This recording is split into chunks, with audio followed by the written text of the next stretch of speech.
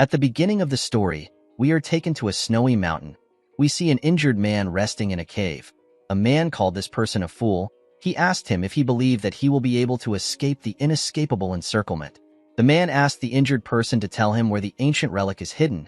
The injured man smiled when he heard this. He called the man in front of him an idiot.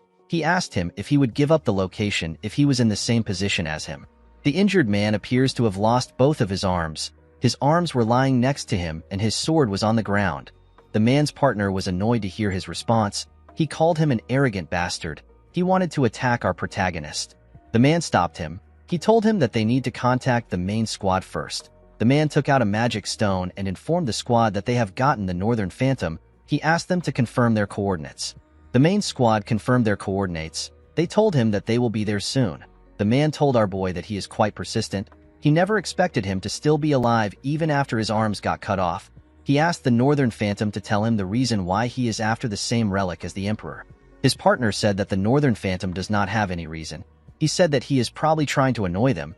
He told the man that they suffered for many days because of the Northern Phantom. He said that they need to have some fun with him before the main squad arrives. He wanted to pay our boy back for the hardship he made them go through. The man placed his hand on his sword. He asked the Northern Phantom to brace himself. He promised him that they won't stop until he desperately begs them for mercy. His partner said that they need to decide on who will start first. The men decided to flip a coin. The partner said that he is going first if it is heads. While they were looking at the coin, the Northern Phantom picked his arm up with his teeth. He moved it close to his elbow. His arm began to repair itself. He told himself that he will not let things end without him doing anything. The Northern Phantom is the first failed awakener of the Draker household. His real name is Zeke Draker.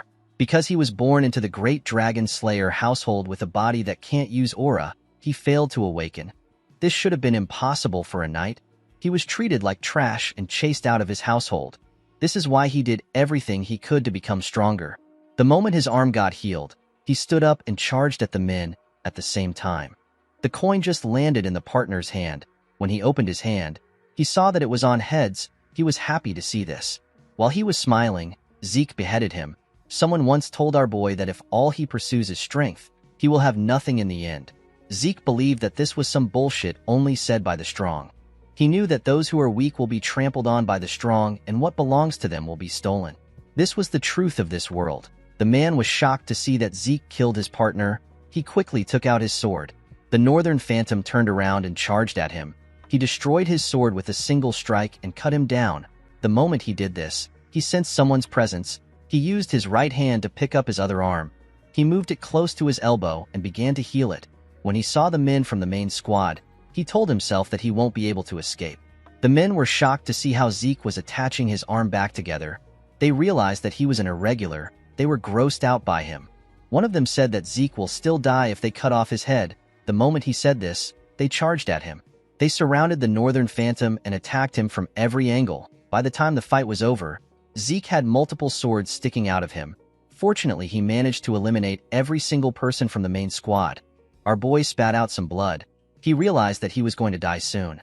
Even though he couldn't take his revenge, he still managed to steal something the Emperor was after. He believed that this was an achievement. He put his hand into his clothes and took out a small sculpture of a dragon. With a smile on his face, Zeke said sorry to someone known as Alicia. While he was smiling, blood from his head dropped on the sculpture's head. The moment this happened, the sculpture released a bright golden light. A huge golden dragon appeared behind Zeke. Someone was underneath this dragon. The person stood behind our boy. A status window appeared and said that the soul of the Elder Dragon has been engraved upon the will of the one who persists. It said that an urgent measure has been activated. It asked Zeke if he agrees. Our boy believed that he was hearing random noise now that he was about to die. The system asked him again if he agrees. Zeke asked the system to keep quiet. He asked it to do as it pleases. The system took this as Zeke agreeing to its measures. It said that an irreversible promise power is being activated. It said that a countdown will begin now. The system began to count down from 5. This was the last thing Zeke remembered before he woke up in the body of a little boy. He wondered if he went back in time. He took a look at a mirror. He could not believe that he had returned to his younger body. He could still vividly feel the sensation of the sword stuck on his body. Zeke fell on the bed.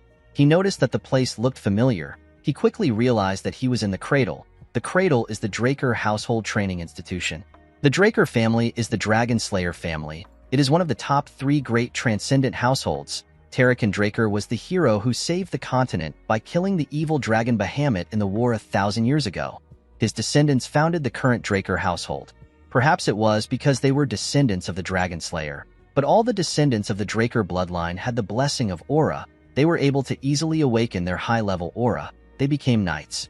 All of them were able to do this except Zeke. While he was resting, the administration system told him that it was restarting. Zeke quickly stood up. He wondered if he was hearing things. The system said that his soul has been confirmed. It said that his soul has been 100% aligned. It said that the soul of the Chosen Awakener has received the will of the Elder Dragon and has completely merged. Zeke was shocked to hear this. The system told him that he has the authority to a part of it. It welcomed our boy and activated the status window. It showed him several windows. Zeke was surprised to see the magic video-like things. He wondered if an artifact got activated. The system opened the status window and displayed Zeke's information to him. It showed him a low-rank administrator status window. It displayed his name. It showed his class, which was healer. His class was rare. The title he had was the one who received the blessing of the ancient dragon. He had class skills, normal skills, and draconian skill. Our boy noticed that he could push his hand through the status window and he could also navigate through it in the same manner. He wondered about what class skills were. The class skills he possessed were healing, composed mind, vigor recovery, and heightened senses. While looking at his class skills, Zeke remembered something that his master told him. His master once said that people of the ancient world categorized themselves into classes depending on what they were good at. Each class would train in specialized techniques known as skills. He told Zeke that his skill will be known as healing since his class is healer. After he awakened, his master trained him to the point that he was on the verge of death. According to his status window, Zeke is already a healer. He decided to test it out. He wanted to see if the status window was telling the truth. In his past life, Zeke became a healer when he was in his 20s right after his ether hall was unlocked. Zeke carefully circulated an energy around his body. He was happy to see that his ether hall is already unlocked. Thanks to this, he was able to understand his situation. Even though his trained body no longer exists, he returned to the past with his skills and memories. Compared to who he was before his regression, Zeke was in a much advantageous position. In order to make use of the system, he needed to find out about the things at his disposal. Before he could carefully assess his status window, someone knocked on his door. The person referred to him as Master Zeke. He asked him if he can step in.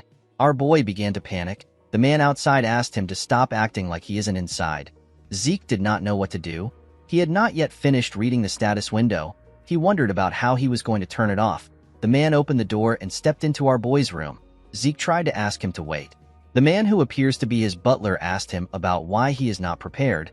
He asked him about what he has been doing. This man is Zeke's exclusive servant. His name is Decker. Zeke moved his hand around his status window. He noticed that Decker could not see his status window. He asked him about what he is supposed to prepare for. With a scary look on his face, Decker asked his master if he is really asking him this question. Zeke began to tremble when he saw the look on the man's face. He remembered that he was quite scared of Decker when he was young. Although he had the mind of a 32-year-old, he could still feel the fear that was engraved into his body. While he was trembling, the system activated a class skill known as Composed Mind. He quickly stopped shaking. He was surprised to see that his nervousness disappeared in an instant. Composed Mind allows the mental state of the user to not be shaken regardless of the situation. Zeke did not expect this to be a skill. He found it convenient that it activates automatically. Decker told his master that he has repeatedly said that the event is important. He noticed that Zeke wasn't looking at him. He asked him if he is listening. Our boy assured him that he is. He told him that he must be talking about the evaluation test. The test is known as Pancration. Our boy seemed to have a bad memory of this event. All Drakers go through a training system called the Cradle starting from when they are 7 years old. For 5 years, they go through strict basic training. The instructors evaluate the incoming students each year through competitions of swordsmanship as well as combat of Pancration without rules. The opponents are chosen by the instructor, but there are occasions where the students choose who they want to fight. Both combatants must consent to the fight. Because there are no rules, there are people who come out of the fight with injuries. In some cases, some don't make it out alive. Because this competition is what chooses the class the students are placed into within the academy, the children have no choice but to fight with all they have. The scene shifts, and we see the students gathered at the training ground. Their instructor was speaking to them. He told them that this is the last part of their evaluation. The man is the head instructor. His name is Panmark. Mark told them that they will start right away. He asked them to prepare themselves. The students accepted his order. While Zeke was standing in line, the other students spoke about the humiliation he faced last year. They wondered why Zeke would come there after facing such a terrible humiliation. They said that they would have ran away if they were him. The students questioned if our boy was really from the direct bloodline of the family. Zeke could not believe that they were openly speaking about him. A boy known as Aaron was asked to get on the stage. He and his opponent took a stance. Mark swung his hand and asked them to start the fight. Aaron charged at the boy. The boy saw Aaron's hand coming towards his face. He believed that he could dodge it. While he was distracted, Aaron used his leg to hit him on his chin. The boy fell to the ground. Zeke was not surprised to see how the boy lost. He believed that it was expected because the boy did not get into a proper defense position. Since the boy known as Gato was unable to fight again, the instructor announced that Aaron won the fight. Zeke could not believe that he was terrified of this stupid match when he was younger. The students were nothing to him. He yawned because he found the match boring. On the other side of the arena, a student watched our boy. With an evil smile on his face, the boy cracked his knuckles. The scene shifts and we see Zeke and his opponent on the stage. His opponent was the boy that was cracking his knuckles. The boy's name is Leon. The instructor asked the two of them if they are ready. They both said that they are. Zeke did not like the fact that his opponent was Leon. With a smile on his face, Leon asked our boy about why he is back. He asked him if he didn't get enough of his attention last year. Zeke remembered how he begged for his life from Leon when he was younger. The boy beat him up badly. He had to beg him to spare him. Our boy was not surprised to see that Leon was his opponent. The boy is always his opponent every year. He knew that Leon must have pulled some strings from behind the scenes. Our boy knew that his household would tell him that he needs to be able to overcome such dirty tricks in order to be a true dragon slayer. Zeke found this to be bullshit. He could not believe that this piece of shit was his cousin. In his past life, the 4 siblings of the direct bloodline never had the chance to meet. However, there were more than a dozen cousins who were more than willing to bully him. Leon commended Zeke for coming back out after getting beat up. He told him that he is really brave. He asked him if he did not learn his lesson because he is so inferior. The system activated the composed mind skill to calm our boy. He realized that it had been a while since he last heard his cousin's stupid insults. With a serious look on his face, he told Leon that he won't be nice if he calls him inferior again. Leon placed his hand on his head. He asked Zeke about what he is going to do. He called him an inferior piece of shit. The moment he said this, Zeke gave him a punch on his face. The attack pushed him back. When our boy punched his cousin, Critical Strike was activated. The skill inflicts critical damage on the enemy. It may be countered if the attack failed to hit the person. Leon screamed out in pain. Zeke took a look at his hand. He only wanted to knock Leon out. He did not expect a skill to be activated when he punched in his normal style. The instructor asked Zeke about what he is doing. He quickly ran to check on Leon. He told our boy that he attacked before he asked them to start. Zeke told Mark that no one says ready, set, and go on the battlefield. With a smile on his face, he said that the person who hits first has the advantage. Mark became nervous. He noticed that he could sense bloodlust from Zeke. Leon told the instructor that he is fine. He pushed himself up and asked Mark to begin the fight. With a look of anger on his face, he said that he will kill the inferior piece of shit. Zeke smiled when he heard this. He told his cousin that he is too stupid to learn his lesson. The instructor swung his hand and asked them to start. Leon quickly charged at our boy. When he got close to him, Zeke attacked him with multiple punches. Leon was able to block it by putting his guard up. He noticed that Zeke's punches did not have a lot of power to them. He was scared because of the punch our boy gave him earlier. He could not believe that Zeke's fist didn't hurt at all. He was certain that our boy was not a threat to him as long as his guard was up. The only thing he was cautious of was Zeke's left hand counter. When Zeke swung his left hand at his cousin, he dodged it by going low. He could not believe that our boy would use such an obvious attack. He grabbed his leg and tried to push him down. He called him an inferior piece of shit and asked him to die. Before he could push Zeke down, he felt some pain in his head. He quickly moved back. The instructor was shocked to see what just happened. He could not believe that a 12-year-old had this level of combat sense.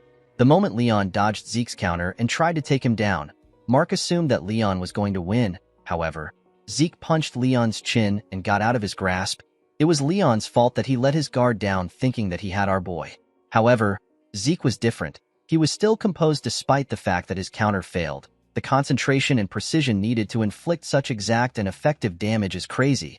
Mark wondered if this is the same Zeke that he knows. Leon was trembling. He had not recovered from the damage. He knew that he needed to create some distance between himself and our boy. Before he could move, Zeke closed the gap between themselves. He hit him in his leg. Leon was shocked to feel the pain in his leg. He wondered about how Zeke was so strong when his body is so small. He charged at him out of anger. Our boy realized that he was able to control his strength when he hit Leon in his leg. When Leon's fist got close to his face, another class skill got activated. The skill is known as heightened senses. It heightens his senses temporarily. Zeke saw his cousin's hand moving in slow motion. The feeling of the skill felt familiar to him. Since he had gotten used to controlling ether, our boy decided to end the fight. He covered his arms with the energy and grabbed Leon's hand. He slammed the bastard on the ground with a large amount of force. The instructor was shocked to see this. A skill known as precise stab got activated. The skill allows Zeke to stab the weak point of the enemy for critical damage. Zeke used his elbow to hit Leon's rib. He got on top of him and covered his hand with ether. He grabbed his neck and told him that even an idiot like him will be able to learn his lesson. The moment he said this, he began to punch Leon on his face. The boy begged him to stop, but Zeke did not listen. He continued beating him up. The instructor and the other students were shocked to see this. After beating him to his satisfaction, he stood up. Leon's body was covered in his own blood. Zeke told the bastard that this is what happens when he messes with him. After beating the shit out of his cousin, Zeke felt that his head was clear now that he had let out some sweat. He turned to the students and told them that he can now recognize them.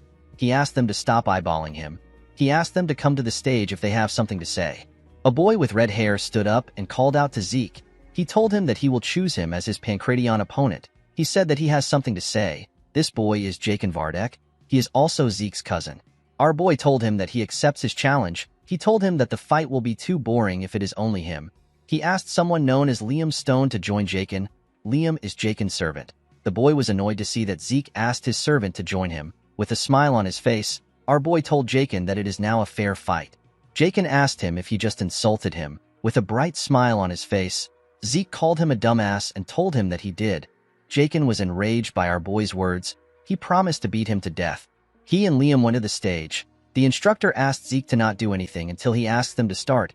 Our boy asked him not to worry about it. Zeke smiled when he saw Liam. He found it interesting to see the Mercenary King again. In his past life, Liam joined the Cradle and the Academy as Jakin's servant, but because he was a distant relative, he was left behind in education. He begged to join the higher education of the Academy known as Valhalla. He eventually ended up joining the Knight Order of a small nation called Baranon. Once Baranon fell, Liam became a mercenary. In those chaotic times, people flocked to the strong. With his long tenure as a mercenary, he became a Red Knight and started his own Stone Mercenaries. He united the three largest mercenary groups and was soon called the Mercenary King. As the Empire hired the Stone Mercenaries, Liam entered the Continental Wars. Our boy and the Northerners faced Liam as a foe. Zeke smiled when he thought of this. He realized that their relationship can be different in this life. The moment he thought of this, Mark asked them to begin. Jakin quickly charged at our boy. He attacked him when he got close to him. To the idiot's surprise, Zeke caught his fist. With a scary look on his face, he reminded the boy that he asked him to fight with Liam. Jakin took his hand back. He told Zeke that he will not play along with his cheap tricks. He quickly used his leg to attack our boy. He felt a large amount of pain in his leg. He quickly moved back. Zeke covered his elbow with ether and used it to block the attack. He advised his cousin to look properly before attacking. The pain in his leg was quite much. He wanted to take a look at it. The moment he looked at his leg, Zeke charged at him. He asked him if he is looking away. Jakin quickly put his arms up to block the attack. Immediately he did this. Zeke told him that he is too scared. He hit his injured leg when he said this. He told Jakin that he couldn't even predict this feint. He told him that this is the reason he asked them to fight together. He moved to his side and gave him a heavy punch on his ribs. Jakin spat out some blood. With a smile on his face, Zeke told the idiot that he is not enough alone. Jakin called out to Liam. He asked him to kill our boy. Liam took out a cloth and wrapped it around his arm. Zeke could not believe that this huge boy was also 12 years old like them. The most annoying thing about fighting Liam is his insane reach. Zeke knew that he won't be able to do anything if he lets Liam attack first. He realized that he needed to take the lead. He quickly charged at him. He launched several punches at him, but the boy managed to block them with his arm. A skill known as Slash got activated. It launches a barrage of attacks at the enemy. It allows Zeke to interfere with their sight. Our boy's attacks got faster. It was leaving after images everywhere. The other students were shocked to see this. They did not know what they were looking at. Even Mark was shocked. He knew that the students would be curious because they have never seen anything like this before. The technique Zeke was using was the Northern Fist fighting technique from the Midlands, a place where swords dominate. He wondered about how Zeke knew this technique. While he was attacking Liam, he began to breathe heavily. He realized that his body was really bad when he was younger. He could not believe that he was already tired from using this simple technique. Aside from this, Liam's monstrous physique was also a problem for him. He did not attack, neither did he dodge. He was simply taking it all in with his guard up. Zeke remembered that Liam was more aggressive in his time as a mercenary. Unfortunately for Zeke, his body was reaching its limit. He clenched his fist and gathered a large amount of ether. He wondered about how strong Liam's body is. He decided to take him down through his guard. He charged at Liam. To his surprise, the boy dodged his attack this time. He could not believe that Liam actually dodged the attack even though he can't see ether. Zeke realized that everyone in this place has some insane level of sense. Liam grabbed his hand and raised him up. He wanted to slam him on the ground. Before he could slam his body, Zeke hit him on his head and broke free from his hold. While he was above him, his heightened senses activated. He grabbed Liam's hand and moved to the ground. He locked his hand down and put his leg on his neck to choke him out. Zeke believed that no one can last without oxygen in their brain. While he was choking him, Liam began to attack fiercely. He punched him in his ribs. Zeke spat out some blood. He did not expect Liam to be this crazy. He decided to see who will come out on top. He held on to Liam. The boy did not give up. He continued to punch our boy. Apart from a single student, the rest felt disturbed by the sight they were seeing. Even Mark was nervous. Eventually, Liam's body gave out and our boy won the fight. The girl who was happy to see them fighting said that she expected this much from Zeke. With a smile on her face, she said that it will be worth it to take our boy down. The scene shifts and we are taken to Zeke's room. Decker was in the room with him. He heard that his master was greatly injured. He asked him if he is all right. Zeke assured him that he is fine. Decker asked his master to forgive him for his rude behavior. He told him that he wants to check his pulse. Zeke knew that his servant wanted to check if he had awakened his aura. He asked Decker to wait a bit. He put his shirt on and stretched out his hand. Decker grabbed his master's hand and pushed a blue energy into his body. Zeke was shocked to feel his energy. He did not expect Decker to be a blue knight. In order to check if someone has awakened, people take a look at their dantian. However, Decker was really thorough with the process. He was checking every part of Zeke's body. Imbuing someone else with aura is already quite difficult, yet Decker was able to precisely control his aura. Our boy was certain that he had to be a blue knight. Not all knights are the same. They are classified in accordance to their martial prowess and aura manipulation proficiency. The white swordsman is the novice level. Most children before the blessing rite are white swordsmen. Yellow swordsman is the level where a person has awakened aura and opened their dantian. All students of the cradle become yellow swordsmen after the blessing rite. Once they have learned to freely control aura, they receive the title of knight. The next level is purple knight. At this level, a person can reinforce their sword with aura. Blue knight is the next level. At this level, a person can manifest an aura blade. The realm for those who have transcended their limits. The realm which the mercenary king was in and the realm which our boy reached before his regression is known as Red Knight. There is another realm above this. It is the realm of Black Knights. There are very few monsters on the continent that are at this level. Zeke wondered why someone who is skilled enough to become a commander was babysitting him. Our boy knew that Decker won't be able to sense his ether. This is something only 2 people in the entire world can use. Decker let go of his master. He asked him if he is hiding anything from him. Zeke asked him if something is wrong. He asked him if he is also hiding something from him. Decker did not know what to say. Our boy told him that he was simply joking. Decker asked his master about the reason why he suddenly changed. Zeke told him that he is asking the wrong question. With a scary look on his face, he told his servant that he should be asking him why he changed now. He assured him that many more things will change from now on. He said that things are simply going to be in their rightful place. He told the man that he simply needs to follow him. Decker bowed his head and told his master that he understands. He revealed to him that he has already prepared the training room he asked for. Zeke told the man that he likes the fact that he is always fast. Decker told his master that he will see him later. Our boy stepped out of the room and asked the man to rest. Zeke realized that he needed to keep Decker close in case he was ordered to keep an eye on him. He wanted to get some information out of the man. The problem our boy had was that he did not know who ordered Decker to keep an eye on him. He was certain that it was not someone from his mother's family. He believed that it must be one of his siblings. When Zeke arrived at the training room, he took a look around. He was surprised to see how big a personal training room is. He said that his household really lives up to its name. He decided to check out the system before he starts training. The system presented his information to him. Zeke noticed that his slash skill is now at the proficient stage. He wondered if his skills go up the more he uses it. He remembered that the skill was naturally activated based on his actions. He wondered if he already had the skill before his regression. He wondered if another skill will be added if he learns something new. He was also curious about the difference between skill and class skill. He knew that the two of them were activated in the same way. He noticed that the Draconian skill was locked. The system told him that he is unable to view the skill. It told him that he needs 10 points to unlock it. When he tapped on karma points, the system informed him that he can earn karma points by killing monsters. He currently had 0 karma point. Zeke remembered that there are a large amount of monsters in dungeons. Unfortunately, he has to be on the level of a purple knight before he can get into a dungeon. Zeke was more curious as to why he regressed to the past and what the system is. The skills and the class made him realize that his current situation is related to the ancient relic. However, he had very little information about the relic. Our boy decided to not think too much about it. He picked up a sword and said that he is willing to use anything to become stronger, whether it is the system or a Draker. There are 2 known powers in this world, the aura of the knights and the mana of the mages. Knights reinforce their aura in their dantian, while mages handle their mana through circles. The 2 powers are on opposite ends of the spectrum. If you awaken one, you cannot awaken the other. Unfortunately for Zeke, he was not able to awaken neither his dantian nor his circle. He was abandoned by his household. He met his master during his vagabond days. His master taught him a lot of things, but the most useful thing he taught him was healing in the Ether Hall. Through the Ether Hall, which his master developed, Zeke was able to handle the energy of nature, which is known as ether. Zeke and his master are the only ether users in the world. After training for 2 hours, our boy's hands were covered with blood. He felt like he was going to collapse. He decided to end his training for the day. The moment he thought of this, his class skills, which are known as healing and vigor recovery, activated. Zeke's body was healed. His hands stopped bleeding. Healing is a rare skill that our boy did not even know existed until he met his master.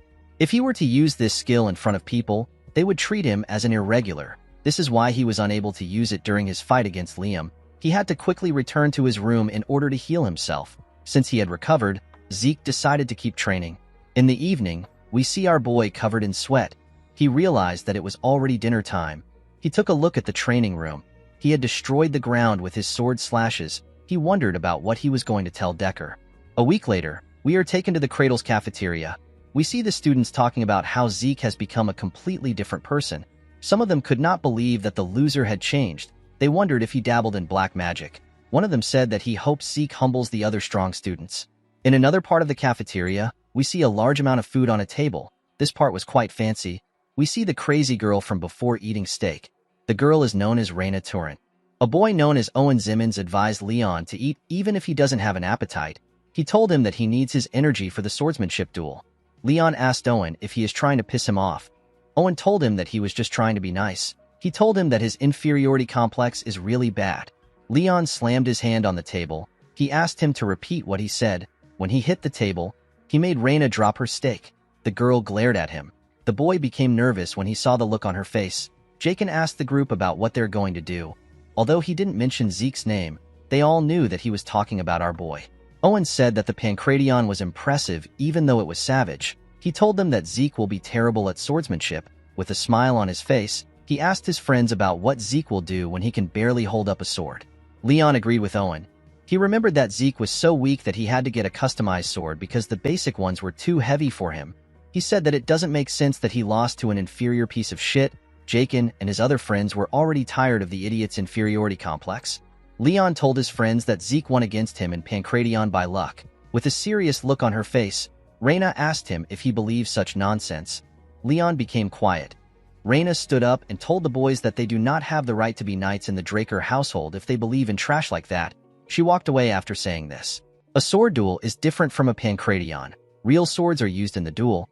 It is the cause of most of the incidents within the cradle. It is also where the difference between the students' skills is most glaringly shown. A month after the final exam, the Blessing Rite will begin. The Blessing Rite is the event where the Drakers awaken their aura. The head instructor called out to Zeke and asked him to step up. Our boy went on the stage with a huge sword. The other students were shocked to see the ridiculously large sword. They wondered if Zeke believed that he would be stronger with a bigger sword.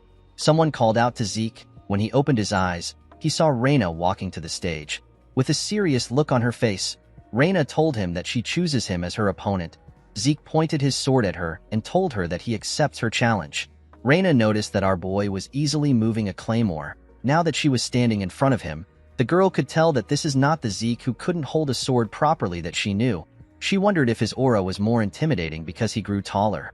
Reina grit her teeth to get control of her thoughts. She told herself that she cannot be intimidated by Zeke before the duel begins. She decided to act confident. She took a stance and pointed her sword at Zeke. Our boy knew that he simply had to fight in the same way he always has. However, it was quite nerve-wracking for him to be fighting the Lightning Knight. Reina Turin is also known as the Lightning Knight.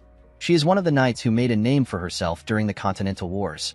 She was also noted to be one of the greatest of the next generation of Drakers. This is because she was the one who awakened her aura even before she went through the blessing rite. Zeke realized that Reina must have already awakened her aura at this point. However, she didn't use her aura in the cradle. She said that she wanted to improve her fundamentals. Mark swung his hand and asked the two of them to start. Reina quickly charged at our boy. Zeke managed to block her first attack. Reina got pushed to the side. She disappeared and reappeared behind our boy. She thrust her sword at him. Zeke managed to block the attack, but it pushed him back.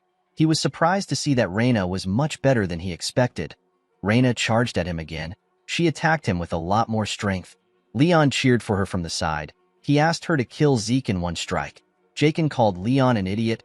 He asked him if it looks as if Reina is toying with Zeke. Our boy was easily directing her attacks. Even though it was narrow, Reina could still sense the gaps in Zeke's defense. However, no matter how hard she tries to take advantage of the gaps, Zeke's sword always blocks her. It was as if Zeke was applauding her for her attempts. Immediately, he blocks her attack. Another gap opens up. It was almost as if Reina was in a training duel that was meant to teach her a lesson. Zeke blocked her attack again and pushed her back. The girl began to breathe heavily. Our boy looked like he was disappointed. He could not believe that this was how the Lightning Knight fought when she was in the cradle. Her swordsmanship was honest. Zeke expected this from someone who was obsessed with their fundamentals. It was this fundamentals that were holding her back. Zeke took a low stance. He decided to help the girl break out of her shell. Reina was surprised to see his extremely low stance. She believed that Zeke intends to close the gap in one go. She knew that her speed was nothing to scoff at. She decided to face Zeke head-on. Before she could take a stance, Zeke appeared in front of her. He made a huge swing. Reina managed to dodge the attack. His sword hit the ground and destroyed it, since there was some distance between them. Reina believed that it was possible for her to react to Zeke's moves. Our boy raised his sword and swung it at her. The attack missed her body. Reina's eyes followed the movement of his sword. The moment she looked at the sword, some rocks got thrown into her eyes. Zeke was able to raise the rocks when he lifted his sword from the ground. Reina quickly used her hand to clean her eyes. When she opened her eyes, she saw Zeke in front of her. Our boy swung his sword at her neck. The girl quickly realized that she was done for. Somehow, she managed to knock Zeke's sword out of his hand. The cadets were happy to see that Reina won. They said that the girl won even though she did not use aura. The head instructor knew that the cadets were wrong. As Zeke's attack closed in on Reina, she used the faintest amount of aura. It was an amount that was barely noticeable. Mark couldn't believe that the girl who promised to never use aura until she got into the academy was forced to use it. Zeke forced her hand. Reina was feeling bad for what she did. While she was thinking, Zeke appeared in front of her with his fist. He asked her about what she is doing. He told her that the fight isn't over. He gave Reina a heavy punch in her throat. The girl fell to her knees and spat out some blood. Leon was annoyed to see this. He said that they won't stand for such cheap tricks in a duel. The other cadets agreed with him. They said that Reina won the duel. They pointed their fingers at Zeke and told him that he doesn't have what it takes to become a knight. They asked him if he has no shame. Our boy did not care about what they were saying. While Reina was struggling to get up, Zeke asked her if she wants to continue. Reina realized that she hasn't lost yet. She understood that Zeke only struck her because she let her guard down. The girl realized that Zeke would have killed her if he was using a dagger when he attacked her. She told him that it is her loss. The other three boys were annoyed to hear what she said. The head instructor announced that Zeke won the fight. The cadets could not believe that someone who used to be called a human scum a few days ago achieved victory against one of the most talented children among the famed houses. In the next scene, we are taken to a ruined town. We see the town burning and the castle ruined. Some soldiers were dumping the corpses into a large hole. They had dumped several bodies into the hole. Inside the castle, we see a man wearing glasses talking to a red-haired man. He asked the red-haired man whose name is Abel about how he can drink tea in this situation. The man told Abel that the bastard known as Zeke defeated Reyna. Abel placed his tea on the table and told the man that he is always serious. He stood up and asked the man about the amount of time they have before the blessing rite. The man told him that they have until the next full moon. Abel said that this is the right moment to pay the family a visit. The man was shocked to hear this. He asked Abel if he is really going there by himself. Abel placed his hand on his sword. He said that the situation has piqued his interest. With a smile on his face, Abel said that he is interested in knowing the kind of awakening their youngest is going to go through. Although Zeke's victory left the entire cradle in shock, he simply returned to the training room and resumed practice. A month later, we are taken to the day of the blessing rite. Zeke was in his training room. He used a cloth to clean his sweat. He wondered about how he became a red knight in his previous life with this terrible body. He opened his status window to see the state of his skills. Zeke noticed that once his mastery surpasses the expert level, the skill ranks up and resets. Our boy managed to raise the mastery of his swift steps. This was a skill he gained during the duel. While he was looking at his status window, Zeke asked Decker about what he wants. The man was at the entrance. He informed Zeke that they will be leaving in 2 hours. Our boy told him that he will join him soon. He asked him to get everything prepared. In the next scene, we see the students in carriages. They were all going to the same place. While he was inside the carriage, Zeke realized that it had been a while since he was at the main estate. The estate belongs to the Draker family, and it is situated in the Duchy of Troy. Although the family's main residence is located in the heart of the continent at the Four Seasons Fortress in the Midland, the blessing rite must be held at the main estate where the legend of the Dragon Slayer began. The main estate is known as the Dragon's Nest Lair. The cadets gathered inside the building. While looking around, Zeke realized something. All the onlookers were famous people that you hear about from the Continental newsletter. Our boy knew that his family must have also sent some informants to keep an eye on him. Zeke did not really care about what their intentions were. He knew that they would ignore him once they see him fail his awakening. The moment he thought of this, he saw something shocking. He was quite angry to see that a certain bastard came to the blessing rite. The person he was looking at greeted the other people around him. The person was asked about why he came to the blessing rite. He was asked if someone in the class caught his eye. The man said that he is there for other reasons. With a smile on his face, he said that his adorable youngest brother is in this class. This man is the second son of the Draker family. His name is Abel Draker. He is also known as the Lion Blade. Zeke glared at his elder brother. He referred to him as the Butchering Knight. He quickly turned his head away. He knew that there was nothing he could currently do to Abel. Zeke knew that Abel would have never come to see him during the blessing rite in his past life. He wondered if his actions changed the future. Our boy clenched his fist. He realized that this might be his chance to achieve something. The head instructor announced that they will now begin the blessing rite. He asked the cadet known as Aaron to step out. The boy moved close to a huge bowl containing some glowing water. Behind the bowl was a large knight statue. Aaron placed his hand into the water. He reached out to a pin in the water. He allowed the pin to prick him. The moment his blood got mixed with the water released some energy that flowed into Aaron's hand. The energy moved into the boy's body and began to circulate inside him. Through the blessing rite, every member of the Draker bloodline awakens their sealed aura when it is time for them to graduate from the cradle at 12 years old. Compared to ordinary knights who awaken at the age of 20, this method was incredibly fast. After Aaron left, another cadet was called to awaken his aura. Among the cadets, there are a few rare cases where someone awakens something else along with their aura. They awaken a trait of the Dragon Slayer known as mana inhibition. They will become at least as strong as Yellow Knights. There are even some who rival Red and Black Knights. This cadets undergo a pure blood awakening. Everyone in the building wondered why the mana lamps went out. They noticed that the statue's sword was releasing a red bright light. It turns out that Reyna had undergone a pure blood awakening. Mark asked someone to bring the gloves for him.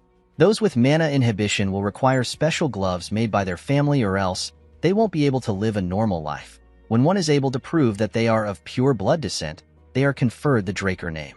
They are also provided with the unimaginable support of the family and countless benefits. After Reyna's awakening, the nobles became excited when they saw who was next. They wondered about how the person would awaken. One of them said that it will be a pure blood awakening since the person beat Reyna. The person they were talking about was Zeke. Our boy smiled when he saw the statue. He never expected that he would be standing in front of the statue again. The last time was horrible for him. Even though the blessing rite was the only thing that pushed him through the cradle, he failed to awaken and was subjected to mockery. However, things were different in this life. Not only can he heal, but he can also manipulate ether. On top of this, he didn't give up and surrender. He stood up for himself with his own will. Because of the things he had done in this life, Zeke hoped that the bronze statue would take care of him. When he put his hand into the water, the statue began to shake. Zeke became excited. Unfortunately for him, the statue stopped moving. Everyone was shocked to see this. It had never happened before. Abel also wondered about what was happening. Zeke became angry. He realized that he should have never expected things to change. He became too confident thanks to his brother. The onlookers could not believe that Zeke failed to awaken. They did not believe that such a thing was possible. They said that the blood of the family head was not enough to remove the cursed blood in Zeke. One of them said that our boy must have won against Reina with a trick. They called Zeke an embarrassment to the family. Zeke gave someone the cloth he used to clean his hand. He said that this people don't change. Our boy told himself that the awakening doesn't matter. There were plenty of ways to get stronger other than awakenings. The moment he thought of this, the system sent him an apology. It told him that a message got delayed due to an error during processing. Zeke did not understand what the system was talking about. The system explained to him that necessary information has been found missing from the identification terminal during class identification. It said that class information has been input using its authority. Our boy wondered about what the system meant when it said that information has been found missing. The system informed him that the class information input is complete.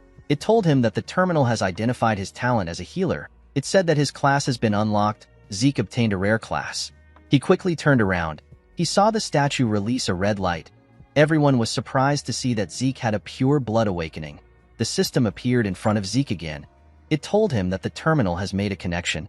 It said that the ancient dragon's blessing within his soul has been activated. The sword of the statue released a bright golden light that shined upon Zeke. The system told our boy that the talent of kin has been activated. It said that the awakened talents are been combined. Due to the combination of rare talents, a new class was created for Zeke. Our boy was surprised to hear that a new class was created for him. It was a unique class. The class is known as Immortal. The nobles did not know what was happening. They had never seen a golden light before. They did not know if they were to call this a pure blood awakening. Zeke was not surprised to see that they had some doubts. He knew that this doubts will work against him if he says anything. One of them said that the mana lamp was fine. He asked if the statue was broken. While the nobles were talking among themselves, Abel clapped his hands. He asked them about why they are all acting so serious. He told them that they got 2 pure blood awakening in one batch. He said that this is something to celebrate. The nobles became nervous when they heard this. They all smiled and said that Abel is correct. They said that it is a blessing for them. Abel ordered someone to get some gloves for their newest member. When Zeke wore the gloves, he noticed that it was quite hefty. When he moved away from the statue, another person was asked to step out. Abel smiled as he watched his brother walk away. Although Zeke was already aware of his brother's intentions, he felt terrible receiving help from Abel. After all the cadets had awakened, Mark announced that the blessing rite has come to an end. He said that a celebration party will be held soon. He asked them to enjoy it. Zeke did not care about the party. He wondered if there was a training room somewhere in the building. On his way out, someone called out to him. Our boy was shocked to hear the person's voice. He did not expect the person to approach him. The person turned out to be Abel. The Lion Blade asked his younger brother about where he is going to when the party is about to begin. He stretched out his hand and congratulated Zeke on his pure blood awakening. Our boy did not expect him to go for a handshake.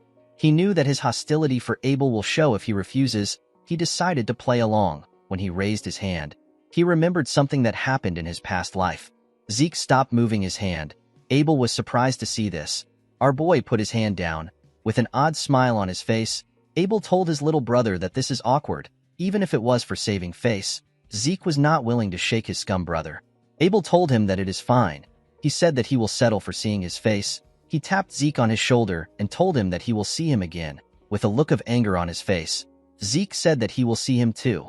At the party, the nobles rejoiced at the fact that they experienced 2 pure blood awakening. One of them said that Zeke's golden light was quite shocking. This is because this is the first time it was happening. They wondered about where Zeke was. The scene shifts and we are taken to our boy's room. He took off his gloves and jacket. He was relieved to be inside the room.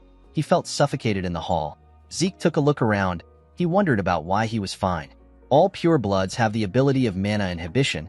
It is the ability that proves that a person is in opposition of the dragon, which is the source of mana. However, because most machines use mana as their fuel, a pure blood requires the use of the house's gloves. Zeke knew that he should have been experiencing some problems the moment he took off the gloves. This means that he was not a pure blood. He opened his status window. It was much different from before. He got the ability of mana reflection and not mana inhibition. He sat down to check his skills. Mana reflection allows him to create a distortion field to nullify nearby mana. Because the mana lamps were fine, Zeke believed that the skill was not a passive one. Our boy also noticed that he was a rare healer before the rite. Now he is a unique immortal. All the graduates had regular awakenings with blue aura. Only Reyna had a red pure blood awakening. Zeke's awakening was red at first, then it later turned gold. Our boy wondered about what it meant. He remembered that the system said that the classification terminal lost critical information. He wondered if the bronze statue was the classification terminal. As soon as the system put in the information, the halted bronze statue began to emit a red light. When he remembered this, Zeke understood what happened. He realized that the bronze statue does not determine whether or not a person is awakened. It determines the user's class. Red is for rare class and gold is for unique. Zeke remembered that the bronze statue is an ancient relic used even before the time of the founder of the family. The concept of class does not exist anymore, so the statue was only used to check if one has awakened or not. The family has mislabeled the red light shown as a sign of pure blood awakening instead of rare class. Zeke could not believe that no family had ever realized this. He noticed that he had also acquired some karma points. He got 100 karma points. He decided to use 10 points to view his draconian skills. The system told him that he can now browse through his list of skills. His draconian skills were all at level 1.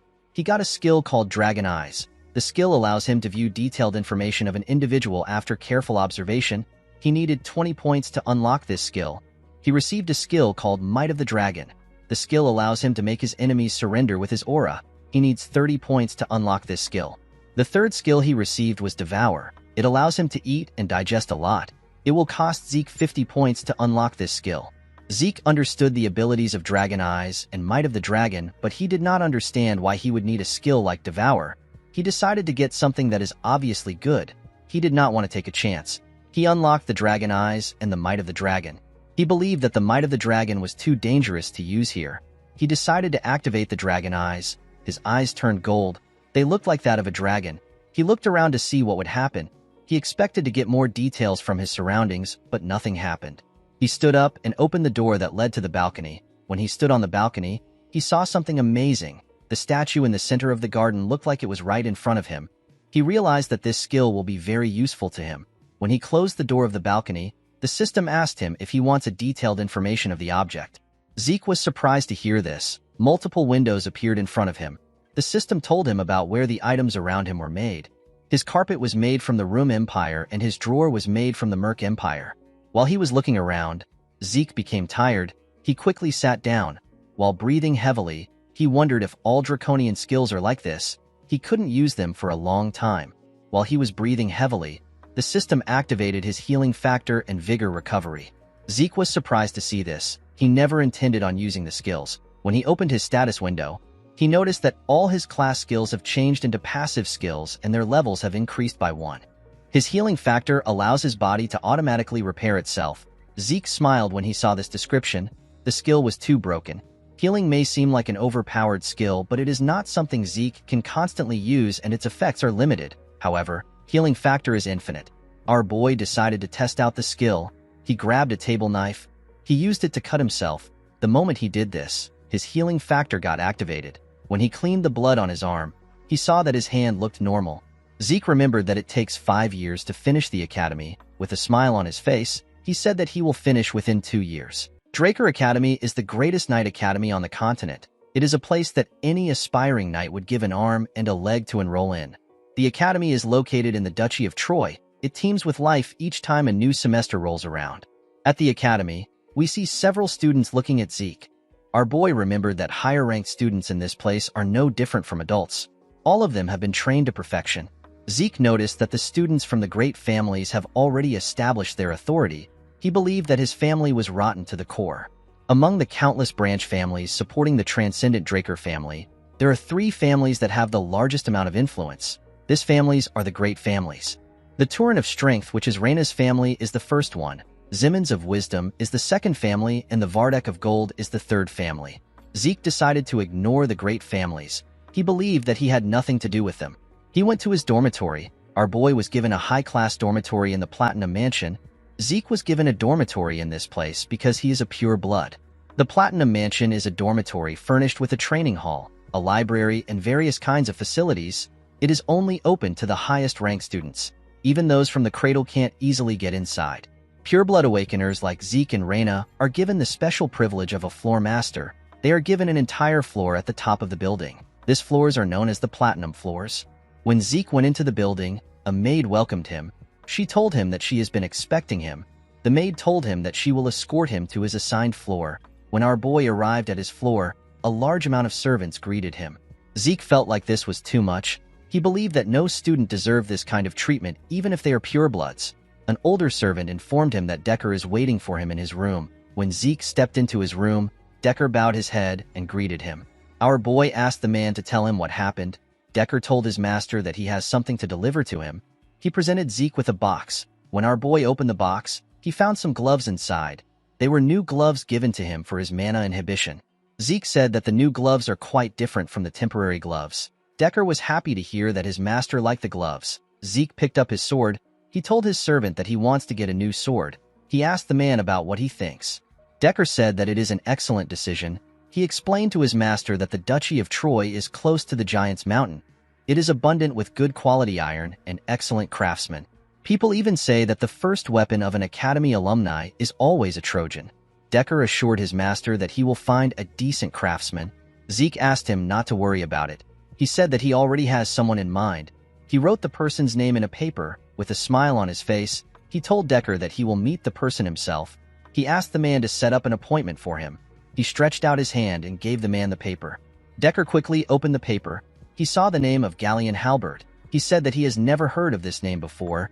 He assured Zeke that he will contact the person immediately. He reminded our boy that classes are starting tomorrow. He asked him to review the relevant documents beforehand. Zeke told him that he will do it. While he was reading the documents, Zeke realized that he has a lot of freedom to develop his draconian skills because the Platinum Floor is completely isolated. The moment he thought of this, someone knocked on his door. He asked the person to step in. A maid informed Zeke that Reina has sent him a dinner invitation. Our boy found this odd. He asked the maid to take him there. When Zeke arrived at the top of the building, he saw something weird. He saw members of Reina's gang standing behind her. The girl was sitting. Our boy wondered about why they were acting like the Southern Cartel. Reina welcomed him to her floor. She apologized to Zeke for the crowd. She said that her family's people are rather peculiar. Our boy sat down. He asked her not to worry about it. Reina said that they can discuss their business after their meal.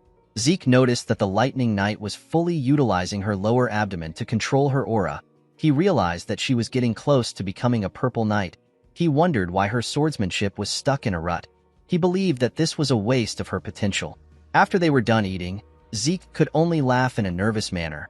He always knew that he was a big eater, but Reina was beyond his expectations. The girl basically devoured her food. Since they were done eating, Reina suggested that they get down to business. She asked Zeke to accept the Turin family's support. Our boy reminded the girl that they are both pureblood awakeners. Reina believed that Zeke had a misunderstanding about pureblood awakeners. She explained to him that although they receive a lot of privileges, they don't receive any help when it comes to their growth. The centuries of academic and practical know-how accumulated in the academy and a personal instructor to effectively raise your abilities are things necessary to grow. A person who doesn't have any of this will fall behind regardless of how well off they are.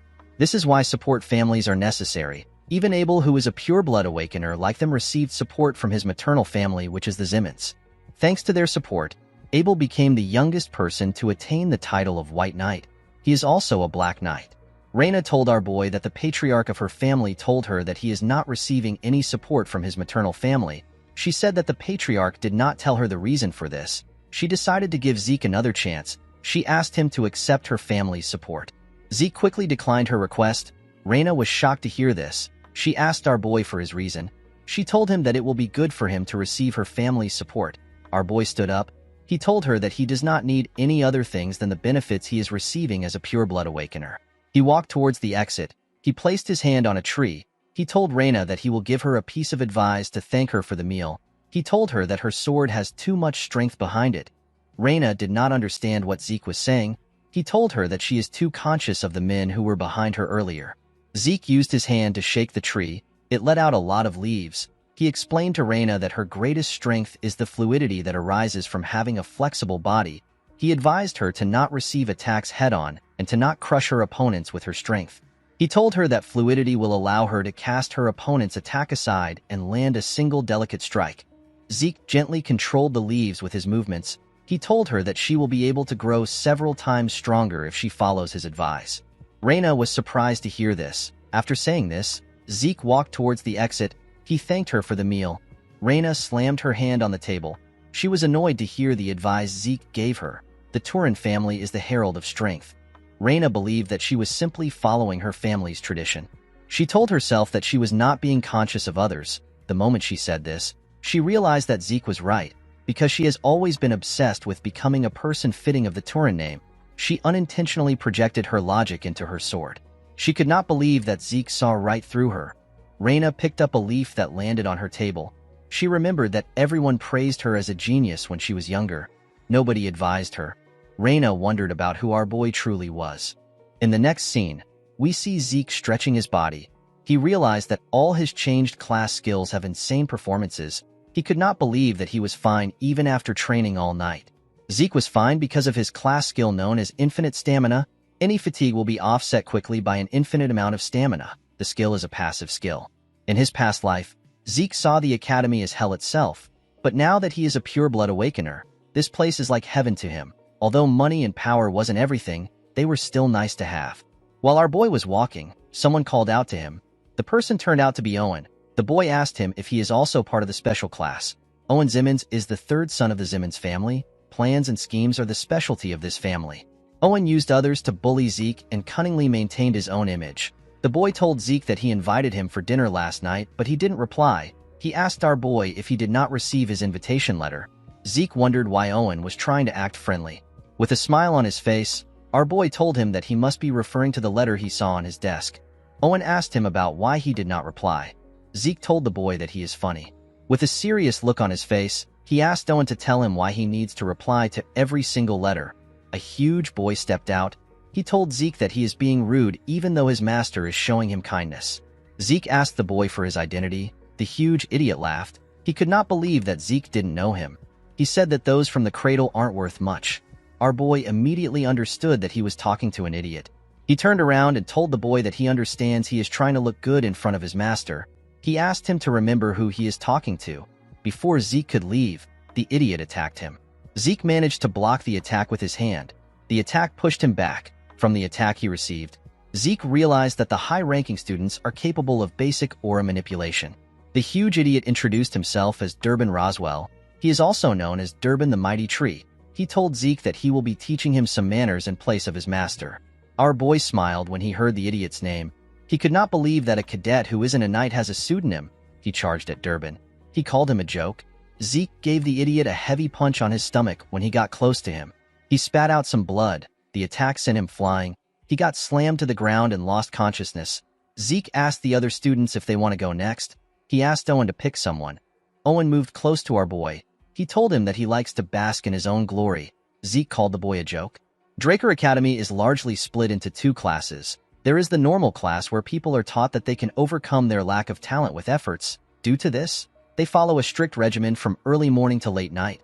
The other class is the special class. Students of this class can choose their subjects freely outside of basic subjects.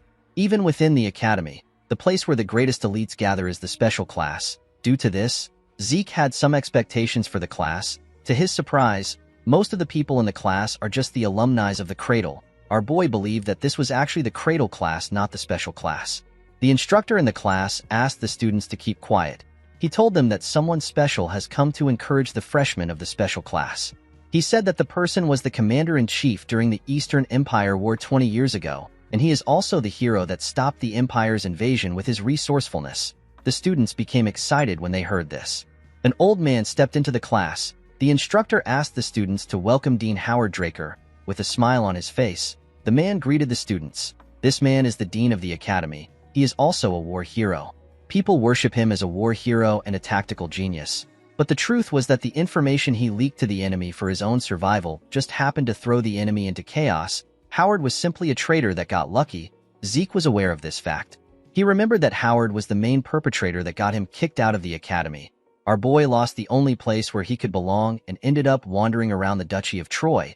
He eventually got captured by slave traders and got sold off to the Southern Cartel. Zeke promised to pay Howard back for what he did. After the dean left, the instructor asked them to take his words to their hearts. He told them that they will begin basic classes immediately. He asked them to take their swords and head to the arena. At the special class indoor arena, we see the students on a line. Zeke couldn't believe that the special class still has to learn the basics of dragon slaying. Due to the fact that he couldn't use aura in his past life, he spent 2 years learning what would have taken the average person 3 months to learn. Zeke hoped that the class would be easy. A blond man welcomed the cadets. He introduced himself as Andre Draker. He told them that he will be teaching them the dragon slaying basics. The cadets were surprised to see that someone so young was their instructor. Andre is also known as the Rose Knight. Even though he was not a pure blood awakener, he graduated early from the academy and he graduated from Valhalla as the valedictorian. He is a once-in-a-century genius that was awarded the Draker name. Zeke was surprised to see that even the special class instructors were on a different level. He remembered that Andre was famous for his inflexible personality. With a scary look on his face, Andre asked the students to keep quiet. He told them that he will start the class now. He asked everyone to draw their swords. The cadets immediately obeyed his order. When Zeke was about to take his sword out, Andre saw him. He asked him about what his sword is. Our boy took out his huge sword and freely swung it around. He told Andre that this is the sword he is using. Andre asked our boy to come to the stage. He asked Zeke if he is not aware of the fact that he must pick a sword that suits his body. Zeke already knew that Andre would complain. He purposely made sure to stand out when drawing his sword. With a smile on his face, our boy told his instructor that he can beat him with his sword. Zeke believed that it will be faster for him to show Andre his skills. Andre was surprised to see that a cadet would challenge his authority. He glared at Zeke to instill fear in him. The class skill known as Indomitable Mental Defense got activated. It prevented Zeke from feeling any fear. Andre told our boy that he understands if he wants to learn with his body. Zeke was happy to see that he bit his bait. Andre took out his sword. He told our boy that if his blade manages to touch his body, he will be exempted from the punishment for his rudeness. He told him that he will also be exempted from the Dragon Slaying Basics class. Andre assured Zeke that he won't use aura on a cadet. Our boy was happy to hear about class exemption. He was certain that he could beat Andre since he knows his weakness. But he couldn't do anything reckless because Abel was keeping an eye on him. Zeke knew that it will be dangerous for him to garner attention the same way he did in the cradle. He decided to just graze Andre's clothes and lose. He picked up his sword and took a stance. He charged at Andre's neck at a crazy speed. The instructor easily blocked the attack. Zeke was not surprised to see this. He already knew that a blue knight will be strong. He realized that this fight wasn't going to be as easy as he wanted. He began to attack Andre more fiercely. He attacked him from different angles. The instructor still managed to block the attacks. The other cadets were surprised to see the level which an official Draker Knight was at. They could not believe that Zeke has not managed to touch him even after 30 minutes. Andre made a huge swing that pushed Zeke back. The moment he did this, his hand began to shake. He was shocked to see the ridiculous amount of stamina that Zeke had. Even though he was suppressing his aura, he did not think that it would be possible for him to be losing to a cadet. While breathing heavily, Andre said that the existence of pure blood awakeners is unfair. Zeke was not surprised to see that Andre still had the same poor stamina. He knew that the instructor was at a bigger disadvantage because he was suppressing his aura. The Draker aura cultivation method is known for its peculiarity. A person must activate their aura during training, during daily tasks, and even when eating and sleeping. A person must maintain it as if they are breathing. In other words, Andre is basically holding his breath. Zeke charged at him. The instructor managed to block his attacks. He pushed him back. Although our boy planned on losing, it didn't feel right for him to lose this way. He charged at Andre again. He decided to force him into using his aura. Andre still blocked his attack. Zeke realized that creating situations that can be easily handled is useless. He knew that he needed something that will make Andre unconsciously use aura. He needed to create an extreme situation. The instructor pushed him back again. Before his legs could touch the ground, he charged at Andre again with a crazy speed. The instructor was shocked to see how fast Zeke was. He quickly realized that he was using swift steps. Our boy ran around his instructor. He wanted to confuse him. Andre couldn't believe that a cadet knew how to use swift steps. While he was trying to follow our boy's steps, he appeared behind him like a grim reaper that wanted to take his life. His critical strike got activated. The moment it got activated, Andre sensed his presence. He quickly turned around. Unfortunately for him, It was too late. The sword was about to cut him. Andre quickly took a step back in a skillful manner. He raised his sword. He decided to use the dragon-slaying arts. He used the first verse of Chapter 1. The skill is known as Sky Slice. Zeke smiled when he saw this. He quickly raised his sword to block the attack. Andre's attack pushed him back. Aside from Reina, the other members of the three great families were happy to see what happened. Although he managed to block the attack, his sword got broken. The pain was more than he expected. Our boy still had a smile on his face. His healing factor got activated. Zeke threw away his sword. He decided to collapse now. Andre put his sword away. People from the infirmary quickly went to check on Zeke. With a look of anger on his face, Andre announced that our boy no longer needs to attend his class again. He asked the cadets if there is anyone among them who also wishes to be exempted. The cadets kept quiet. They knew that they were screwed if they raised their hands up. With a scary look on his face, Andre told them that he will assume that no one wants to leave. At the infirmary, we see Zeke resting on the bed. He commended himself on his performance. Although he didn't graze Andre's clothes, he got him to use aura and acknowledge his abilities. Our boy considered the situation a win-win because Andre got disciplined and he obtained free time. While resting, he remembered Andre's last attack. The technique is the most basic move of the dragon-slaying arts. However, because the technique was used by a blue knight, the force was ridiculously powerful. Although Andre was powerful, Zeke was still certain that he could beat a blue knight, especially since he had limitless stamina and healing. Even though he was already strong, Zeke did not believe that it was enough for him to live freely. He wanted unrestrained power to live a life where he was not restricted. He wanted the power that won't let him submit to anyone. While he was thinking, someone holding a bottle of liquor asked him if he is Arthur's youngest son. Our boy was shocked to see the man. He did not know who he was. With a smile on his face, the man told him that he has the same eyes as his father. He called Zeke's father an arrogant bastard. Zeke could not believe that he wasn't able to sense the man's presence despite the strong stench of booze. He could not believe that someone had the guts to call his father, who is the current patriarch of the Drakers, an arrogant bastard. He asked the man for his identity. The man asked him about how he did something. Zeke asked him about what he is talking about. The man chugged a large amount of booze. He asked our boy to stop feigning ignorance. He reminded him that he was inflicted with an internal wound. With a smile on his face, he asked Zeke to tell him how he instantly got healed. Zeke was surprised to hear that the man has found out about his healing factor. The moment he thought of this, his indomitable mental defense got activated. Our boy became calm. He realized that it was impossible for anyone to know about healing in the academy. He grabbed his bedsheet. He told the man that he does not know what he is talking about. The man could not believe that Zeke was still keeping up with his charade. He swung his hand at our boy.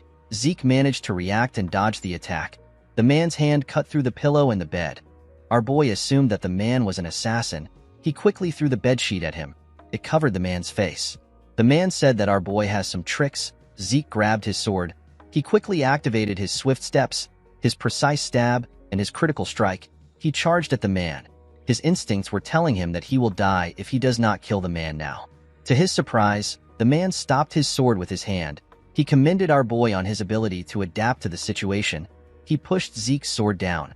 Our boy could not even move it. With a smile on his face, he told Zeke that he fights like a mercenary. Our boy was shocked to hear this. He wondered about who the man was.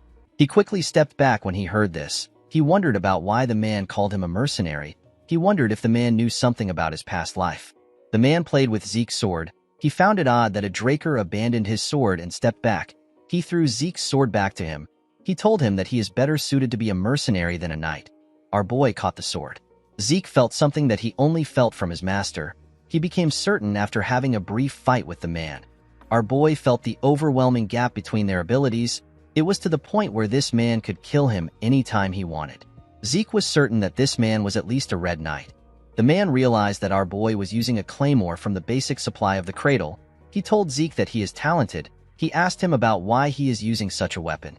The moment the man asked his question, someone opened the door. The person seemed to have been searching for the man. The person turned out to be Andre. Zeke wondered why the instructor came there. Andre referred to the man as Garden Keeper Dexter. Our boy was surprised to hear that the man was a garden keeper. The man referred to Andre as a leech-like bastard. He asked him about how he knew he was there. Andre told him that he saw him at the training ground. The man was annoyed to hear this. He realized that Andre is quick-witted. Andre asked Zeke to leave since he is done getting his treatment. Our boy quickly went to the door. Before he left, the man asked him to visit the Academy Western Greenhouse if he has some time. He told him that he will teach him something useful. Zeke declined the offer and stepped out of the room.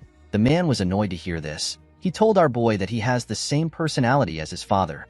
Our boy closed the door. He could not believe that the man was pretending to be a garden keeper, someone who has the rank to call the current patriarch by his name. Zeke remembered that this man is the one who only had one disciple throughout his life. Andre was his disciple. This man is Duke Draker. He is also known as the Gale Knight. He is one of the Black Knights who have the martial power to go against a whole kingdom alone. Duke was quite the talk of the town in the past. He suddenly disappeared one day. Zeke could not believe that Duke was living a secluded life at the academy. He realized that this must be the reason why Andre came to the academy. Our boy remembered hearing a rumor that Duke obtained Black Knight status simply because he likes the color black. Right now, Duke is showing some interest in Zeke, however. Our boy was not interested in receiving light teaching due to a simple interest.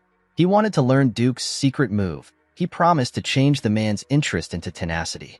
In the next scene, we are taken to a classroom. We see an instructor explaining things to the cadets. This man is the Academy's magic theory professor. His name is Fannin. Fannin asked the cadets if they know the next step to what he is teaching them. None of them replied. They were all bored. Fannin decided to just explain it himself. Before he could say anything, Zeke told him that the person will take damage due to resistance. He told the man that he does not understand the mana transfer energy law he mentioned earlier. Fannin was extremely happy to see that a cadet was listening to him. Zeke wondered about why he was staring at him. He called out to his professor. Fannin apologized to him. He told him that this is the first time he is getting a question. He quickly began to explain. When the class was over, the cadets quickly stood up. They did not understand why they were learning magic theory at a night academy. Zeke noticed that the lecture was quite easy to understand. He realized that his professor was not an ordinary mage. Before he could leave the class, someone called out to him. Zeke turned around and asked Fannin if something is wrong. While breathing heavily, the man said that everything is fine. He explained to our boy that this is the first proper class he has had in a while thanks to him. He asked Zeke to come to his research lab if he is ever curious about anything. He revealed to our boy that he is a Delphoa Magic University Scholarship alumnus. He assured him that he knows a lot of things. Zeke was surprised to hear this. He knew that the man wasn't an ordinary mage, but he did not think that he will be an alumnus from Delphoa, the nation where magic originated from. He told the man that he understands. Fannin waved to our boy as they left the classroom. Zeke gently smiled at him. He believed that it would be good for him to get closer to a mage. Mages who are good at math are usually flexible thinkers. Our boy believed that this mages are better suited as colleagues than stuffy knights. He decided to test Fannin to see if he will be useful. The moment he stepped out of the building, he saw something odd. He saw Duke resting on a bench in front of the building. Our boy did not expect the man to be so impatient. It has only been a week since they saw each other.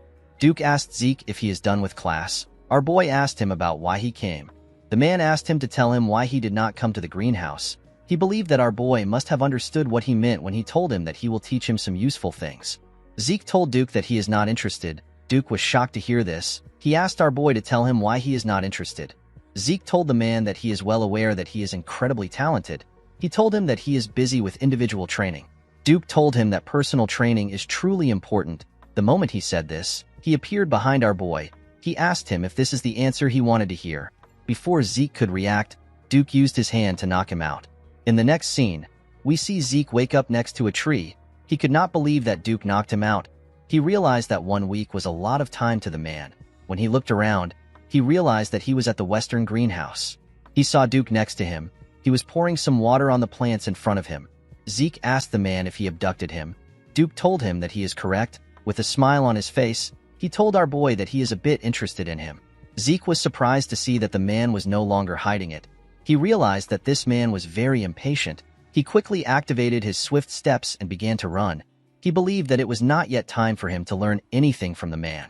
Before he could get far, Duke appeared in front of him. Our boy was surprised to see this. He quickly changed his direction. Before he could get anywhere, Duke appeared in front of him again. Zeke had to stop moving. He understood that the man only saw him as a joke. He realized that he needed to light a fire within him. He asked him to tell him why he is interested in him. Duke reminded him that he asked him about how he was able to heal his injuries instantly. Zeke was surprised to hear this. He smiled when he heard the man's answer. He could not believe that this was what bothered him.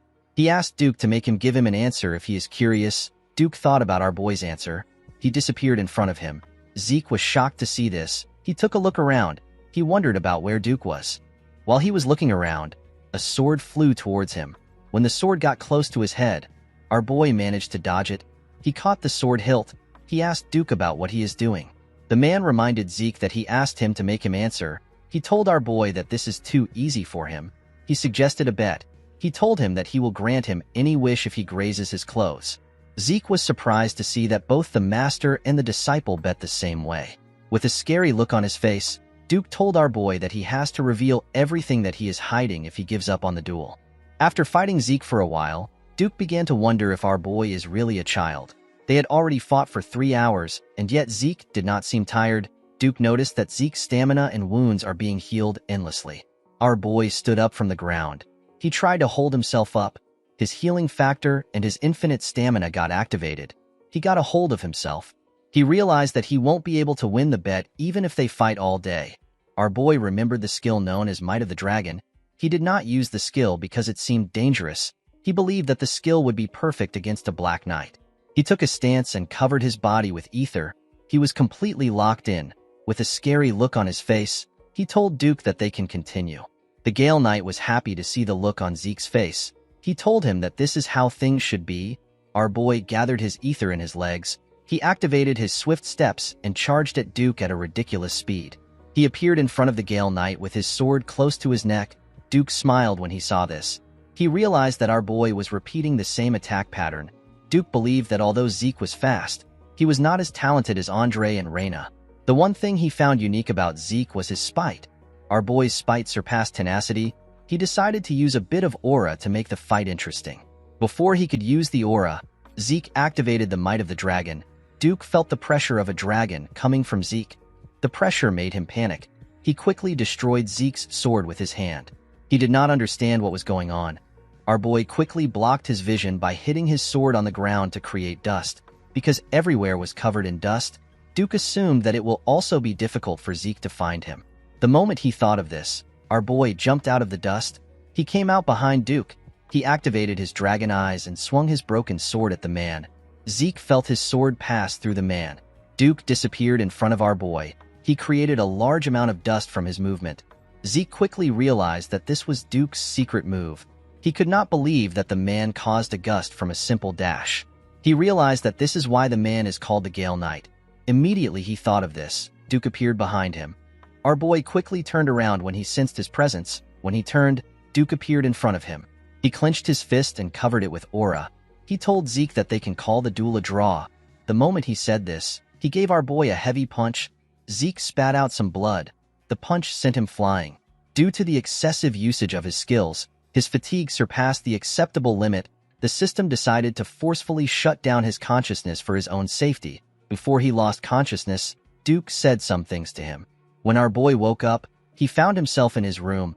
He wondered if Duke brought him there. He laughed when he thought about the fact that he almost won. Although he lost, he wasn't annoyed because he fought against a Black Knight. Zeke knew that he had done everything that he can do with his current abilities. He tried to get Duke to let down his guard by repeating the same attack 100 times over. At the decisive moment, he used the Might of the Dragon. He even used the Dragon Eyes, but it wasn't enough. Zeke was certain that the skill Duke used at the end was his secret move. Although he got knocked out for using the Draconian skills too excessively, he was able to see Duke's secret move. He witnessed the nonsensical high-speed movement arts which Duke used with his extremely trained body. Zeke realized that this secret move must have been what allowed Andre, who has a weak stamina, to rise to the position of a Red Knight. Our boy felt bad that he lost the opportunity to learn the secret move, but he believed that the fight was worth it. He remembered how the Might of the Dragon had the pressure that made a Black Knight hesitate. He was certain that most small fries would submit the moment they are exposed to the skill. While he was thinking, a status window appeared above him. It told him that he has an unopened message. When he opened the message, he saw that the Swift Steps has changed into a rank C skill known as High Speed Movement. The system told him that his soul has developed due to the demonstration of strong will. Along with the development of his soul, his system functions got activated. The system told him that it is possible to activate the next function using karma points. Our boy was surprised to see this. The mini-map function got opened. The geographical terrain features can be seen through the form of a map. Zeke needed 20 points to unlock this function. Another function known as inventory got activated. It allows Zeke to save as many items as it can accommodate. Our boy needed 20 points to unlock this function. The last function he activated is the Elementra level quest book. This function involves tutorials and missions for the effective development of low-ranking administrators. Our boy needed 45 points to unlock this function. He had 40 karma points left. He decided to unlock inventory. The system explained to him that any item he selects will be stored inside the inventory. When retrieving items stored inside the inventory, Zeke needs to think of the name or shape of the item. The inventory got displayed in front of him. The system explained to him that the amount of space an item takes in the inventory is dependent on its weight and size. It told him that he can use karma points to increase the size of his inventory if he wants a larger storage space. Our boy grabbed his sword. He remembered that he can activate his skills just by thinking of them. He believed that putting an item in the inventory would be the same way. He raised his sword and asked the system to save it. The moment he thought of this, the claymore disappeared from his hand. Zeke was surprised to see this. He noticed that the claymore took 2 out of the 28 boxes. He now understood what the system meant when it said that the space the item takes is dependent on the weight and size of it. He decided to retrieve it by thinking about its name. The claymore quickly reappeared in his hand. Zeke thought that this was just like a subspace storage, but it turned out to be better. He remembered that the subspace artifact was quite expensive, but it was difficult to find an item stored inside it. He remembered that he can even increase the inventory space with karma points. Zeke could not believe that this overpowered functions belonged to the low-rank administrator. He wondered about what will happen when he reaches a higher rank. Since the points were quite valuable, Zeke realized that he cannot use them recklessly. He believed that he needed to change his plans. While he was thinking, someone knocked on his door. The person asked him if he can step in. Zeke immediately knew that Decker was at the door. He asked the man to come in. Decker revealed to him that he has a message for him. He stretched out a paper to our boy. He said that it came from Garden Keeper Dexter. Our boy was surprised to hear this. He smiled when he read the message. Duke asked him to come again if he wants to challenge him. Zeke was happy to see that the fight wasn't a complete failure. He remembered that Duke said that the fight is a draw. Our boy was happy to see that he still had the opportunity to learn from the man. The moment he thought of this, Decker told him that he has one more thing to tell him. He revealed to his master that he found the blacksmith he was looking for. Our boy became excited when he heard this. He asked the servant about when the appointment is. Decker told his master that there is a problem. He said that the blacksmith refused the appointment. Zeke was shocked to hear this. He asked Decker for the reason. Decker revealed to his master that the blacksmith doesn't make weapons anymore. In the next scene, we see Zeke arrive at a shop called Papner's Breath. Our boy found the name to be too grand for a workshop. He stepped into the workshop and asked if anyone is inside. The Sword of Radiance known as Graham is the masterpiece that Galleon forged.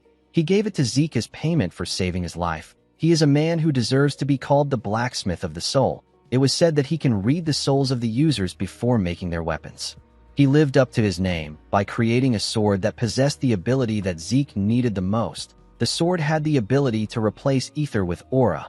Galleon was the greatest blacksmith in the continent. When Zeke stepped into the forge, he saw a man drinking a bottle of wine. He did not expect to see Galleon in this state. Galleon was surprised to see a kid in his workshop. He asked Zeke to get out.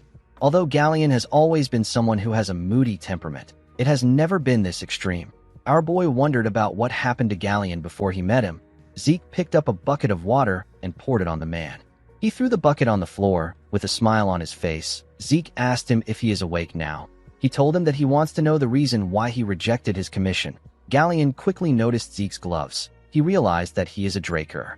He quickly slammed his head on his table. He begged our boy to forgive him for his discourtesy. He told him that he is not taking any commission at the moment. He said that a bastard cannot create what someone wants when he can't even create what he wants for himself. Zeke never expected Galleon to have a stage in life where he also doubted himself. He remembered that Galleon was already the greatest blacksmith in the continent before he met him. Galleon never told him about the life he lived. He realized that the blacksmith never shared his embarrassing past with him. Our boy was not ready to wait 10 years for Galleon to come around. The blacksmith was already having a serious mental breakdown. Zeke called out to him. The man quickly put himself together. He apologized to him for his disgraceful behavior.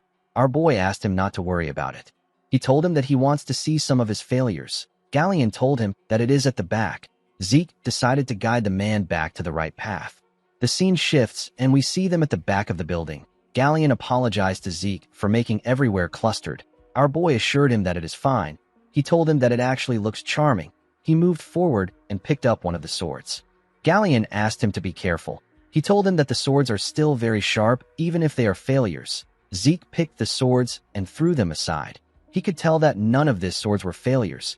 Each of them are of similar quality to the things he forged when he was named the greatest blacksmith on the continent.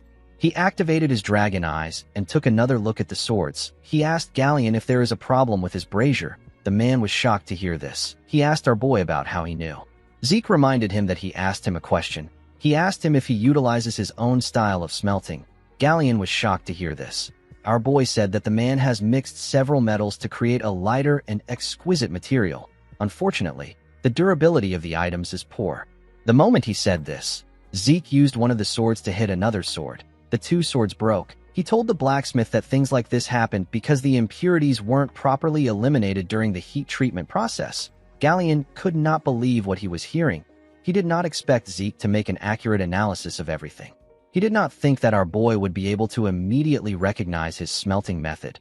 He even analyzed the major flaw and its cause. Galleon realized that the person in front of him is different. He clenched his fist and called out to our boy. He told him that he has something to show him. He took Zeke back inside. He asked him to take a look at something. The moment he said this, he spread a large blueprint of something on the table. Zeke immediately recognized what he was looking at.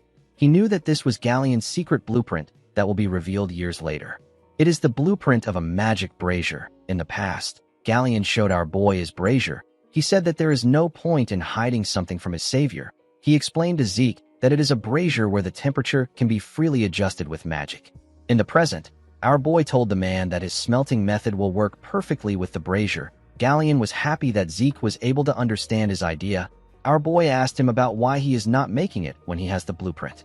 Galleon explained to him that the most important part of the brazier is the mana energy laws. However, the Magic Tower's commission fee is 10,000 gold. Zeke was shocked to hear this. The monthly expenses of a normal family is 10 gold. 10,000 was a ridiculous amount. Our boy realized that it must have taken Galleon 10 years to gather the money. He said that the price is too absurd. Galleon told him that this is why he wanted to show him, because he is a Draker and a pure blood. He promised Zeke that he will accept any commission from him for free and without any conditions for as long as he lives if he makes the brazier for him. This was a tricky situation for Zeke. It would have been possible if he were the family's guardian knight. Unfortunately, it is impossible for him to get 10,000 gold even if he is a pure blood. However, our boy could not give up on the Sword of Radiance. While thinking, Zeke got an idea. He remembered that the issue is related to mana energy laws. He rolled up the blueprint and told Galleon that he accepts his request. The man was surprised to hear this. Zeke explained to him that he will ask for a favor from a mage he knows. He told Galleon that he will let him know when he gets an answer. He advised the man to stop drinking. The moment he said this, he saw Galleon holding his leg. With tears in his eyes, the blacksmith thanked our boy. He promised to serve him for the rest of his life as his savior. Zeke asked him to let go. He assured him that he will contact him once it is complete. The scene shifts, and we are taken to the professorial research buildings. We see Zeke walking somewhere. He wondered why the Magic Tower's commission fee were so high. The structure of the brazier itself was quite simple. Our boy was on his way to meet Fanon. He remembered that the instructor's major is the design of mana energy laws. While thinking, our boy hears a sound. He turned to the side. He noticed that the noise was coming from an alley. When he went to check it out, he saw a boy getting beat up in the alley. The boy was begging his bully to forgive him. The bully turned out to be Leon. Leon asked the boy to repeat what he said. He saw the boy as Zeke. The poor boy referred to him as Sir Leon Conrad. He apologized to him for putting his lowly hands on him. The bastard referred to the boy as Zeke and told him that he said it well. He slammed his head on the ground with his leg. He told him that he will give him the opportunity to clean up the land that he messed up. The poor boy had no choice but to thank him. Our boy felt sick when he saw this. He decided to leave. Leon continued to beat the boy up. He told him that his existence is an hindrance. He said that Zeke is also an hindrance. He could not accept the fact that Zeke got a golden light during his awakening. He did not like the fact that he had a pure blood awakening that was better than others. He kicked the boy repeatedly and asked him not to mess with him. The idiot believed that his loss against Zeke could not be helped because our boy attacked him before the fight started. He referred to Zeke as a stupid bastard and wondered about how he became a pure blood awakener. He said that it was all luck. While he was beating the boy up, someone called him Freckles. Leon quickly recognized the voice. He stopped hitting the boy. With a smile on his face, Zeke asked his cousin if he has found someone to replace him. With a horrifying look on his face, he told the boys that he will give them 3 seconds to plant their heads in the ground. Leon told our boy that his arrogance has gone through the roof ever since he went through his pure blood awakening. Zeke asked him to shut up. With a scary look on his face, he asked him to get down. The boy became nervous. He felt an unknown pressure. He remembered how Zeke used to crawl between his legs a few months ago. Now he is the one who is scared. This made Leon angry. He called our boy an inferior bastard. He could not believe that he was telling him what to do. He ordered his friends to attack Zeke. The boys were happy to hear this. They quickly charged at him. Zeke asked the boys not to blame him for what is about to happen. The moment he said this, one of them stretched out his hand to punch him. Our boy easily dodged the punch. The boy was annoyed to see this. Zeke gave him a heavy punch that slammed him to the ground and knocked him out. He quickly moved close to the next person and gave him a punch in his chin. One of them tried to attack him from above. Zeke grabbed the idiot and threw him on the person that was about to attack him from behind. He charged at the next person and used his knee to hit him in his face. He went low and punched the boy that he threw. The poor bastard spat out a lot of blood. While he was down, Zeke used his leg to hit the person close to him in his chin. Leon was shocked to see what happened. He could not believe that our boy managed to beat up everyone in his group. He wondered if this was the Zeke Draker that he knew. Our boy asked him not to be scared. He told him that it will only hurt for a moment. Leon quickly took out his sword. He was shaking like a little girl. He told Zeke that he will cut him if he comes closer. Our boy told him that it was not smart for him to draw out his sword. He asked him if he knows what this means. Leon became more scared.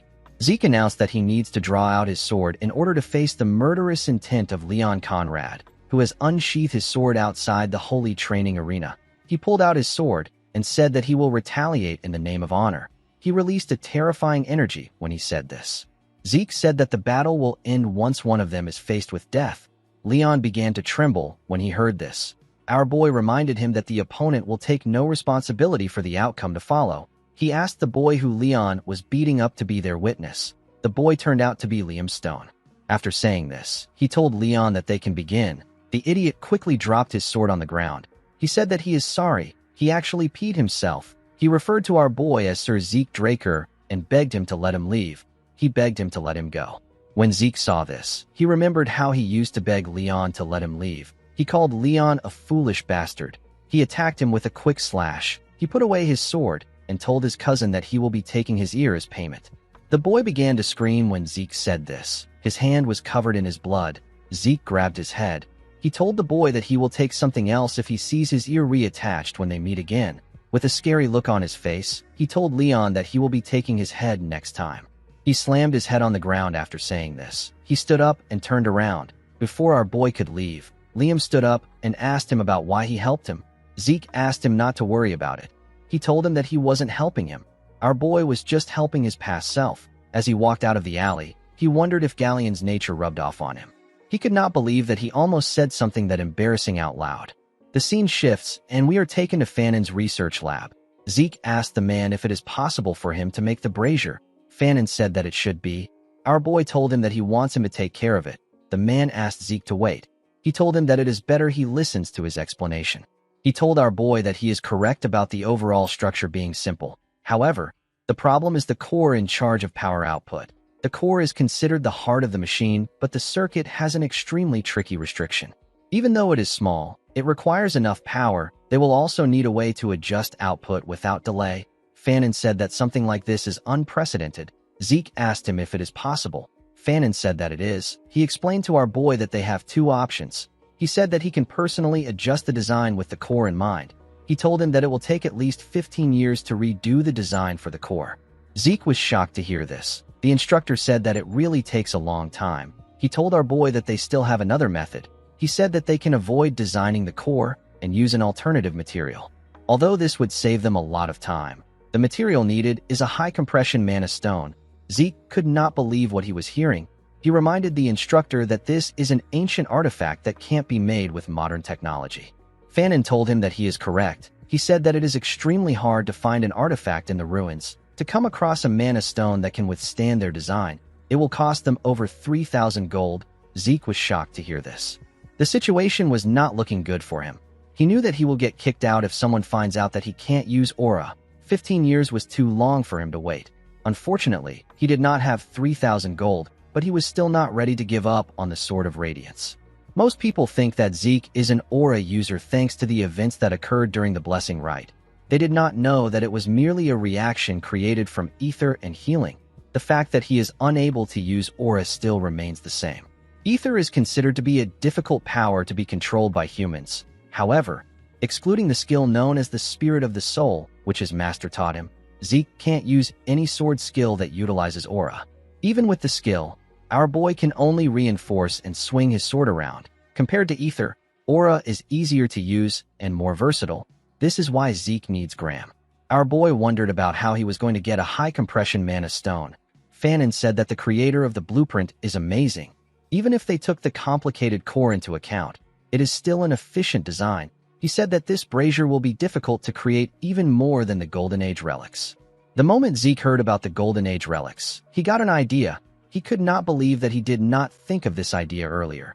He stood up and asked his professor to take care of his design until he is back.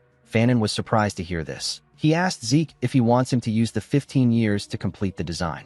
Our boy laughed when he heard this. He said that he is going to bring something. With a smile on his face, he told him that he will bring back a high compression mana stone. The Golden Age is the time when the Liberation War was fought to escape the rule of dragons. The war ended with the defeat of the evil dragon Bahamut. The dragon was slain by Tarakan Draker. This granted humanity a century of peace. During that time, ancient relics were uncovered within the dragon's lair. They were the remnants of the age of the Hero King. This was the prime age of magic. All the discovered relics, techniques, and magic far surpassed modern standards. Among these items was the high compression mana stone. It is an item that is capable of sustaining the mana needs of a village. It is a relic from the age of the Hero King. In the next scene, we are taken to the Draker Academy's central library. Despite being rarely used, the central library continued to be maintained. It is believed to have been established by Tarakan himself. During the expansion of a records room, relics from the Golden Age were discovered. This led to the involvement of the Magic Tower and the Archmage of Nirvana, who is a member of the three great families. During those few months, countless relics from the Golden Age were discovered. News of it spread through the Continental newsletter. This event will take place 10 years later. For now, no one is even aware of the existence of the treasures. We see Zeke looking around the records room of the library. While looking around, our boy realized that he can search for it all day and still not find it. He activated his dragon eyes and began to search again. While looking around, he saw a tile that had a red glow. When he tapped the tile, he noticed that it sounded hollow. He activated the soul of the spirit and formed a blade made out of ether with his hand. The technique is known as cut. This was the only ether application for the soul of the spirit skill, which he learned from his master. Zeke used the skill to cut the tile in a clean way. Since ether materializes a user's will, it is possible to apply certain properties like cut and use it in different scenarios. However, the skill has its drawbacks. The user must expend a large amount of ether to perform any action. Zeke immediately got a headache after using the skill. It was too much for his body. He opened the tile and jumped inside. In the next scene, we see Zeke holding a torch underground. He did not remember the newsletter saying that the place was this deep. The moment he thought of this, he sensed the presence of something. He quickly put out the torch and hid himself. He remembered that it should take at least a decade for people to discover this ruin. He wondered if someone was already there. He activated his dragon eyes to see in the dark. He found two skeletons holding a shovel and a pickaxe. He was able to tell that the monsters were not made by a lich. This means that the fight should be easy. He took out his sword from his inventory and rushed to attack them. Critical Strike got activated when he attacked the skeleton with the pickaxe. He easily destroyed the skeleton with the shovel. After he defeated the skeletons, the system informed him that he has obtained 2 karma points for defeating the 2 skeletons. His current karma points was now 22. Zeke was happy to see that he can gather karma points by killing monsters. He remembered that the system once said he can do this. He forgot, because he was focused on the artifact. While looking like a madman, Zeke realized that this was a good time for him to farm points. He began to hunt the skeletons in the ruins. He killed 18 more skeletons. After doing this, he took a look at the system. He wanted to see if he could find something he could unlock with his points. The beginner quest book requires 45 points, and the minimap is going for 20 points. To unlock the Draconian skill known as Devour, he needs 50 points, and to raise the Draconian skill section to level 2, he also needs 50 points. Zeke decided to purchase the mini-map. The feature was activated immediately. It showed him his position in the ruins. Our boy realized that it was similar to a magic map. He touched a section and asked about what it is. The mini-map converted itself from a 2D structure to a 3D structure. Zeke was surprised to see this. He found it amazing. He noticed something odd. He asked the system why a particular section is in a different color. The system asked him if he wants the direction to the selected area, which is the grave of the Dragon Slayer and the storage room. Zeke was surprised to hear this. He remembered that it took the search party several days to get this location, and yet he found it with ease. He accepted the system's offer. The system said that it will provide him with the quickest route to his destination. It showed him a clear path to his destination. Zeke could not believe what he was seeing.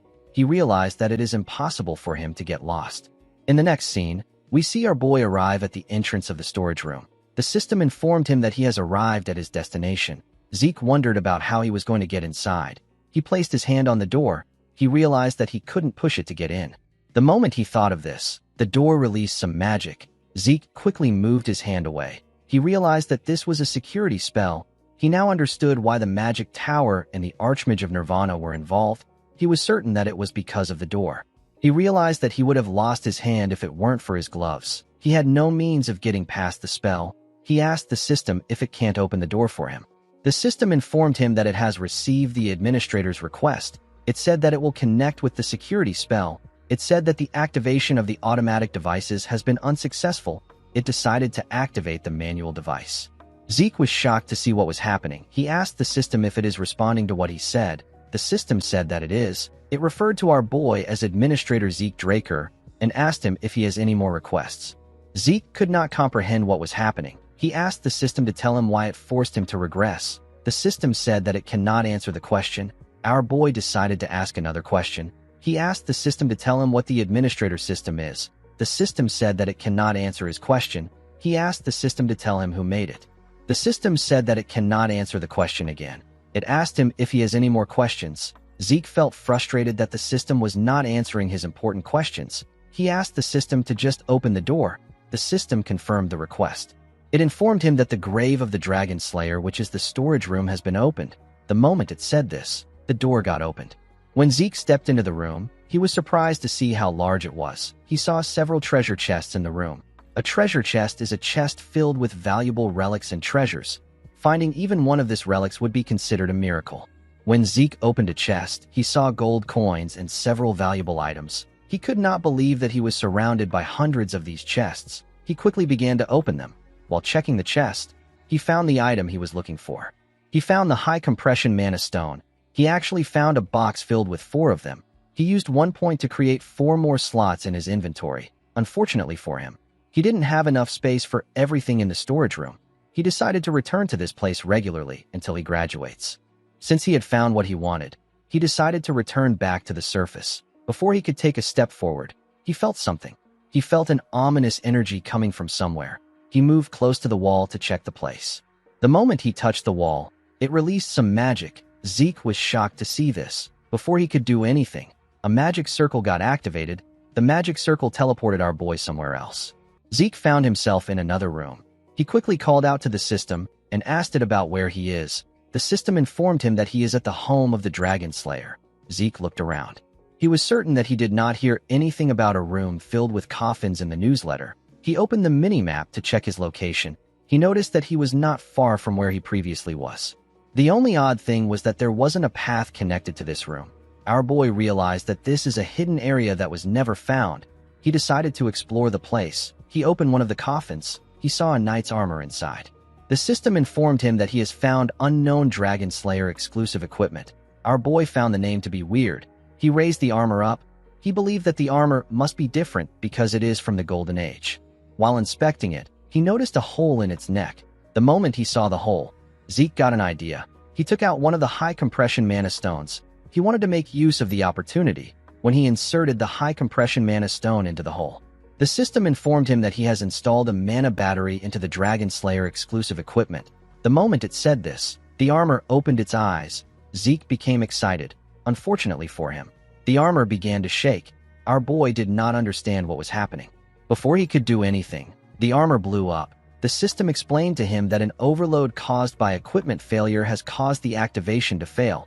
It said that an explosion will occur in a few seconds. It advised Zeke to hide. Our boy was annoyed to hear this. He told the system that the explosion already occurred. The system apologized to him. Zeke could not believe that a high-compression mana stone was the energy source for this ancient armors. He wondered about the kind of features that the armors had for them to use such a large energy source. He decided to continue looking around. After searching every room, he did not find anything. He decided to go into the last room. He found a glass cube in the room. It was the only thing in the large room. While he was looking around, the system sent a message to him. Zeke was shocked to see what the system said. He called Tarakan Draker a crazy man. The system informed him that the legacy of Tarakan Draker, which is the heart of the cursed light dragon known as Bahamut, has been found. The heart appeared in the cube. Our boy did not expect his ancestor to leave the heart of the dragon he defeated as a dying gift. He now understood the ominous feeling he got when he was in the storage room. However, what he was feeling now was different. Zeke slowly walked towards the cube. The system informed him that the heart of Bahamut is reacting to him. Our boy placed his hand on the glass. He told the heart that he can hear it. He said that he understands. He said that he will kill everyone. Our boy was slowly losing himself. Before he could completely lose himself, his indomitable mental defense got activated. He grabbed his hair. He wondered about why he wanted to kill everyone. The moment he thought of this, he felt something weird. He took a look at his hand. He saw that a dark energy had covered it. One of his eyes had turned black. The energy surrounded him. Zeke became nervous. He did not understand what was happening. He began to panic. The system informed him that he is about to take Tarakan Draker's test. He was asked to defeat the strong curse from Bahamut's heart. He was told that he will receive Tarakan's dying gift as a reward for clearing the mission. The moment the system said this, it slowly got removed. It tried to activate the indomitable mental defense, but it failed. Our boy fell to his knees. The curse asked him to kill everyone thousands of times. Zeke grabbed his head. He tried to resist the thoughts. The curse asked him to accept it. It said that he will be free when he accepts it. Fortunately, our boy is strong-willed. He hit his head on the glass cube. He asked the curse to stop mumbling. He told it that it is so annoying. As blood gushed down from his head, Zeke smiled at his cursed self. He called it a dumbass and told it that freedom is something to be won. The glass shattered after he said this. The system informed him that he has won against the light dragon's curse. It told him that he will receive ownership over Tarakan's dying wish. Zeke was relieved that the quest was over. He knew that things could have gotten worse. He did not expect a skill activation to fail. While he was thinking, his healing factor and infinite stamina got activated. The system informed him that he has started to absorb the heart of Bahamut. When our boy raised his head up, he saw the heart glowing. It fired a large amount of energy at him. The energy pushed him back. Zeke could not comprehend what was happening. A pure and dense source of mana was flowing into him. Unfortunately, Zeke did not have any circles in his body to accept the mana into. Without a place to store this mana, his body was getting destroyed. He realized that he had to do something. He released his ether and activated the spirit of the soul. He put his hand together to form a hole. He used a technique known as seal. He decided to use ether to cover the mana and seal it in an ether hole. He grit his teeth and forcefully put his energy together. While he was struggling, an explosion occurred. The explosion was quite large. Our boy was pushed down. When the smoke cleared up, we see Zeke struggling to stand. He let out some smoke from his mouth. He did not expect to actually survive. We see a mark of the dragon on our boy's chest. Zeke moved close to the glass. He noticed that the heart was gone. He realized that the mana must have really come from Bahamut. While looking at the glass, our boy noticed something. He saw a reflection of his chest. He saw the dragon's mark on it. He wondered if this happened after he sealed Bahamut's mana. While he was thinking, the system informed him that he has absorbed Bahamut's mana. It told him that the absorbed mana has changed his body. It told him that his constitution has changed to divine body. The system informed him that it has detected that he is unable to control the power. It told him that 95% of the power has been compressed and sealed. It told Zeke that he has the right to open Tarakan's secure library as the herder. It revealed to him that the beginner quest book has been unlocked. It said that tutorial for the low-level administrator has been provided. Zeke did not understand anything the system was saying. He told the system that he will check it later. He asked the system to get rid of them. The moment he said this, He asked the system to wait. He asked it to keep one status window open. He smiled when he saw what was written on the window. He said that his ancestor must have felt generous. Our boy was asked if he wants to open Tarakan's other dying gift. He asked the system to open it. The system accepted his request and told him that it will open Tarakan's gift. When the gift was open, Zeke saw something shocking inside. The scene shifts, and we are taken to the Platinum Mansion. Our boy put away his clothes. He decided to take a look at his status window. The system informed him about a draconian skill known as incantation. It told him that the skill has been added. The skill allows his words to be filled with power. The skill was currently locked because he lacks experience. Zeke noticed that authority, constitution, and several other things were added. He realized that he can only use incantation once he becomes stronger. Under authority, our boy was given a skill known as Dragonic Control. It gives him control over dragonkind. Dragons under his control can be summoned and will follow his orders. Under Constitution, Zeke was given the skill known as Divine Body. It allows his body to perform at the highest level. His rate of learning techniques and his transfer rate of ether in his body will increase. The descriptions were not really helpful to Zeke. He went into a training ground. He remembered that there was another status window related to Tarakan. He asked the system to open the status window related to Tarakan. The system informed him that an information update is needed in order to open Tarakan's secure library. It asked him to move to a location where an information update is possible. It asked him if he wants to see the location on his mini-map. Our boy did not expect that he would have to go somewhere. He asked the system to show him the place. When the system showed him the place, our boy immediately recognized it. He referred to the place as Valhalla. Valhalla is the most prestigious knight training institution.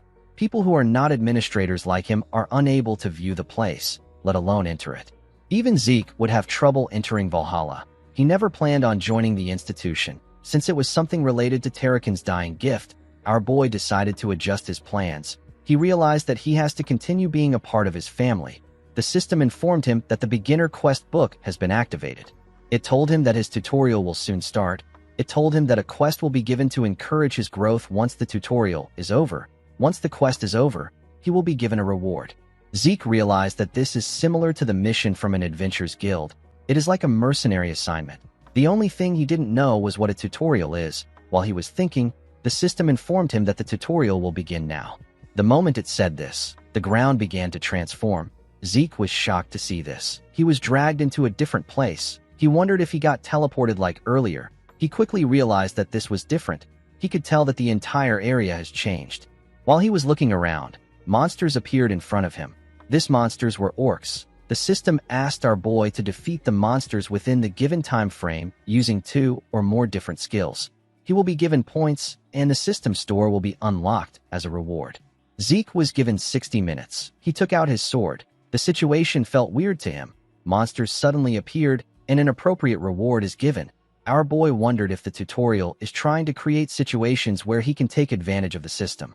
He wished that he had gotten the tutorial earlier. While he was thinking, the monsters rushed to attack him. Before they could hit him, Zeke activated swift steps and continuous slash. He tore through the monsters in one attack. He noticed that his claymore was as light as a feather. He realized that this was thanks to the divine body. With his current body, he could easily defeat a purple knight. The system informed him that he has completed the tutorial quest. It sent him back to his dimension. Our boy took away his sword. He wondered if what he experienced was an illusion. It felt incredibly real to him. The system told him that he has obtained critical bonus and time bonus. It told him that he has obtained 40 points and access to the shop category. Zeke was surprised to see that he can buy items through the system. He found it amazing. The items there were rare relics that cost a fortune to buy. Our boy wondered if he can make a fortune by reselling the items in the shop. The system informed him that he can also sell items in his inventory. It told him that the training claymore can't be sold. It asked him if he wants to sell an elven dagger for 4 points. Zeke realized that he can only sell ancient relics. The elven dagger could be sold for 100 gold at an auction. The 4 points was a bit too small. Our boy decided not to use it unless he really needs points. He closed the system and decided to leave the training ground. He wanted to get a good night's sleep. The next day, we are taken to Fanon's office. The man could not believe that Zeke actually found a high-compression mana stone within a day. He asked him about how he did it. Our boy said that it is too complicated for him to explain. He asked the man to tell him how long everything will take. Fanon said that it is already complete. Zeke was surprised to hear this. He told the man that he is incredible. Fanon told him that he finds it more amazing that he was able to get a high-compression mana stone. Our boy took a sip of his tea. He realized that his instructor is suspicious of him. Every time high-compression mana stones are found in the continent, they are registered using a variety of ancient texts. They are used to manage the ownership of some of the more expensive mana stones. By checking the registration number, a person can confirm where and when the mana stone was found, as well as the current owner of the mana stone. However, there is no way the mana stone Zeke has is registered. Fanon looked through the Central Continent high-compression mana stone registration encyclopedia. He was not able to find anything because Zeke is the first person to find it. Our boy liked Fanon's ability to suspect him rather than just blindly trust him. His judgment and skills were very good. He believed that his instructor is too talented to rot in a place like this. He moved close to him and asked him if he has now confirmed the registration number. Fanon was shocked to see that our boy knew. In the next scene, we are taken to Galleon's workshop. We see the blacksmith activate the brazier. He wore some gloves and used his hand to control the magic in the brazier. Galleon was extremely happy to test the brazier. Fanon was happy to see that the brazier worked. He told Zeke that he has a lecture to attend. He told him that he will see him later. Zeke thanked his professor. Galleon thanked our boy for completing the magic brazier. He said that he never expected to finish it in his life. Zeke asked him not to thank him. He reminded him that it is part of their deal. He asked him if he has not forgotten his part of the deal. Galleon told him that he hasn't. He asked Zeke to tell him what he wants. Our boy opened a box. He asked Galleon to make the item in the box into a sword. The blacksmith was shocked to see what it was. He could not believe that he was looking at a dragon's fang. This was Bahamut's sharpest fang. Galleon was extremely impressed. He said that he has never seen a fang of this size in such a perfect condition. He asked Zeke about where he got it. The fang was Tarakan's second dying gift. Our boy did not expect his ancestor to take the dragon's heart and fang. He realized that Tarakan must have loved to collect things. He told Galleon that it is a bit complicated. The moment he said this, he noticed that the man was shaking. He moved close to him and asked him if he is all right. Galleon could not believe that Zeke gave him a magic brazier, and now he is giving him the chance to work with the dragon's fang. With a look of determination on his face, Galleon promised Zeke that he will exceed his expectations. He said that he will create his blade even if it costs him his life. Our boy believed that this is expected because it is a request from someone that saved his life. He remembered that Galleon also made the same promise in his past life. At that time, he begged the man not to do too much. He smiled when he realized that Galleon was still the same. He told him that he will leave the rest to him. As he walked out of the workshop, he wondered about the kind of sword that Galleon will make this time. He was looking forward to it. The scene shifts, and we see our boy arrive in his room. He was quite tired. He did not expect to go through so much stress just to make a sword. He remembered that it has been a week since he received a note from Duke. Duke asked him to come find him. He believed that something will happen sooner or later. While he was thinking, he sensed something. When he turned around, he saw Duke step into his room through his balcony. The man seemed to be angry. He asked Zeke to tell him why he didn't come. Our boy began to shake. With a scary look on his face, Duke asked him to tell the truth. Zeke could tell that the man really wanted to kill him. He reminded the man that he told him to find him if he wants to challenge him again. He told Duke that he didn't come because he had no intention of challenging him again. Duke grabbed Zeke's clothes. He reminded him that he asked him to tell the truth. The moment he said this, he threw Zeke out through the balcony. Our boy was shocked to see himself in the air. He noticed that he was in a really high place. He realized that he will die before he gets the chance to heal. He quickly reached for the balcony. Before he could touch it, Duke grabbed his neck. He asked Zeke if he really has no intention of challenging him again. He told our boy that it is impossible for him not to be aware of his intentions. He realized that Zeke didn't come even after reading his message on purpose. He did the same thing when they met at the infirmary. The man realized that Zeke was trying to irritate him. He told him that he will give him 5 seconds. He advised him to tell the truth this time. Zeke smiled at him. He told him that he is funny. The man started counting down. Our boy reminded him that he has not yet even revealed his true identity to him. He reminded him that he is known as Garden Keeper Dexter. Duke smiled when he heard this. He threw Zeke back inside the room. Our boy slammed his head on the wall. Duke told him that he is right. He stretched out his hand and revealed to him that he was once a black knight of their household. He told him that his name is Duke Draker. Zeke placed his hand on his chest and apologized to him for disrespecting a member of the family and an honorable black knight. Duke was surprised to see how fast our boy accepted the truth. He asked him if he was planning this. Zeke said that he wasn't. He reminded Duke that he said he was once a Black Knight. The man said that it is not a big deal. He said that he is no longer a Black Knight. Our boy was surprised to hear this. He wondered if this is possible. He knew that it was normal for people to rise in ranks, but he has never heard of anyone who dropped in ranks. Duke asked Zeke to stop talking about it. Our boy noticed that the man's hand was shaking. He decided to drop the matter. He told the man that he will tell him the truth since he also did the same. He revealed to Duke that he was already aware of his identity. The man asked him if he bothered him so that he can become his official apprentice. Zeke told him that he is correct. Duke smiled when he heard this. He told our boy that he likes his boldness. He told him that he will accept him as his apprentice. Zeke was shocked to hear this. He did not expect it to be so easy. He decided to make it official before Duke changes his mind. He went on one knee and referred to Duke as the honorable knight among knights. He declared his intention to become his apprentice. He said that he will gain wisdom and power to bring honor to his master's name under his orders. Duke did not expect Zeke to know the apprentice's vow. He said that most people don't use it anymore. Zeke said that culture is a necessary virtue of a knight. Duke called him a sly snake. Our boy said that he will accept it as a compliment. Zeke referred to him as master and told him that he has a question for him. The man felt a little embarrassed that our boy called him master. He asked him to ask his question. Zeke asked his master to tell him why he accepted him as his disciple. Duke was famous for not accepting disciples.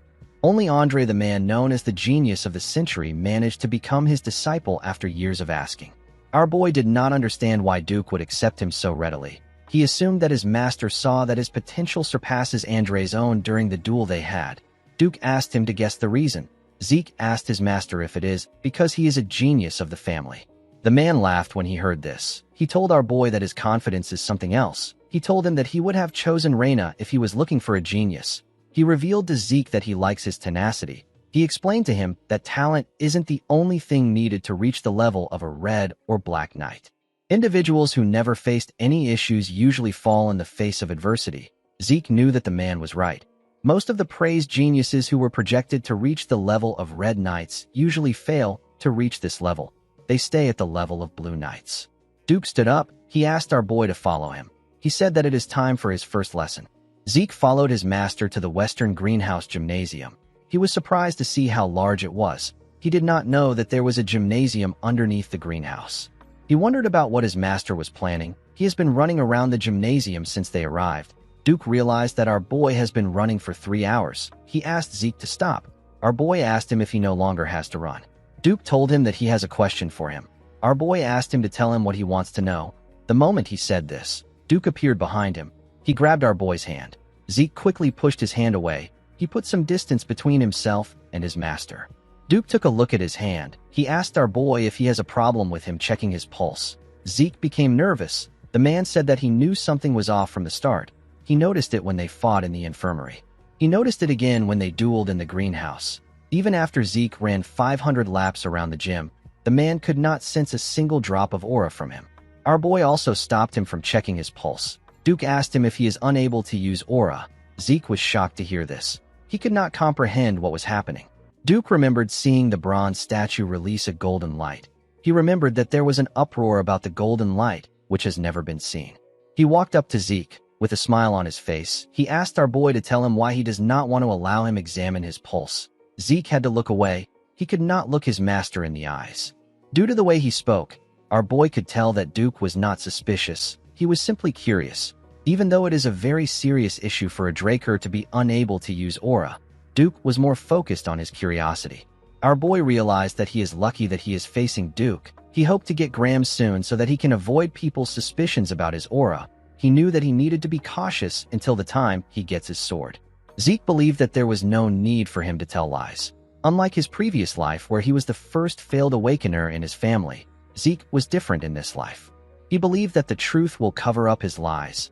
Zeke took off his gloves and told his master that he is correct. He revealed to him that he has mana reflection, which is the proof of his pure-blooded nature. The moment he said this, he activated his mana reflection skill. He was able to turn off the mana lamps in the gym. He informed Duke that he cannot use aura for some reason. Duke was surprised to see that his guess was correct. Zeke apologized for his behavior earlier. With tears in his eyes, he told his master that he will be chased out if people find out that a Draker can't use aura. He told Duke that he is scared. Zeke believed that it will be beneficial for him to put on an act that is befitting of his current age. Duke used his aura to check our boy's pulse. Zeke asked him about how things are. Duke noticed the look on our boy's face. He noticed how desperate and sad he looked. He found this a bit odd. He remembered that Zeke kept malice that was unbefitting of his age. He believed that a child will still be a child regardless of how mature he behaves. Duke wondered why he couldn't sense any aura from our boy despite the fact that he successfully awakened. The man began to think deeper about it. Zeke knew that his master will not be certain even after examining his pulse. This is the level at which the blessing right is absolute for a Draker. The Draker family places all their faith on the blessing right. Even though our boy told him the truth about his aura, he knew that Duke would find a way to deny it to himself. While he was thinking, his master placed his hand on his shoulder and told him that he is an irregular. Zeke was not surprised to see that Duke came to this conclusion. He believed that it was natural for the man to think like this since he isn't aware of the concept of class. Our boy pretended as if he didn't know what an irregular is. He asked Duke to tell him what an irregular is. Duke said that it is a term used to refer to people with anomalous abilities. An example of this is the ability to use aura and mana together. Another example is an irrational ability of peering into the future. Due to their abilities, irregulars are not treated well. Duke asked our boy not to tell anyone about his ability. As Zeke ran after his master, he asked him to tell him why he thinks he is an irregular. Duke told him that he has an insane amount of stamina and incredible recovery. No matter how light the damage is, treating internal wounds take time. Yet Zeke was able to recover almost instantly. He told our boy that it must have taken a ridiculous amount of energy for him to heal instantly. The man asked Zeke to tell him what he thinks energy is. Our boy told him that it is aura. Duke explained to him that his energy is being constantly consumed in exchange for stamina and regeneration. Thanks to this, there is barely any energy left for him to sense. He told Zeke that this is just his own theory. Our boy realized that his theory actually makes sense. It was quite plausible. He asked Duke if he will never be able to use aura. He told the man that he won't be able to meet his expectations. Duke laughed when he heard this. He walked up to the stage. He asked Zeke not to worry about it. He revealed to him that his Gale art is a special art that doesn't use aura. Zeke joined him on the stage. The man explained to him that a special art is a special skill personally developed by a knight who has reached great heights. Normally, the special arts is a specialization of dragon slaying, so it would be proper to use aura. However, the Gale arts uses only a trained body. Duke told Zeke that he will show him a demonstration. He asked him to pay attention. The moment he said this, the man moved at a crazy speed. Zeke had to quickly follow him with his eyes. All he was seeing were afterimages of his master. After displaying his technique, Duke returned back to his original spot. He asked Zeke if he was able to see it. Our boy stood up. He asked him if he can follow his footsteps. Duke asked him if he will be fine if he does not show him again. Zeke told him that this is enough. The man smiled when he heard this. He told our boy that his confidence is that of a black knight. He asked him to give it a try. Zeke crouched and took a stance. He looked around and began to move. He put his legs exactly in the same place Duke left his footsteps. Duke was shocked to see this. Now that he was directly mimicking the man's movement, our boy could see things that he couldn't before. He noticed that Duke moved as if he was sparring with someone. Each and every step has a purpose behind it. Some were for attacking, some were for dodging an attack, others were for closing the distance, and also to increase it. There were no wasted movements. After he was done copying it, Zeke went back to his original position. Duke could not believe what he was seeing. It wasn't as if Zeke wasn't gifted a week ago, but he wasn't this good. He wondered about what happened to our boy during that 1 week. The difference was like heaven and earth. Duke smiled like a crazy person. He said that Zeke is perfect. With an arrogant look on his face, Zeke asked him if he has done enough for him to get the confidence of a black rank. Duke realized that his disciple's only problem is his arrogance. He put him in a chokehold. He reminded our boy that he was just crying his eyes out some seconds ago. He asked him to be humble. Zeke asked his master if he is going to spread this story around. Duke referred to him as his arrogant disciple and told him that it depends on his attitude. Our boy told him that a black knight shouldn't have such a loose tongue. The scene shifts, and we are taken to the academy's dining hall. We see Zeke put a large amount of different foods on his plate. It has already been a month since Duke started training him. His appetite just keeps on increasing. While Zeke was shoving his food down his throat, someone approached him. The The person turned out to be Andre. The instructor asked him if he could give him some of his time. Zeke told the man that he is a bit busy. He told him that they can talk now. Andre sat down and asked our boy to tell him how he managed to convince Sir Dexter. Zeke did not expect him to go straight to the point. He understood why Andre was acting like this. Since the man has not yet become Duke's disciple, the news that our boy became his disciple must have made him a little anxious. Zeke told the instructor that he didn't really do much. He said that Sir Dexter chose him on his own. Andre was annoyed to hear this. He watched Zeke as he stuffed his face with his food. He asked him if he was chosen because he is a pure blood.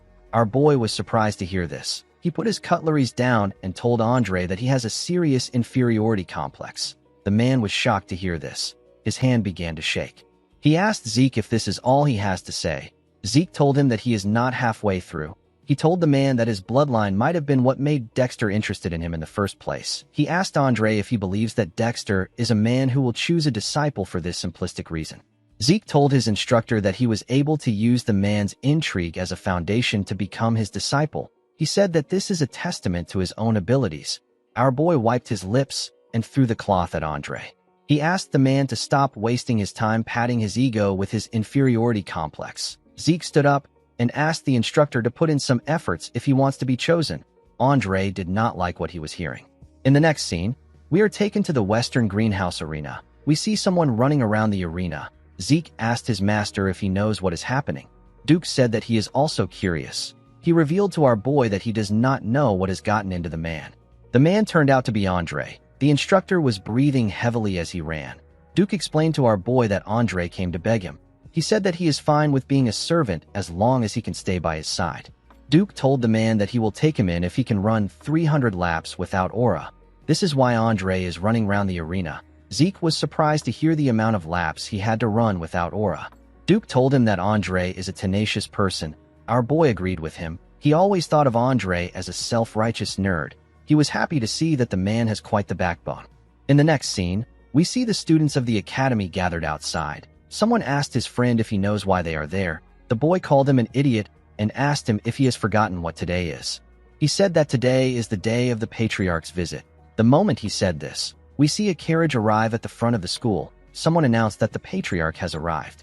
The dean ordered everyone to get ready. They all accepted his orders. A knight moved close to the carriage and opened the door. The patriarch stepped out of the carriage. He told Howard that it is good to see him again. The dean bowed his head and said that he greets the master of the Drakers. The knights that were in front bowed their heads and also greeted the patriarch. The knights behind them all held their swords and stood in an upright position. The patriarch walked up to Howard with his overwhelming energy. He reached out his hand to Howard. He gently tapped him on his shoulder and told him that he is always hardworking. The dean said that his work is nothing compared to his. With a smile on his face, the handsome patriarch told Howard that he is the only one who understands him. The patriarch is known as Arthur Draker. He is the master of all Drakers. Howard told the patriarch that the sun is quite hot today. He told him that it will be better if they go inside. Arthur raised his hand when he heard this. Howard quickly stopped talking. The patriarch moved close to where the students were. They were all excited to see him. Arthur raised his hand and called the students young dragon slayers. He told them that they are the hope and the future of the Drakers. He advised them to train harder. He told them that their development will be the Drakers' development. The students bowed their heads and accepted the order from the master of the Drakers. After saying this, Arthur turned around and told Howard that they can go in now. The man accepted his order. The scene shifts and we see Zeke greeting his father. He referred to him as the leader of all knights and the guardian of the name of the Dragon Slayer. He told him that he greets him with respect. Arthur laughed when he heard this. He told his son that nobody greets like this anymore. He asked Zeke to take a sit. Arthur placed a tray containing tea and other snacks on the table. He told our boy that he heard that he likes tea. He said that he prepared something rare. He told him that he hopes he likes it. Zeke thanked his father for the tea. He realized that even the food he likes was being reported to him. Zeke heard people say that they may be things that the Emperor doesn't know, but there will never be anything that a Draker doesn't know. Our boy felt like this saying was true. His father informed him that he called for him because he heard that he became Duke's disciple. Zeke did not expect him to go straight to the point. He told his father that Duke did him a great favor. Arthur agreed with him. He told his son that he does not know what his goal is, but he will be able to accomplish it if he follows Duke's teachings. Zeke revealed to his father that he wants to be the strongest on the continent. Arthur glared at his son when he heard this. Zeke told him that he will become stronger than everyone so that he can live freely. With a smile on his face, our boy said that this is his goal. Arthur's expression changed when he heard this. He released his aura and asked his son if he plans to surpass even him. Zeke began to sweat. He felt like something was pushing him down. He recognized this power. It is known as Astral Sword. It is said to give a person power over all living things within its radius. It is the pinnacle of aura usage that only Black Knights can reach. Arthur began to smile. He noticed that his son was pushing back. Zeke told his father that he will surpass him. The patriarch seemed to be pleased. He took away his astral sword. He told his son that this is the most interesting thing he has heard in ages. Zeke did not expect the master of the Drakers to be this powerful. The man is a real Black Knight, the pinnacle of strength. Duke was already ridiculously strong, but the patriarch was on a whole other level. Zeke was scared. Arthur informed his son that he came to support him in the academy. He said that his support is no longer enough. He put his hand into his clothes and brought out something. He placed it on the table. He told his son that this is a gift for becoming Duke's disciple. Zeke was shocked to see what it was. It was a card that had the Draker emblem on it. Our boy called it a black card. Due to his son's reaction, Arthur was able to tell that he already knew what it is. The black card is a credit card only given to a select few. Our boy never thought that he would get to see one in person. Just having the card gives one incredible benefits. The card also doesn't have a limit. Arthur explained to his son that he will put the card under both their names so that he can use it freely. Zeke bowed his head and thanked his father. He said that he will use it only when necessary. Although his father was acting nice, Zeke was aware of his true intentions. Using a credit card leaves a record. Arthur wanted to keep track of what his son is doing. Due to the fact that his father was using this method instead of opting for the Black Martial Squad, Zeke was able to deduce that his father must not yet see him as a threat. Arthur told Zeke that he doesn't want to waste any more of his time.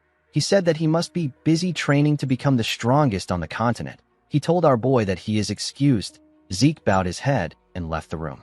The patriarch rested his head on his chair. The moment he did this, Duke told him that he is sickening. Arthur asked Duke to tell him why he is so angry. Duke told Arthur that he is suddenly playing father to his son after he neglected him for a long time. The patriarch told the man that he had no choice as the head of the household. He told him that what he just said counts as defamation of his character. Duke sat down on the chair and asked Arthur to take him away. The patriarch smiled when he heard this. He told the man that he is the only one that he can talk to without worries. The moment he said this, he put his hand into his clothes and brought out something. He showed Duke a bottle of liquor and told him that they can have a drink to go with their conversation. Duke became very excited. He referred to the drink as the dragon's breath. The patriarch poured his friend a drink. He asked him if he knows that the atmosphere in the continent has been very strange lately. Duke said he cannot know anything because he has been cooped up in the academy. He asked Arthur to tell him how he is supposed to know. The patriarch reminded his friend that he has eyes and ears all over the place. Duke called the patriarch a snake. He told him that he asked a question when he already knows his answer. Duke told his friend that he heard that the emperor has gone crazy over the idea of immortality and is looking all over the continent. Arthur asked his friend if he thinks that it is possible to be immortal. Duke told him that magic can make a person look younger, but it can't grant them immortality. The patriarch agreed with Duke. He asked the man if it will be different when the relic the emperor is looking for is related to the elder dragon. Duke was shocked to hear this. While the patriarch and Duke were talking, we see Zeke in another room. He activated his ether and used the spirit of the soul, which is also known as soul manifestation. He used a skill known as hearing. He was able to spread his senses around the floor. Zeke began to listen to what his father and Duke were talking about. Duke told the patriarch that it might be possible if it is related to the elder dragon. He asked Arthur if the emperor has already located the relic. The patriarch said that it is possible that he has. He revealed to him that the Order of Black Knights has already reported to him. He said that the relic is most likely within the northern continent. Duke asked Arthur if the Empire's people have gotten this information. The patriarch said that they haven't. He said that it is only a matter of time before they find out. Duke was reminded of the past. He reminded his friend about the time the crazy emperor first ascended to the throne. He started a war to unite the continent. Only after he took over half the central continent did the war stop. Duke told his friend that he assumed that the emperor would give up on his decrepit, absurd dream. Arthur said that if even one of these artifacts can grant immortality, then the continent will be engulfed in a sea of flames again. He revealed to his friend that he agreed to go to the north himself due to how important the issue is. Duke was shocked to hear this. He could not believe that the patriarch wanted to leave his seat empty. He told him that the bastard of an emperor would run amok if he does this. Arthur told his friend that this is why he wanted to see him. Duke told the patriarch that he is as sly as a fox. He clinked his glass with Arthur's own. Arthur told him that he is the best. Duke told him that he only ever picks him for annoying things. The moment he heard this, Zeke began to sweat. He was struggling to maintain his skill. He had to give up. He fell to his knees and began to breathe heavily. He had used the soul manifestation for too long. Even after our boy absorbed the heart of Bahamut, he couldn't do anything about the side effects. Zeke remembered that the statue he was holding before he regressed was an artifact of the Elder Dragon. The voice he heard just before he died and the system messages he saw after regressing were all functions of this artifact. Things began to make sense to our boy. He realized that he stole the artifact that the Emperor wanted to use to make his wish come true. The Emperor even mobilized a unit under his direct control to chase after Zeke. The unit is known as the Hunting Dogs. At the time, Zeke was so obsessed with revenge that he did not care about any of this. Now he has gotten a clue that the administrator system that sent him back to the past was a function of the Elder Dragon's artifact. This made our boy wonder about who created the artifact and why the person created the artifact. In the end, Zeke just ended up with more questions. While our boy was thinking, Duke stepped out of the room with the patriarch. He told him that it was a good drink. He said that he will make his move immediately. Arthur told him that he will put his faith in him. As he walked towards the door of his room, Arthur stopped moving. He looked at another door in the hallway. Something was off about the room. Zeke was still thinking about his situation. He wondered about how the artifact of the Elder Dragon was related to immortality. While he was thinking, he sensed something. His father opened the door. Somehow, the room was empty. Arthur was relieved to see that there was no one there. Zeke had actually jumped out through the window. In the next scene, we see Zeke on the training ground. Someone knocks on the door. Our boy reminded Decker that he doesn't like to be disturbed when he is in the training hall. The man apologized to him. He told him that a fellow student has come looking for him. He asked Zeke if he should send the person away. Our boy was surprised to hear that someone came to look for him. He knew that he didn't have any friends in the academy. He asked Decker to let the person in. To his surprise, the person turned out to be Liam Stone. The boy went on his knees and bowed his head to Zeke. Liam begged our boy to take him in. Zeke remembered saving the boy from his cousin before. He realized that he should have just left him alone last time.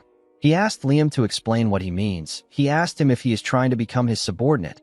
Liam told him that he is correct. He pledged his allegiance to Zeke. Our boy asked him to tell him why he is not with Jakin. Liam scratched his hand on the hard concrete ground. He told Zeke that Jakin abandoned him. With a desperate look on his face, Liam said that he must go to Valhalla. He begged Zeke to take him in. Our boy remembered that Liam was like this too in his past life. He wondered why the boy was so obsessed with Valhalla.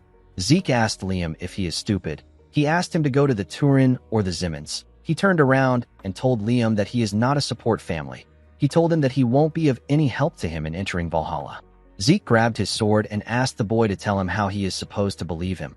He told him that he could be a spy sent by Jakin. Liam was shocked to hear this. He took out a knife. He held his ear and cut it off with his own hand. He told Zeke that it is natural for him to doubt him. He promised to prove himself to him no matter what it takes. He said that he will cut off his tongue if he wants him to become mute. While shaking in pain, he told Zeke that he will cut off his foot if he wants him to become a cripple. He referred to our boy as his lord and told him that he will place his life in his hands. Zeke did not expect this. He remembered that he cut off one of Leon's ears before. He believed that Liam was trying to show him how serious he is. The boy begged Zeke to take him in. Our boy was reminded of the time he met his master. He told him that he wants to become stronger than anyone else. He begged his master to teach him. Liam continued begging Zeke. Our boy threw a sword at him. He told the boy that he will take him in if he manages to withstand even one strike from him. Liam was happy to hear this. He thanked our boy for the opportunity. Zeke asked the boy to get himself treated before he fights. After getting treated, Liam went back on the stage with some bandages tied to his head. The boy believed that one strike from Zeke would be easy because he is someone who can also use the Draker aura. However, now that he was standing in front of our boy, he realized that they were not in the same league. He could not believe that Zeke is actually the same age as him. He was scared. It became hard for him to breathe properly. Zeke charged at the boy. Liam raised his sword and managed to block the heavy attack. The attack sent waves around the training hall. Unfortunately for him, he could not withstand Zeke's attack. Our boy was able to push him back and knock his sword out of his hand. Zeke asked Liam if this is all he has. He told the boy that he is quite miserable. He told him that he can tell he is determined. He advised Liam to give up on going to Valhalla. The boy called out to Zeke. Our boy realized that Jaken must have really cast Liam aside. He remembered that Liam is a descendant from a very distant family. If he didn't become Jaken's attendant, he wouldn't have been able to enter the cradle. The academy is a place where power is limited. Even a direct descendant like Zeke was expelled in the past. It won't be odd if Liam is also expelled now. Zeke believed that the boy had to accept his fate. The moment he thought of this, he felt something. When he turned around, he saw Liam holding his leg. Zeke wondered why the boy was clinging on to him so desperately. In his past life, Liam was expelled from the academy and the order. His life fell to ruins. However, he managed to make his way up to the level of Red Knight and became known as the Mercenary King. With tears in his eyes, Liam begged Zeke to give him one more chance. Our boy realized that Liam doesn't intend to give up. He told the boy that he will give him another chance. Liam was shocked to hear this. Zeke told him that he has a condition. He reminded Liam that he said that he will cut his tongue if he wanted him to be mute, and he will cut his leg if he wants him to be a cripple. Our boy placed his hand on Liam's shoulder. He asked him to cut off his right arm right now. Liam became terrified when he heard this. Zeke asked him if something is wrong. He asked him if he values his right arm so much. Zeke knew that there was no way that Liam would do this if he is in his right mind. He was basically telling the boy to give up on being a swordsman. He stood up and told Liam that he has a lot of training to do. He asked him to get out if he cannot do it. Liam stood up and turned around. Zeke did not know why the boy was desperate, but he hoped that he wasn't too devastated. He knew that Liam would still become a Red Knight, even if he doesn't make it into Valhalla. To Zeke's surprise, Liam picked up his sword and stretched out his right arm. Zeke was shocked to see this. He did not expect him to be this crazy. He quickly charged at Liam. Before the boy could cut off his right arm, Zeke managed to hit the sword. He broke his blade. Liam was surprised to see that his arm was still there. Zeke grabbed the boy's clothes and asked him if he has lost his mind. He asked him to tell him what he will do if he went back on his word. With a sad look on his face, Liam told our boy that he is scared that he might lose something more important to him than his arm. Zeke did not understand what he was saying. He let go of him. He told him that he will throw him out if he does something this stupid again. He asked him to remember this. With a smile on his face, Liam asked Zeke if he will accept him. Our boy asked him to follow him. He told him that people won't think well of him if someone he calls his subordinate is missing a ear. In the next scene, we see the boys in the dining room of the Platinum Mansion. Liam was touching his ear. He asked Zeke if it is really alright for him to use such a valuable potion. Our boy told him that he is investing in him. He asked him not to worry about it. Zeke placed his tea on the table and asked Liam to tell him something. He asked the boy to tell him what is more valuable than his life. Liam became sad when he heard this. He told Zeke that it is his mother. He revealed to our boy that he heard that his mother collapsed from a high fever a few days after he was abandoned by Jaken. Fortunately, the fever left, but her entire body was covered in rose-like red spots. She was growing weaker by the day. The village healers don't know what the disease is called. Zeke asked him to tell him why he is so adamant about going to Valhalla. Liam said that Valhalla students and their families are offered the greatest medical treatments available on the continent. Zeke took out a pen and added some ink to it.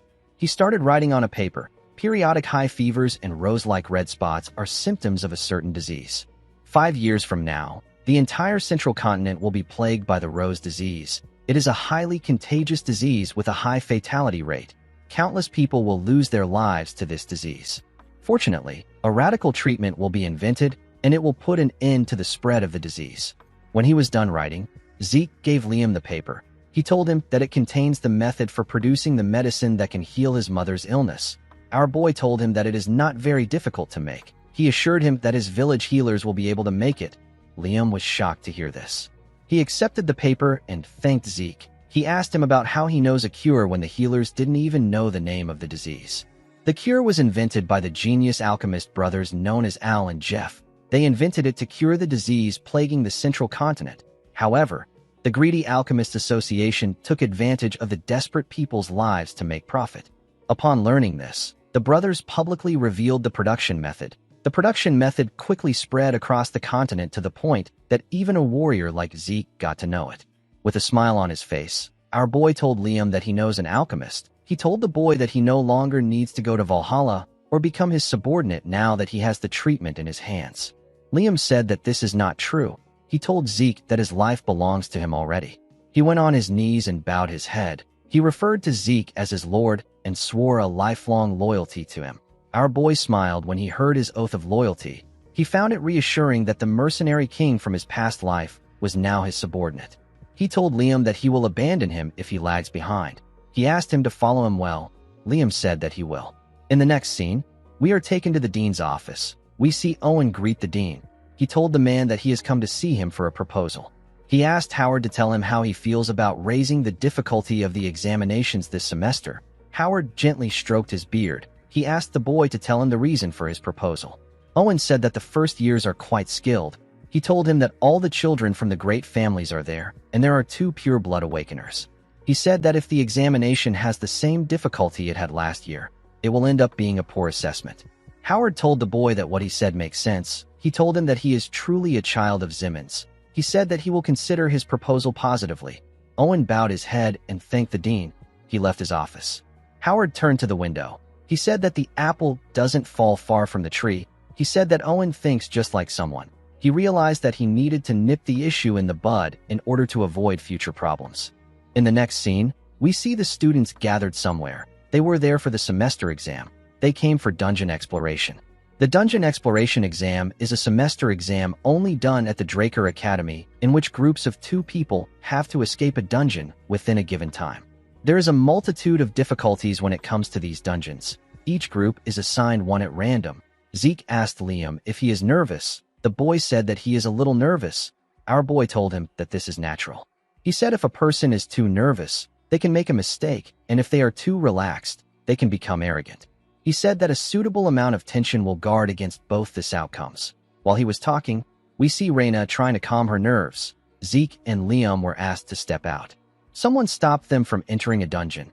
He pointed at another dungeon and asked the boys to enter it. Zeke glared at the man. He felt like something was off. The man referred to him as Cadet and asked him about why he is just standing. Our boy said that he will do as he ordered. He walked into the dungeon. He and Liam walked down the stairs of the dungeon. Although the difficulty varies from dungeon to dungeon, they are all still exam-used dungeons under the management of the Drakers. Due to this, there isn't a lot of danger. Since escaping within the time limit is the goal, each group is given a timer that activates upon entry.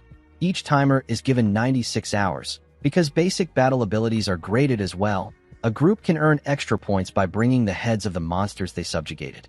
The most important thing is to leave the dungeon before the time elapses. If they are not able to escape within the time limit, they will receive a failing grade. After eating, Zeke told Liam that it is better he get some sleep. The boy reminded our boy that he set up camp and prepared their meal all by himself. He asked him to rest first. Zeke told Liam that he will be fine even if he doesn't sleep for 4 days. Liam said that he feels shameless. He told our boy that he will sleep first. Zeke assured him that he will wake him up if something happens. After Liam slept, our boy watched the campfire. He looked at their timer. He noticed that it has been 16 hours since they entered the dungeon. Zeke had been training before the day of the exam. Due to this, he has been awake for 3 days. In other words, he has spent 90 hours awake. Infinite stamina only recovers physical fatigue. It does not recover mental fatigue. Within a dungeon where a person doesn't know what to expect, our boy believed that he needed to reduce as many risk factors as possible. As he slowly dozed off, our boy remembered that he will switch out with Liam once he wakes up. The scene shifts, and we see a bell ring in a place filled with snow. The bell was attached to a pillar. There was a flag in this place. On the ground, we see a blonde woman covered in blood. As Zeke heard the bells ring again, he woke up from his dream. He began to breathe heavily. He could not believe that he had this same dream again. He remembered that he heard a bell in his dream. The moment he thought of this, Zeke recalled that they set a string of bells at an entrance to alert them. Our boy quickly took a bottle of water and poured it on the fire. He woke Liam and told him that they have an enemy. He said that he will check out the situation first. He asked the boy not to light the fire. Liam told him that he understands. Zeke stood next to a wall close to the entrance. He knew that it will be dangerous for him to use dragon eyes in an exam that will last for 4 days. He decided to adjust his eyes to the darkness. While he was trying to look around, he caught a particular scent. Our boy immediately knew that this was the scent of sulfur. He knew that there is one monster that gives off the scent of sulfur and often hunts in packs. A monster with a danger level of rank 3. This monster is the dog from hell. It is known as a hellhound. Our boy remembered that Reyna hunted an orc in his past life, but he never expected hellhounds to be in the dungeon. He quickly took out his sword. While listening to the monster's sound, Zeke noticed something odd. The leader of a hellhound pack will weigh several hundred kilograms at most. Judging from the echoes, it sounded like it weighs several tons. Our boy wondered if it is a mutant. He used his sword to carefully mirror the entrance in front of their room. He saw something shocking. He did not expect to see this monster. The monster charged at the entrance. Our boy quickly jumped back. Liam grabbed his sword and took a stance. Zeke managed to stop himself when he got close to Liam. The boy asked Zeke if he is all right. Our boy remembered that the instructor who asked them to step into this dungeon had the emblem of the Zimmons on him. He called the Zimmons crazy bastards. He wondered about what they were planning. The head of the hellhound leader stepped into the room. It turns out that another monster was holding this head. The monster threw away the hellhound and screamed loudly. It was holding a giant club. Zeke realized that the Zimmons are out to kill him. Liam was surprised to see a troll. Trolls are rank 1 monsters. They are dangerous to the point where they can casually eat orcs and hellhounds. Liam moved in front of Zeke. He told him that he will act as a decoy. He asked him to use the opportunity to flee. Our boy smiled when he heard this. He asked Liam to not say something so depressing. He stood up and told him that he is not a lord who abandons his subordinate. Zeke asked Liam to not believe in him. He asked him to believe in his own efforts. He told him that he is not weak. He asked the boy to do whatever he likes. He assured Liam that he will support him. The boy smiled when he heard this. He thanked his lord. The two of them charged at the troll. They both landed several slashes on the monster. Our boy attacked the troll from the air, while Liam attacked it from below. While he was in the air, Zeke took a look at Liam. He realized that the boy is very good. It was already impressive that he managed to wound a troll despite its tough skin. Liam actually landed his attacks precisely on the monster's joint. Zeke realized that Liam was studying monsters in his spare time. The troll fell to its knees. It swung its club at Liam from behind. Zeke managed to land behind the boy in time. He used his sword to parry the attack. He was able to cut the giant stick. Liam apologized to our boy. Zeke told him that it is fine. He told him that he is doing well for his first real battle. He told him that he made a good decision by aiming for the comparatively soft joints. However, he overlooked the troll's regenerative ability. The troll was annoyed to see that Zeke broke its club. Our boy explained to Liam that trolls are able to instantly heal small cuts. A person cannot keep up with their regeneration with proper attacks. While Zeke was explaining to the boy, the troll raised its hand. Zeke told Liam that this monster is too much for him. He took a stance and said that he will finish things up. Zeke easily killed the troll. The system informed him that he had subjugated the troll. He received 30 karma points for this. He asked Liam to dissect the troll. He told him that this should get them a lot of extra points. While Liam was cutting the troll, Zeke received another message. He was given a quest known as 2 birds, 1 stone. He was asked to hunt 100 monsters of 10 different species in the dungeon. The time limit for the quest is 72 hours. The karma points gotten during the mission will be doubled as a reward for completing the quest. Zeke was happy to see the reward. He took a look at his watch. He realized that he had 79 hours left before the exam comes to an end. Hunting 100 monsters wasn't a problem for our boy. However, hunting 10 species was quite troubling to him. No matter how large this dungeon may be, it is still an exam-use dungeon. This means that there should be about 4 species inside. Due to the fact that this was a trap set by the Zimmons, Zeke believed that it is possible to find 10 species if he looks around thoroughly. He realized that he has a lot of work to do. While he was thinking, Liam informed him that he is done. The students were given a head collection bag and a timer. The bag is far inferior when compared to a subspace pocket, but it is good enough to carry the drops. Zeke told the boy that they are moving forward. He asked him not to fall behind. When the timer was at 60 hours, we see the boys fighting hellhounds. At 47 hours, we see them taking the drops of goblins. At 39 hours, we see them defeat a huge bat.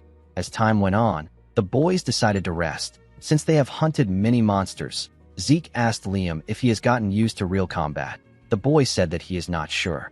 Zeke told him that this is normal. He told him that it normally takes a while to get used to it.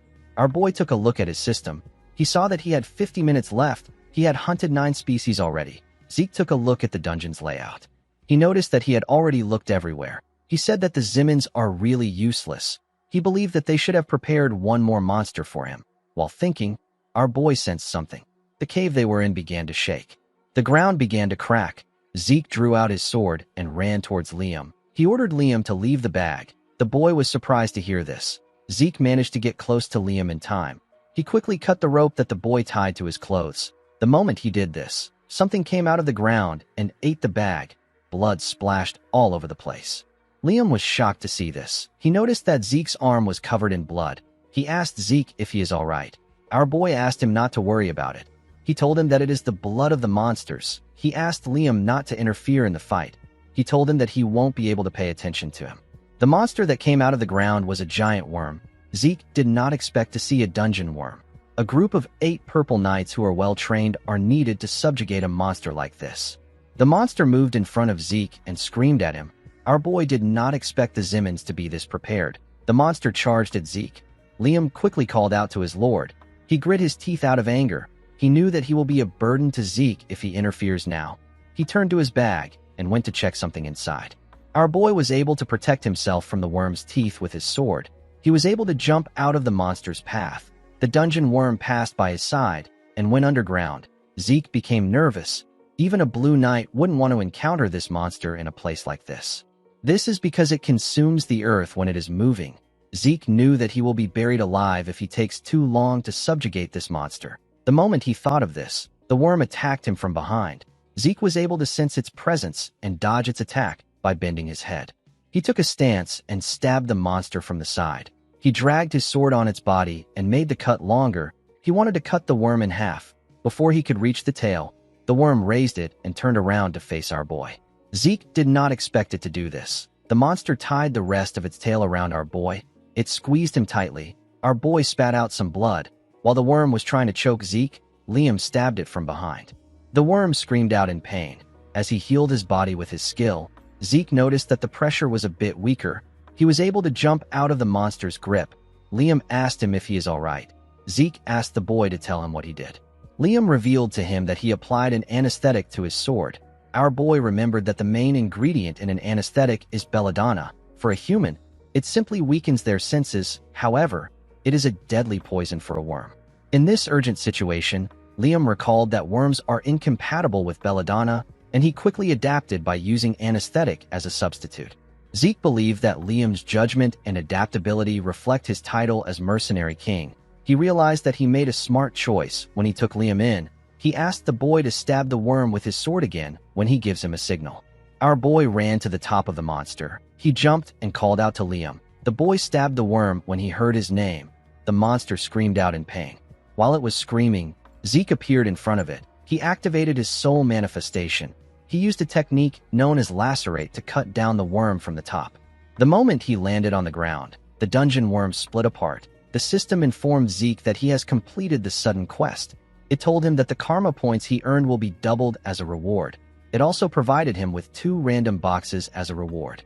Our boy received 780 karma points. In the next scene, we see the cadets gathered at the entrance of the dungeon. They were asked to line up in front of their instructors to receive their grades. Those who were done were asked to leave. Reina was the next person being graded. She and her teammate received 30 points for escaping the dungeon. After calculating the amount of monsters they hunted, their total point was 180. The cadets were shocked to hear this. It was close to Abel's record of 200. They said that purebloods are on a different level. The instructor commended Reina for surpassing the passing grade of 130 points. The girl thanked him for his praise. After Reina, Owen and his teammate were graded. They received a total of 120 points. They surpassed the passing grade of 70 points. The instructor commended them on their efforts. Owen's teammate was very happy with his score. Owen hated it. He turned to Reina. He saw her talking to members of her clan. He was annoyed to see this. He said that the girl won't be able to act cocky forever. He believed that he could always take care of her just like he did with Zeke. The moment he thought of this, someone asked his teammate about how long it has been since they last saw the sun. Owen was shocked to hear this. He recognized this voice. When he turned around, he saw Zeke and Liam walking out of their dungeon. Liam was dragging the head of the dungeon worm. Owen did not understand what was happening. The other students were shocked to see the head of the worm. They believed that orcs were supposed to be the highest scoring monster. Liam dropped the worm in front of the instructor. Zeke moved close to Owen. He told the boy that he looks pretty surprised. He asked him if he is so happy to see him. Owen was annoyed to hear this. He frowned his face out of anger. He could not believe that Zeke was taunting him. Our boy asked him about why he is no longer maintaining his poker face. He told him that this look suits him more. Owen turned around and began to walk. Our boy asked him if he is leaving already. Owen was annoyed to see that the two pure bloods surpassed him. He promised to make them pay for looking down on him. Zeke watched Owen as his squad members ran to him. He said that the boy is merciless. While he was looking at him, an instructor asked him if he is done fighting. Our boy quickly recognized the instructor. He told Andre that it has been a while since they met. Andre said that he will begin the grading. Zeke told the man that this is the only monster he has. He asked him if there is a need for him to be graded. Andre put on some gloves. He explained to our boy that he cannot carelessly gloss over things as an instructor. He asked him if the monster ate the bag containing the heads of the monster they killed. Zeke told him that it did. Andre put his hand into the monster's mouth. The cadets were shocked to see this.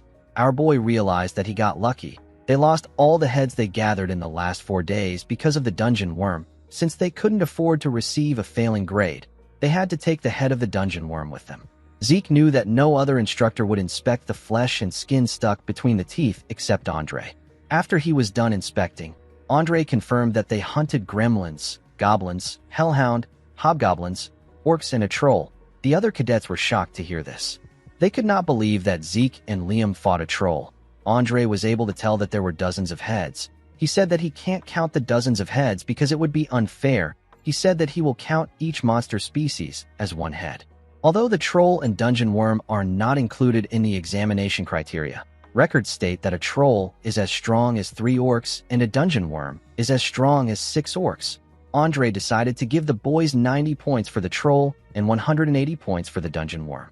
After calculating everything, their total point was 368. The boys were told that they pass. An instructor moved close to another instructor. He asked him about the amount of points they got when they were cadets. The man told him that hellhounds were not even included in the exam criteria at that time.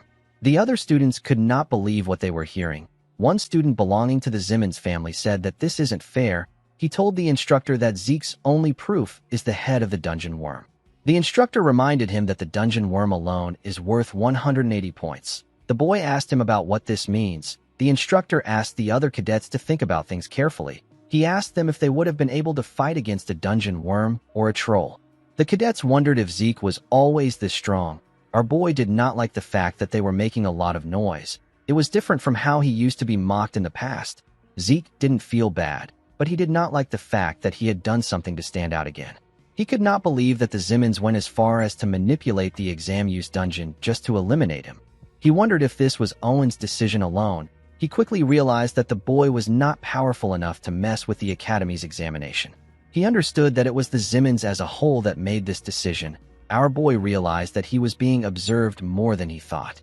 He decided to try to adapt and keep an eye on the situation. While he was thinking, someone called out to him.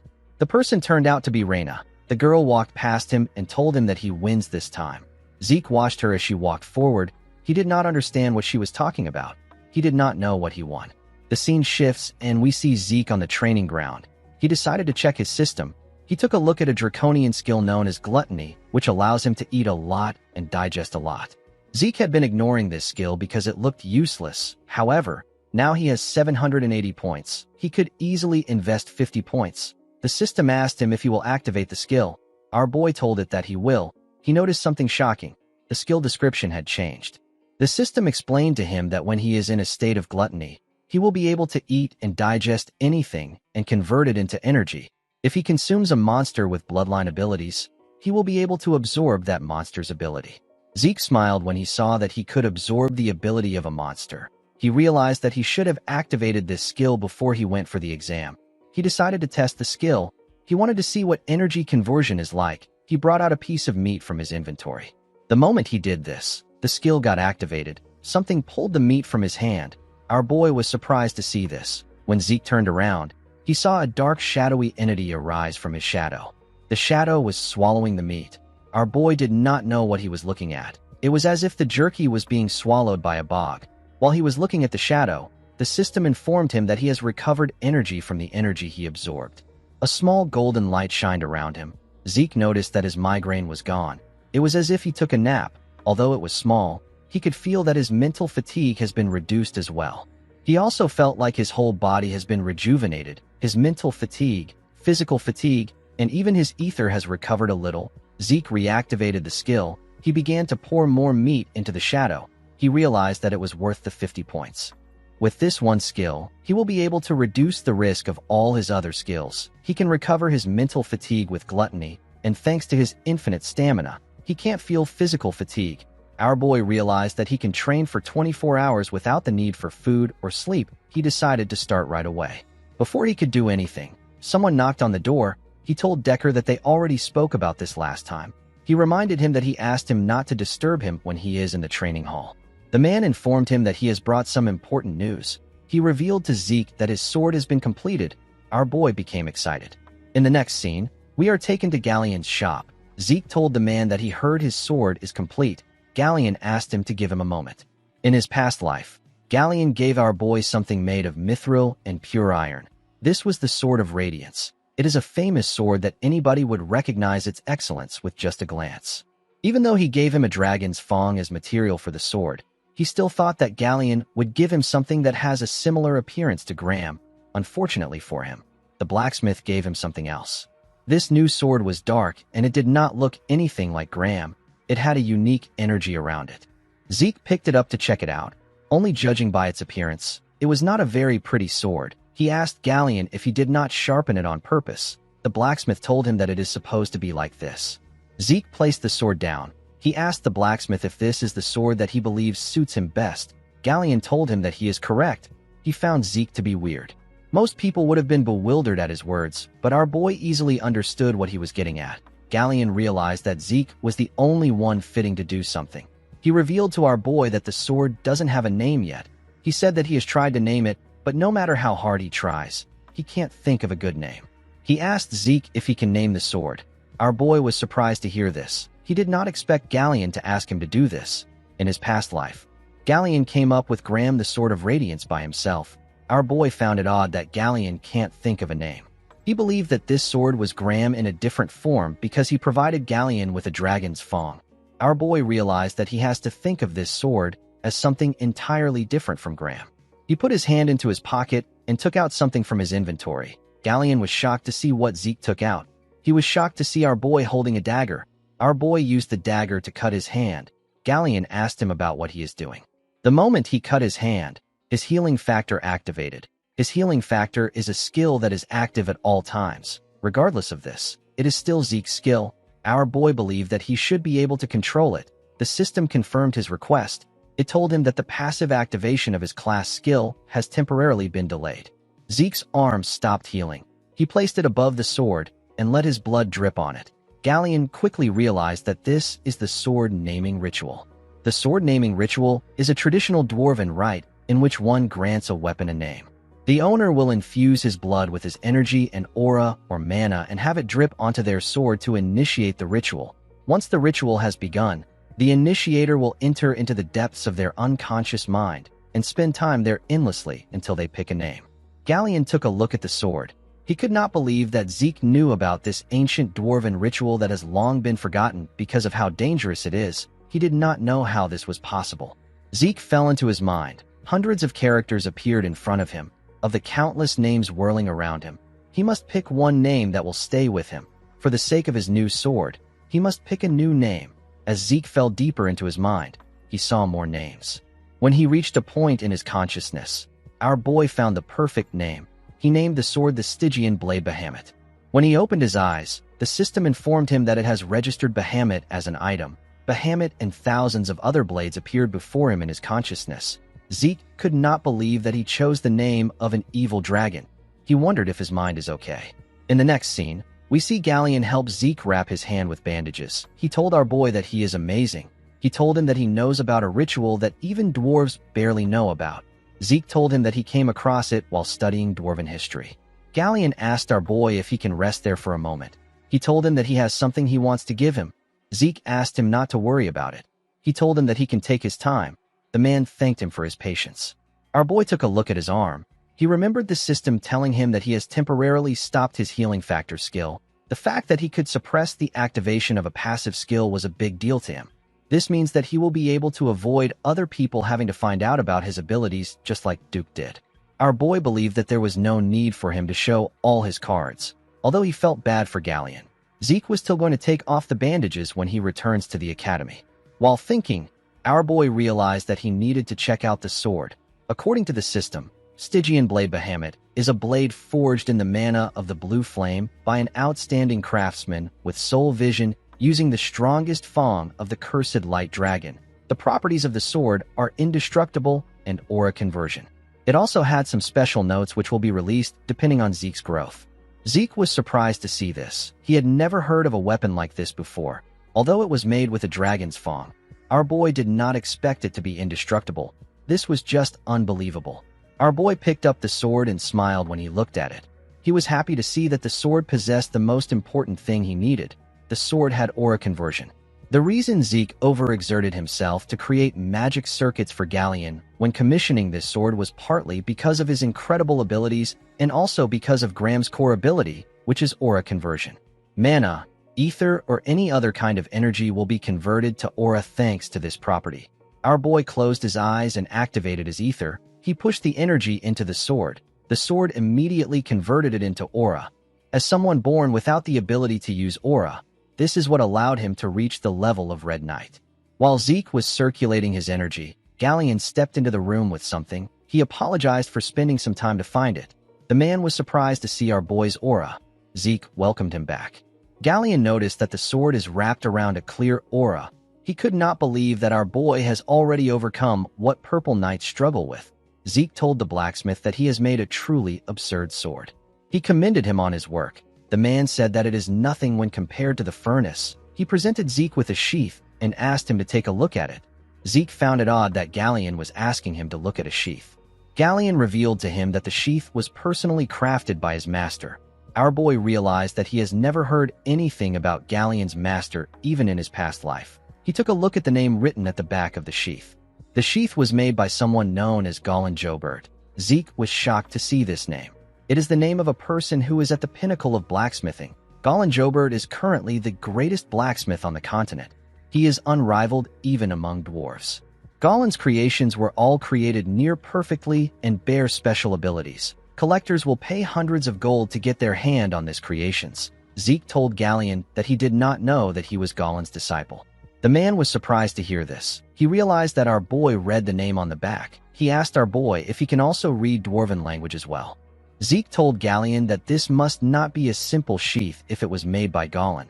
With a smile on his face, the man told him that he is correct. He explained to him that he can transform the sheath into a shield by using the dial located by the opening of the sheath.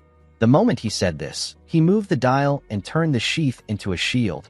Galleon revealed to Zeke that it is made with mithril and wyvern bones, so it can take a good amount of damage. He told our boy that the shield will turn back to a sheath if he turns the dial on the shield's handle. Zeke was very impressed. Galleon told him that this is nothing compared to the grace he has shown him.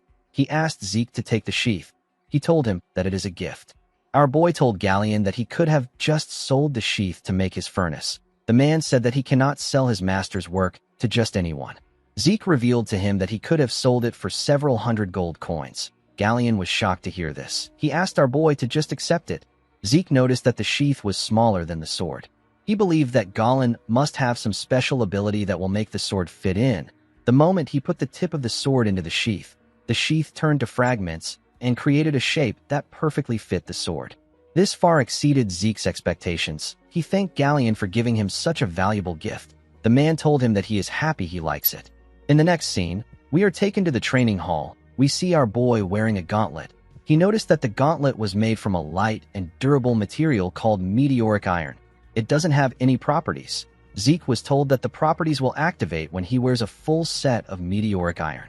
Our boy received 2 random boxes when he completed the sudden quest. He thought that it would be similar to a treasure chest, but there was something more valuable inside. Zeke decided to check the second box. When he opened the box, he found something odd inside. Zeke found a map in the box. While he was looking at the map, the system informed him that he has discovered a map containing traces of Grand Master Kaiser. Zeke was shocked to see this. He realized that the system was referring to the hero King Kaiser. Hero King Kaiser and the Knights of the Clock Tower are people that our boy was familiar with. The biography of Kaiser and his knights creating the brilliant kingdom of Kronos is the most popular book on the continent. However, because the story is so absurd and it does not have any historical records that can prove it happened, it is considered nothing more than a work of fiction. Zeke could not believe that Hero King Kaiser actually existed. While our boy was looking at it, the system began restoration and analysis of the damaged parts of the item. After it was done analyzing, it informed Zeke that a final position has been marked on the mini-map. The system opened another status window and presented Zeke with some coordinates. Our boy recognized the location. He referred to it as the Giant Mountains. This place is the territory of the barbarians. Our boy realized that he will be able to resolve this issue quickly. While he was looking at the map, another status window popped up. The system informed him that the tutorial will be concluded due to his skill. It told Zeke that he has discovered a potential quest item. The quest is known as the Hero King Kaiser's secret technique. The system asked Zeke to acquire Kaiser's secret technique at the ruins containing traces of him. There was no time limit for this quest. Zeke's system administration authority will be elevated as a reward for completing the quest. He will be taken from elementary administrator to intermediate administrator. Our boy realized that a tutorial is a system designed to raise him up to a certain level of skill. From now on, he is no longer allowed to take baby steps. The real game was about to begin. Our boy noticed that the reward for this quest was on another level compared to the tutorial. He stood up from the floor. He promised to claim every reward that comes his way. He decided to use up the points that he has been saving. He used 50 points to unlock level 2 Draconian skills. One of the level 2 Draconian skills was Dragon Scale Armor. Dragon Scale will grow and harden on the user. It provides incredibly effective magic resistance. Our boy needs 80 points to unlock this skill. The other skill is Dragon Claw. It summons a powerful Dragon Claw to strike down the user's enemies in a single attack. Zeke also needs 80 points to unlock this skill. Our boy still had a lot of points left. However, he didn't know if he would get the opportunity to amass this amount of points again. He decided to buy the level 2 Draconian skills and invest his points into a few things. He wanted to save 400 points. He decided to test the two skills. He activated the Dragon Claw. An energy that was in the shape of a dragon's claw covered his hand. Our boy took a stance and swung his hand. He destroyed the hard concrete ground with his skill. Our boy was surprised to see what he did. The skill was much better than he expected. He decided to test the other skill. He raised his sword and activated the Dragon Scale Armor. An energy that had the shape of scales covered his hand. When Zeke hit his sword on his hand, it bounced away. Our boy was surprised to see this. He didn't use aura, but he had the intent to cut through his hand. He realized that this was no different from wearing a full plate armor even when he is entirely unarmed. The Dragon Claw was for attacking and the Dragon Scale Armor was for defense. Our boy decided to continue training since he has tested the skills. In the next scene, we are taken to the central training hall of the academy. We see the cadets gathered at the hall. An instructor informed them that a practical aura exam will take place before the semester exam. He decided to explain things to the cadets. He told them that the things behind him are basic training use dummies. The dummies were specifically made so that it will be difficult to even scratch it with plain physical force. However, if the cadets use aura, they will be able to destroy it. The instructor informed them that they will fail if they are not able to dent it. He said that all following exams will be considered null, and they will be forced to start over from the basics. The cadets were shocked to hear that they won't be able to advance if they fail. The instructor ordered them to keep quiet. He called out to a boy known as Aaron and asked him to come up. The boy ran to the stage.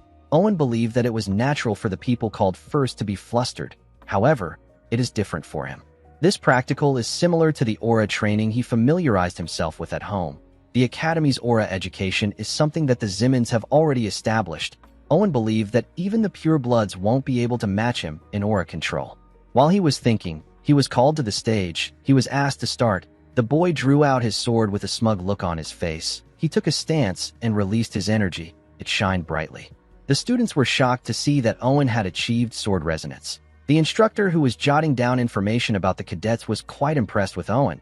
He told his superior that Owen is using sword resonance at barely 13 years old. He said that he is incredible. The man said that this is expected from one of the great families. Owen charged at the dummies. He charged at them at a decent speed. He left his mark on each one of the dummies around him. The cadets were shocked to see this. The instructor who was jotting told Owen that he is incredible.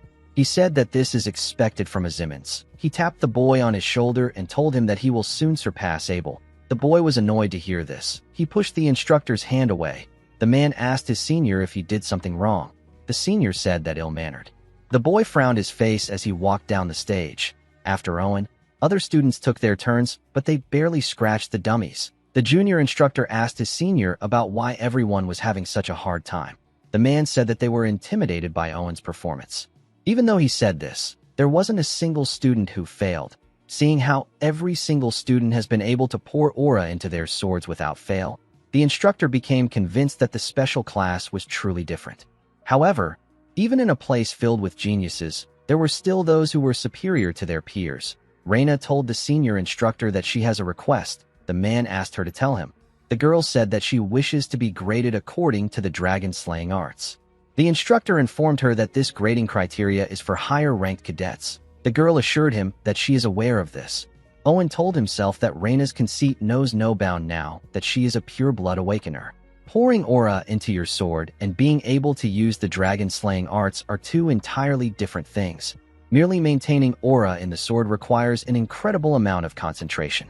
However, in the case of dragon-slaying arts, a person needs to be able to make fine adjustments to the amount of aura required for each and every movement. Owen believed that Reina was going to make 1 or 2 swings before her aura dissipates. He believed that the girl would screw herself because of her competitiveness towards him.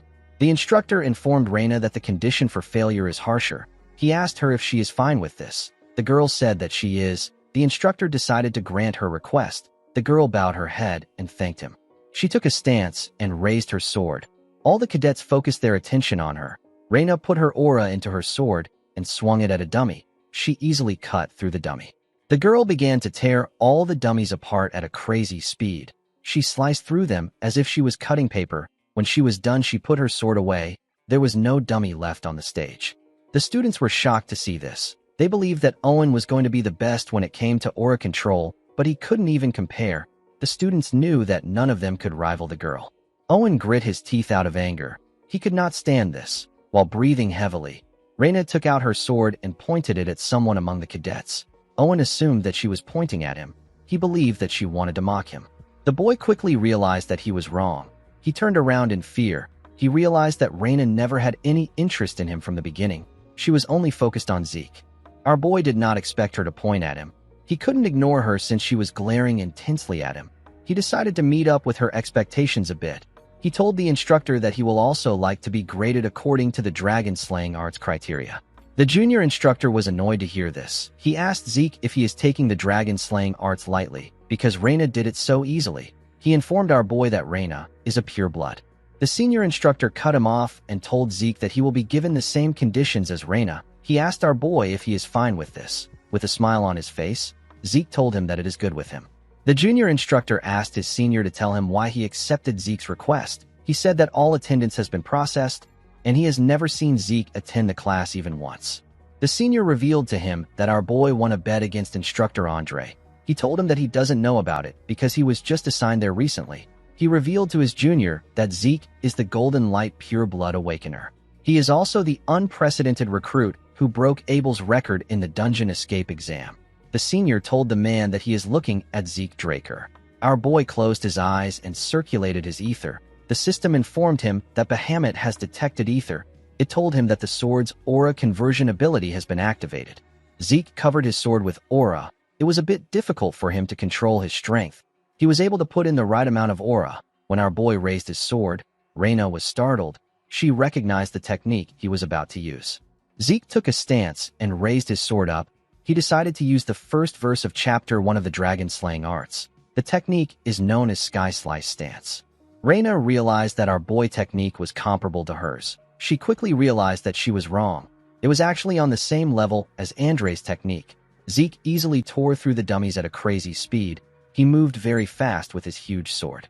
Our boy practiced the dragon-slaying arts so thoroughly during the 2 years before he regressed that he can do this in his sleep. His sword and movements, his positioning and footwork, even the flow of his aura was trained to perfection. These things are ingrained into his body to the point that it doesn't even require conscious thought. Zeke was extremely bored with the dragon-slaying arts, but starting over from the basics made it more interesting to him. After he was done tearing through the dummies, he put his sword away. He believed that this would be enough to stir up Reina. The cadets could not believe that Zeke wrapped his sword in aura. They did not expect Zeke to be on the level of a purple knight. Our boy quickly realized that he messed up. He turned around to look at the dummies. He wondered if he got too absorbed in the test. His aura ended up leaking out unconsciously. He wanted to do something on the same level as Reina, but he ended up standing out again. The instructors could not believe their eyes. They could not believe that a first-year student is a purple knight. Owen began to shake. The boy became hopeless. He could not catch up to the two geniuses in his class. Reina actually became excited. She was happy to see her rival ahead of her. In the next scene, we see Zeke having tea with the dean in his office. Howard informed our boy that he heard about his participation in the semester exam. He told him that he got some very surprising results. Our boy told him that he was simply lucky. Howard laughed when he heard this. He said that luck does not make a person reach the level of a purple knight at age 13. The man took a sip of his tea and asked Zeke to tell him how he feels about taking the grade advancement exam. Zeke asked him if he will skip a grade with this exam. Howard explained to him that it can be more than one grade. He told him that it depends on his performance. He told him that it is a system designed for remarkable cadets like him. Zeke knew that Howard would come looking for him because he stood out more than he planned, but he did not expect the man to take his bait so fast. With a smile on his face, Zeke told the dean that he will take the exam. As he walked out of his building, Zeke realized that Howard has something planned. He decided to play along with the man. After Zeke left, Howard turned to the window and took out something from his clothes. He took out a stone. He used the stone to inform someone that Zeke and Reina have decided to take the exam. The person gave him some orders. Howard told the person that he understands. He said that he will take some measures. With a smile on his face, Howard said that things are getting interesting. The scene shifts, and we are taken to the upper-class training hall of the academy. We see Zeke and Reina inside the hall. The girl was staring at our boy, but he looked away. He wished she could pretend that she was not staring at him. While he was looking away, someone apologized to them for making them wait. He presented their examiner to them. He introduced the man as an upper-class knight from the main family. The knight had white hair and a scar on his face. He was introduced as Sir Al Draker. Zeke was shocked to see the man. He quickly realized that he was looking at Dieback Blade. The scene shifts, and we are taken to the past. We see an older Al carrying a dead young boy in a destroyed town. While Al was digging a hole for the boy with his hands, someone walked up to him from behind. The person turned out to be the older Zeke. Our boy quickly recognized the Draker uniform on the man. He grabbed his sword and called Al a damn dog of the Empire. He asked him about what he is doing there. Al didn't say anything. He just continued digging a hole. Zeke saw the dead boy next to the man. When he turned to the side, he saw a large amount of graves that Al had made with his hands. While the man was still digging, our boy pushed a shovel into the ground. Al quickly covered his hand with aura when he heard the sound of the shovel. Zeke asked the man if he needs help. He pushed his shovel into the ground and began to dig. He told Al that he will help him even if he says no. Al did not expect this. Our boy introduced himself as Zeke Murray. He said that he is a member of the Northern Allied Forces. He asked Al if he is a Draker. The man said that he is no longer a Draker. He said that he left. Zeke revealed to him that he also did the same. He asked the man to tell him what he wants him to call him. Al asked him to call him Dieback Blade. In the present, Zeke was surprised to find out that his real name was Owl. He believed that it fit the Kurt Dieback Blade perfectly. Our boy and Reina bowed their heads to greet the man. Zeke did not expect them to bring an upper-class knight for a first-year grade advancement exam. The supporting pillars of the Drakers are the upper-class knights. One must possess power and experience equally in order to be granted this title. It is a high-ranking position. An instructor explained to Zeke and Reina that the examination method is one that is familiar to the alumni of the Cradle. It is a swordsmanship battle. He told them that they can continue as long as they don't lose consciousness or give up. He advised them to do their best. Reina placed her hand on her sword. She said that she will go first. Al declined her request. He told her that there is no need to fight separately. With a serious look on his face, he asked Zeke and Reina to fight him together. Reina was annoyed to hear this. She wanted to charge at him. Zeke placed his hand on her shoulder and asked her not to get too heated up. He told her that she should be aware of the difference in their skills. He revealed to Reina that the test has already began. He explained to her that she would have lost some points if she had failed to control her anger and charged at the man. When Reina heard this, she turned around. She saw that the instructor was jotting down things that were happening. She took a deep breath and calmed herself. She asked Zeke about what they should do. Our boy was impressed that the genius was able to make a quick judgment. He revealed to her that there is a perfect strategy that they can use in this situation. He said that they have to get one strike in. The two of them surrounded the man. Al drew his sword. Zeke found his sword to be weird. It only had a single edge. It came from the Eastern Empire. It is known as the Wando. Our boy realized that Al has been using the sword since he was young. He noticed that Reina was looking down a bit. He realized that her pride has been hurt. However, Zeke didn't care because pride and honor is worthless to the weak. He hoped that she wouldn't make things personal and she would just focus on the strategy. Zeke and Reina charged at Al at the same time. Al was able to block our boy's attack first. Reina tried to use the opportunity to attack him, but he blocked the attack too. She attacked him again from behind, but the man was able to block it again. The girl was impressed with the power of an upper-class knight. Zeke advised her to focus on attacking Al's blind spots. Reina was not able to land any effective blows on him. She was not even able to scratch him. She decided to attack the man with the intent to kill. She covered her sword with aura and used verse 1 of chapter 3 of the dragon slaying arts. The technique is known as half-moon slash. She swung her sword in a clean and swift manner. Al was able to dodge the attack by moving his body to the side. While Reina was still in the air, the knight gave her a kick in her throat. The girl spat out some blood. She was sent flying. She crashed into the wall. Two attendants in the room moved to the wall to check on her. They asked her if she is all right. Reina stood up from the rubble and told them that she is fine. She advised them to step back because it is dangerous. For a moment, the girl lost consciousness. She realized that she had no hope of creating an opening in Al's defense. Even Zeke was getting pushed back. Reina wondered if it was really possible for our boy to create an opening.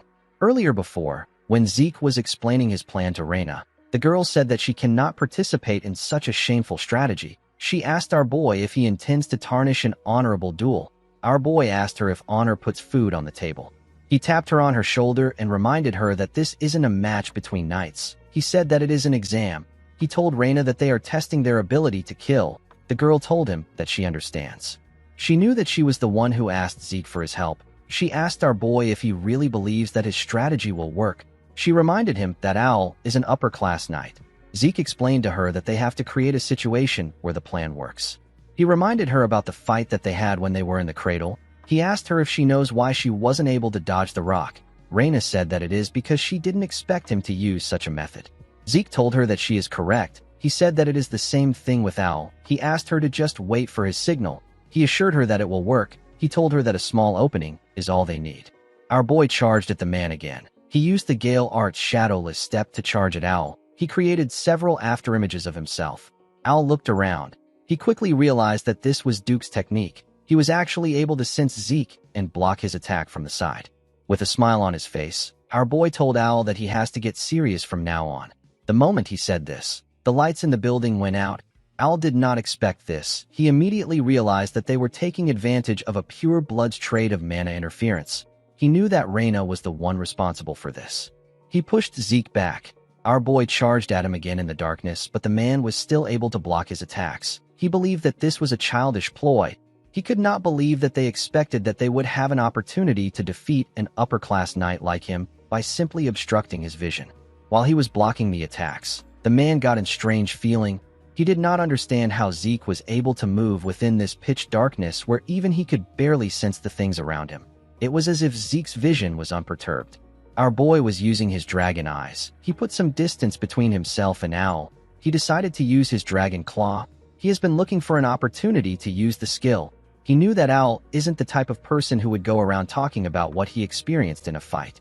Zeke covered his hand with the golden energy and fired an attack at Al. The man was shocked to feel the weight of Zeke's attack. He was shocked to see that this was the sword strike of a first-year cadet. He quickly realized that this wasn't a sword strike at all. It was something different. Al didn't actually care about what it was. All he knew was that Zeke has long surpassed the level of a cadet. He noticed that Reina couldn't move in the dark like Zeke. He wondered if our boy disregarded unnecessary forces to restrict him. This was something that would only work against an opponent of a similar level. While he was thinking, Zeke charged at him again. The man was able to block the attack. He decided to make his attack faster. He and Zeke moved at a crazy speed. Our boy was able to keep up with his attacks, but it was a bit tough for him. He noticed that Al's attacks are starting to resemble what they were before the lights went out. He did not expect him to have already adjusted to the darkness. While he was in the air, Al swung his sword at him. He noticed that Zeke had disappeared. He could only make out a hazy figure. It was like fighting a shadow. The moment he thought of this, someone appeared behind him. Al swung his sword. He ended up cutting something different. The man noticed that he tore through a mana light. Our boy was cutting the ropes holding the lights in the air. He allowed them to fall on Owl. The man realized that this extraneous noises were covering up any traces of Zeke. While he was trying to sense his presence, our boy attacked him from above. Owl managed to block the attack. Immediately he did this. Zeke asked Reyna to do something. The girl threw something at them. The scene shifts, and we are taken to the past. We see Fanon telling our boy that he can create something since its structure and ingredients are simple. He said that it is only a one-time use item. He asked Zeke about the kind of spell he wants to store in it. He asked him if it is explosion magic. Our boy smiled and told the man that it isn't. He said that a flash and the sound of an explosion is enough. The scene shifts, and we are taken back to the present. We see our boy's magically engineered flashbang get released in the air. Zeke was able to hide behind his sword and cover his ears. The bright light blocked Owl's vision, and the sound affected his hearing. The man knew that they got him. He realized that he made a mistake by disregarding Reyna as unnecessary. The girl and Zeke charged at him at the same time. Our boy was happy to see the man cornered. Owl decided to use verse 1 of chapter 4 of the dragon slaying arts. The technique is known as the full moon slash. The attack covered the area around him. It caught Zeke and Reyna off guard. It sent them flying. They both crashed into the ground. Owl was able to do this without his senses. In the next scene, we see the attendants carrying Zeke and Reyna on a stretcher. The instructor commended Owl on the match. Before Owl could reply, someone yelled at him and told him that he did a number on his disciple. Owl quickly bowed his head to greet Duke. He referred to him as the Knight of Gale. The instructor also bowed his head and greeted the man. Duke waved at him. He told Owl that he is as stiff as ever. He placed his hand on his shoulder and asked him about how his disciple was. The moment he heard this question, Owl remembered that Zeke intentionally abandoned his sword and raised his guard. He knew that our boy could have launched a counterattack if he wanted. He did not understand why he did not do it. He wondered if Zeke did not do it because his goal was to advance and not to gain victory. The man realized that Zeke might have revealed his abilities to the extent that he deemed necessary. While looking at his hand, Owl told Duke that Zeke is far beyond his capacity to evaluate. The scene shifts, and we see the dean having a meeting with the instructors. This was the Academy Grade Advancement meeting. Howard asked the instructors if they are all in agreement regarding their decision. Owl nodded his head. Andre said that he has no objections. Other instructors also agreed with the decision. It was announced that Reyna and Zeke have advanced to the 3rd and 5th grades. After this, our boy lived as quietly as possible. After he was done learning all the Gale arts from Duke, he passed his place to Andre. Our boy continued to maintain a good relationship with Professor Fanon. However, the man was chosen by a royal magic laboratory in Delphoa. Due to this, Zeke ended up parting ways with him when he left the academy. Our boy no longer got involved with the heirs of the 3 great families. The only odd thing was that Owl would meet him every quarter to request for a duel. After this, Owl handed in a leave of absence and isolated himself inside a closed training hall. It was as if he gained a sudden realization. 2 years passed by like this, and Zeke graduated from the academy. Inside the Platinum Mansion, we see Decker congratulating our boy who is now 15 years old. He told him that he is the youngest person ever to gain an admission to Valhalla. He told him that the Patriarch would be proud of him. He said that he never expected the dean to personally write him a letter of recommendation. Zeke said that he is grateful for it. Our boy did not actually like the situation. The title of youngest to be admitted rendered his 2 years of quiet living null and void. He told Decker that he has 3 months before the entrance ceremony takes place. He asked the man to head to Atlas first. Decker was surprised to hear this. Before he could say anything, Zeke told him that he intends to rest quietly by himself. He said that he doesn't want to be bothered by anyone. He asked the man if he understands. Decker assured him that he understands. Zeke planned on going to the giant mountains where Kaiser's remains lay. Our boy plans to use his vacation as an excuse to go there. He wanted to explore through the Adventurers Guild belonging to the Argos Kingdom. He didn't want to reveal his destination to any suspicious individuals. While he was looking through some documents, someone knocked on his door. Zeke asked the person to come in. The person turned out to be Liam. The boy kneeled in front of Zeke. He referred to him as his liege. Our boy reminded him that he asked him to ease up a bit. He told Liam that it is fine to greet him informally. Decker said that he will be leaving. Zeke asked him not to forget to use the black card to take care of the matter with Valhalla. Liam asked Zeke to tell him why he called him to the Platinum Mansion. Our boy told him that he heard about him getting transferred to the special class. He said that he couldn't just stand by and do nothing as his liege. He grabbed a book and stretched his hand out to Liam. He revealed to him that he organized everything that he will need during his time in the academy. It contained expected exam questions, training manuals, and information on some essential items. Zeke asked the boy to go to the Papner's Breath and show the blacksmith the book. He told him that he will be given the required items. Liam was shocked to hear this. Our boy reminded him that he will need a personal sword in the 4th year. He asked him to commission Papner's Breath for this too. He asked him not to worry about the cost. He told him that he has already paid for everything. With a smile on his face, Zeke told Liam that he believes that he will follow after him. Liam was very touched by his master's gesture. He wanted to cry. He went on his knees and promised Zeke that he will live up to his expectations. Our boy reminded him that it has not been a minute since he asked him to ease up a bit. Liam said that he will try to rectify his behavior. The Argos Kingdom lies at the northernmost edge of the central continent. It is one of the 4 central kingdoms alongside Delphoa, Thebia, and Alencia. Dungeons of different sizes litter the giant mountains that divide the land of the monsters from the continent. This draws in adventurers aiming to get rich quickly.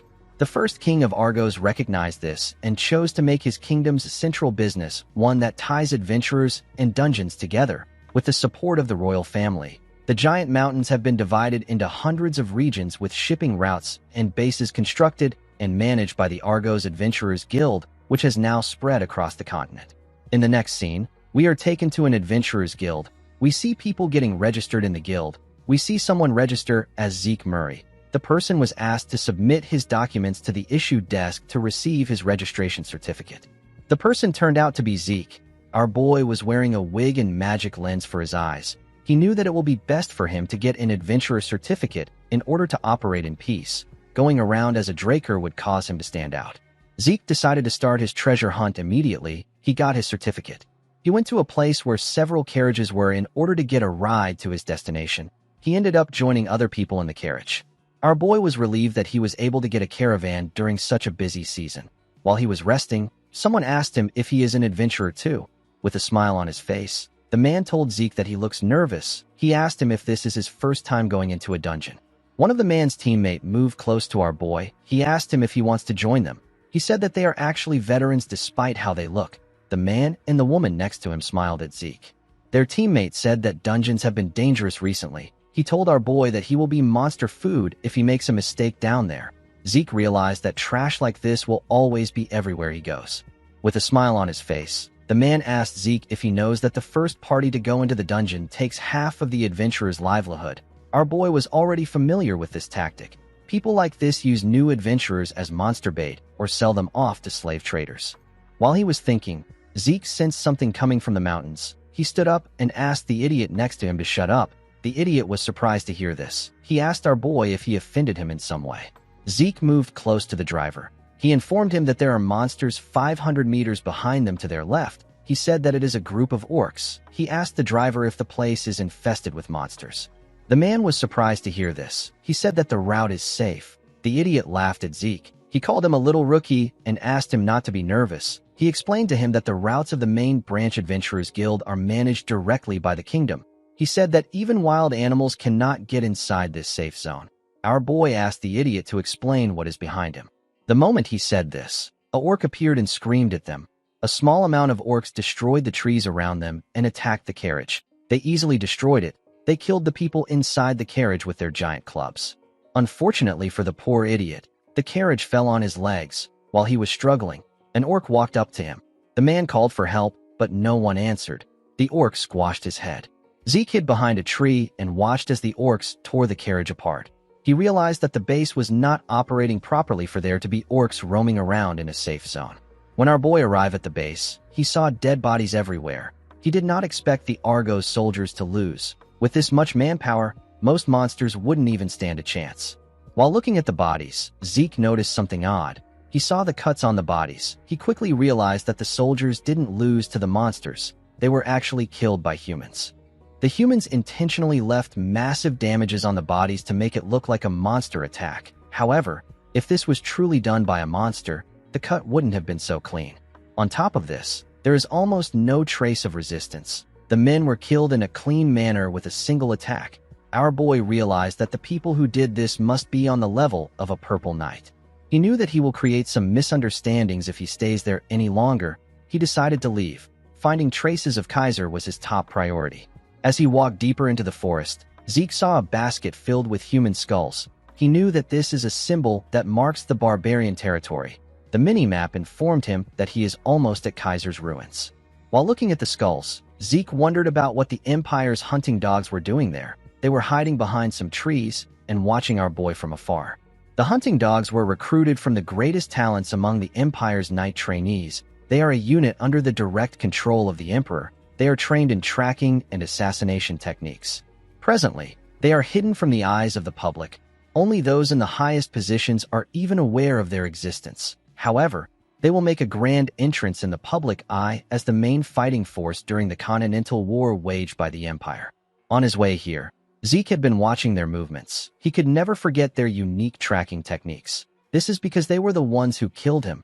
Zeke remembered that Duke mentioned that the Emperor is obsessed with immortality, and he is turning the continent inside out to find it. Our boy remembered that the Emperor was obsessed with rare artifacts even before his regression. Not only did he bear the foolish dream of unifying the continent, he also dreamed of something as insubstantial as immortality. Zeke wondered if the Empire has already discovered Kaiser's ruins. He realized that he needed to confirm this by himself. He disappeared in front of the hunting dogs when he thought of this. They were surprised to see what happened. They turned to a man to signal him to do something. The man put his hand into his clothes. He brought out a flare gun. Before he could fire the gun, Zeke reappeared and cut off his hand. Our boy looked at the gun, which fell to the ground. He saw a golden robe tied to its bottom. He realized that the man was going to fire a gold flare, which signifies an emergency. He became certain that the man was the team leader. Due to the fact that there were only 3 of them, our boy asked the man if they are the perimeter guard team. He said that they should normally be 12 men on a team. One of the man teammates asked Zeke to tell him who sent him. Our boy cut off the head of the man in front of him when he heard this. The other 2 were shocked to see this. Zeke asked them if they do not understand the situation. With a scary look on his face, he told them that he is the one asking the questions in this situation. He advised them to think carefully. He told them that he can see 2 mouths that can talk. He asked them if the other person will die quietly if one of them dies. The men became scared. Our boy advised them to think carefully and make a wise decision. Zeke was able to get the location of their temporary base. It was filled with hunting dogs. Our boy realized that these hunting dogs were probably the ones who killed the people at the base. Due to the fact that they harmed the kingdom's soldiers, Zeke wondered if they have really found Kaiser's ruins. He decided to check it out by himself. Zeke beheaded the other 2 men and placed their heads in their hands. He drew a symbol on the tree where he placed their bodies. This was the sign of the McCain. There is a rule that states that those who draw their swords against a McCain will be put to rest. The scene shifts, and we are taken to the base of the hunting dogs. We see 2 men guarding the entrance of the cave. One of them yawned and said that no crazy bastard would even bother entering the territory of the barbarians. He said that there is no point in watching. The man on the other side agreed with him. The moment he said this, a blade got fired at the man's head. The other man was shocked to see this. Before he could react, a blade got fired at his head too. Zeke ran into the cave at a crazy speed. One of the hunting dogs heard the sound of something. His colleague asked him about why he stopped moving. The man asked him if he didn't hear something coming from the entrance. His colleague said that he didn't hear anything. Before he could react, Zeke stabbed the man in his neck. He swung his dagger at the colleague, but he was able to dodge it by moving his head. The man screamed intruder. Before he could say more, Zeke put his hand into his mouth and slit his throat. The other hunting dogs surrounded him in no time. As he looked around, Zeke was reminded of the old times. He remembered the time when he was ordered by his boss, who was tired of a 5-year-long power struggle. His boss ordered him to raid the Pabella cartel. This was how our boy felt in that moment. The boss of the hunting dog said that this is the knifemanship of a southern hitman. He wondered if Zeke came from McCain or Pabella. He didn't actually care. He told our boy that they can't let him leave alive now that he has gotten here. He promised to grant him an easy death if he surrenders. Zeke was surprised to see that this was the man in charge. The man was probably staring at the ceiling of Blue Knighthood. These hunting dogs were far weaker than the hunting dogs he fought in his past life.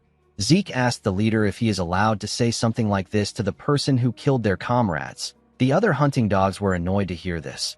Our boy asked the men if they care so little for their comrades that they wouldn't tear him apart and slaughter 3 generations of his kin. The leader told Zeke that they will grant his wish. He told him that he will tear him apart while he is still breathing. The moment he said this, one of the hunting dogs charged at Zeke. Our boy was able to block his attack. The others also charged at him. Our boy was easily blocking their attacks. Something felt odd to him. He wondered if the hunting dogs were always at this level. He wondered if they were too weak or if he had gotten too strong. It didn't really matter right now. He activated his mana reflection skill. The moment he did this, the mana lights went out. The leader was shocked to see this. He could not believe that there was a power outage at a time like this. It was too convenient. He wondered if this was a dragon slayer's mana interference. The hunting dogs were struggling to adjust to the darkness. The leader remembered that Zeke was empty-handed from the start, and he didn't use aura either. He was also using a dagger. The leader was certain that our boy is a hitman. He decided to conclude that the power outage was a simple malfunction. He called out to his men and asked them not to panic. He said that the power will soon be restored. The moment he said this, Zeke killed one of his men. By the time the lights came back on, all the hunting dogs were already dead. The man was shocked to see this. Our boy appeared behind the man. He told him that the Emperor is quite bold. He said that he did not expect him to go after the ruins of the hero King Kaiser. While his hands were shaking, the man grabbed his sword and swung it at Zeke. He said that he doesn't know what he is talking about. Our boy disappeared and asked the man not to worry about it. He told him that he will find out on his own if he doesn't want to tell him. Before the man could take a step, he saw a hand over his eyes. With a shaky tone in his voice, he told Zeke that they really don't know anything. Our boy slit his throat. As he walked out of the cave, he threw the dagger on the ground. He did this so that all the events that occurred there will be attributed to the McCain. The McCain cartel is a group that Zeke poured his blood, sweat, and tears into in his past life. It is a criminal organization based in the South that would do anything for money. After the Cuzco Kingdom in the South fell due to a civil war, the McCain cartel divided the resulting lawless land in two. Zeke was certain that he could cover his tracks using his draconian skills, but he intentionally used the southern knifemanship and left the McCains unique warning. Our boy knew that the Empire will definitely think of this as the Southern cartel's doing. Even if the Empire makes its move due to the events that transpired, it would only serve to eliminate the McCain, so Zeke stands to benefit either way. Thanks to the letter our boy found inside, he was able to know that the Emperor has gone much further than he expected. The only command the Emperor gave the hunting dogs was to find ancient ruins. What shocked Zeke was the enclosure operation map. Our boy believed that it was natural for the Emperor to have covered the central continent, but he did not expect him to reach the eastern regions and unexplored dark seas. He mobilized hunting dogs everywhere that he suspected an ancient ruin existed. Zeke realized that the hunting dogs were already on the scale they were at before he regressed, but they still haven't found Kaiser's ruins. Zeke knew that he had to start searching immediately. The moment he thought of this, a flare was shot in the sky. It was a red flare. Zeke was surprised to see it. He knew that this was a signal for disaster. In the next scene, we see Zeke running in the forest. Our boy was running from the hunting dogs. When he turned around, he saw that the hunting dogs have already caught up to him. The 5-part red flare that was fired earlier refers to an absolute snare. It informed the members of the hunting dogs that they are to kill the hazard no matter what. With the flare as the center, they will search and secure their target and then ensnare them. Until the target is found, all the hunting dogs in the relevant area will continue their search. This is the archetypal assassination method of the hunting dogs. It is synonymous with a death sentence. Even Zeke died to the absolute snare when he stole the artifact that the Emperor wanted. The only thing different is that our boy now has the system. While he was running, one of the hunting dogs appeared out of nowhere and swung his blade at him. Zeke was able to dodge the attack. The other hunting dogs caught up to our boy. The red-head man with a scar and his teammates rushed to attack our boy. Zeke took out his daggers. He was certain that he could take care of the men. He used his daggers to block their attacks. Immediately he did this, he jumped out of their midst. He moved behind a tree. The hunting dogs were not fazed. Zeke became certain that these men were on a different level compared to the ones he met in the cave. More hunting dogs appeared behind our boy. They surrounded him from every corner. Zeke gently scratched his head and said that this has become a hassle. He took a look at his mini-map to see his position. Based on the abilities they displayed, our boy was certain that he will be able to escape from them. However, if he uses his plan, he will be tearing down the attempts he made to pin this all on the McCain. Unfortunately, Zeke didn't have a lot of choices. He didn't want to use one of his trump cards here. He took out a small horn that he wore as a necklace. He blew the horn. The sound echoed throughout the forest. The hunting dogs were surprised to see this. They looked around. Their leader quickly turned to Zeke. He saw our boy holding some smoke bombs. He quickly called out to his men. He said that the sound was a distraction. He ordered them to attack Zeke. Before the men could reach him, Zeke dropped the smoke bombs on the ground. He smiled at them and disappeared. Their leader asked them not to panic. He said that our boy can't get too far as long as the absolute snare is in effect. He asked them to guard their stations. He ordered them to search for Zeke if they spot any suspicious movements. The leader carefully looked around. He couldn't sense any traces of Zeke. He wondered if our boy thought that he will be able to retreat if he blocked their sight. He also wondered if the sound that came from the horn had any meaning. It just didn't make sense to him. The moment he thought of this, he saw the body of one of his men in the air. He was shocked to see this. When he turned around, he saw something shocking. He saw barbarians. He saw the barbarians beating up his men. He did not understand what was happening. He was certain that they didn't do anything to provoke the barbarians. It was possible for them to take on 1 or 2 barbarians. However, they were attacking in a large number. One of the hunting dogs drew out his sword and called the barbarians uncivilized brutes. He told them that they have a lot of guts to intrude. The moment he said this, he swung his sword at the barbarian. His sword was not even able to dent his skin. The man was shocked to see that his hand was shaking. The barbarian crushed his head with a single blow. The leader realized that this was his first time seeing them so enraged. He understood that they are at a disadvantage with their current force. He took out a flare gun and fired a flare to the sky. He informed his subordinates that they are withdrawing the absolute snare. The barbarians chased after the hunting dogs. After they all left the area, Zeke came out of the ground.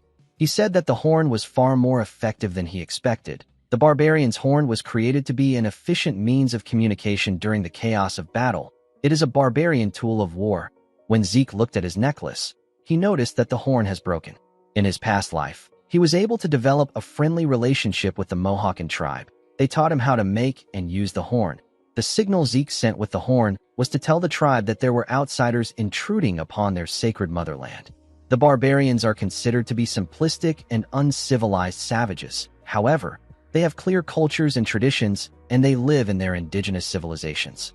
Zeke took off the necklace. He realized that he could only use this shoddy replica once. Our boy ran into the forest. He decided to find the real ruins.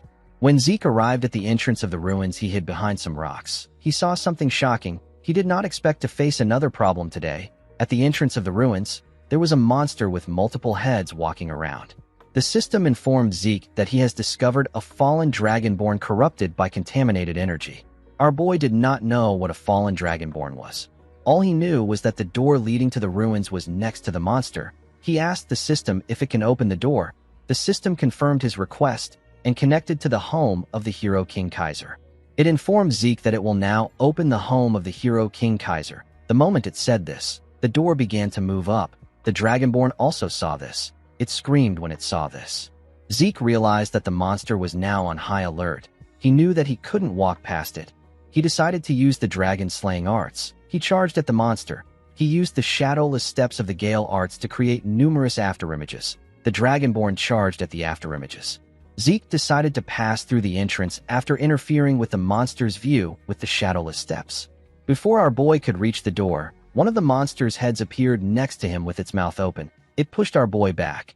Zeke grabbed his sword and used the first verse of Chapter 7 of the dragon-slaying arts known as Dragon Head Severance to cut off one of its head. The monster's blood splashed on him. He noticed that the blood was acidic. His healing factor quickly activated. Zeke realized that he knew this monster that has acidic blood and 9 heads. It is a monster that even his master barely subjugated in his past life. This monster is Hydra, the 9-headed dragon. Zeke decided to face the Hydra. In the next scene, we see the Hydra trying to bite our boy. Zeke stood his ground with his sword. The monster pushed him away with its huge body. Our boy got slammed to the ground. He used his sword to hold himself up. He could not believe that he was struggling this bad. In this age where dragons are extinct, dragonborn monsters are said to be the closest to dragons. Zeke's attacks were not working on the monster at all. No matter how much he cuts it down, it heals itself immediately. This was quite frustrating for Zeke. He realized that the Hydra was too much for his current self. He noticed that he was about 30 meters away from the door. He pointed his sword down and ordered the system to close the door. The system confirmed his request and told him that it will close the door of the home of the Hero King Kaiser. The door began to slowly descend. Zeke pressed his sword into the ground and released some energy. The heads of the monsters slowly surrounded him. Our boy dragged his sword on the ground and used the fifth form of the Gale arts known as Wind Splitter. He used the technique to fire an attack that cut off one of the Hydra's heads. He was able to clear a path for himself. He quickly ran towards the door. He decided to give up on the monster and get through the door before it closes. The Hydra saw through Zeke's plan. It quickly charged at him with multiple heads. Our boy carefully used his sword to hold the door and pass through it. He quickly turned around to see what happened to the Hydra. Immediately he did this. One of the monster's heads passed through the door and grabbed his hand with its teeth.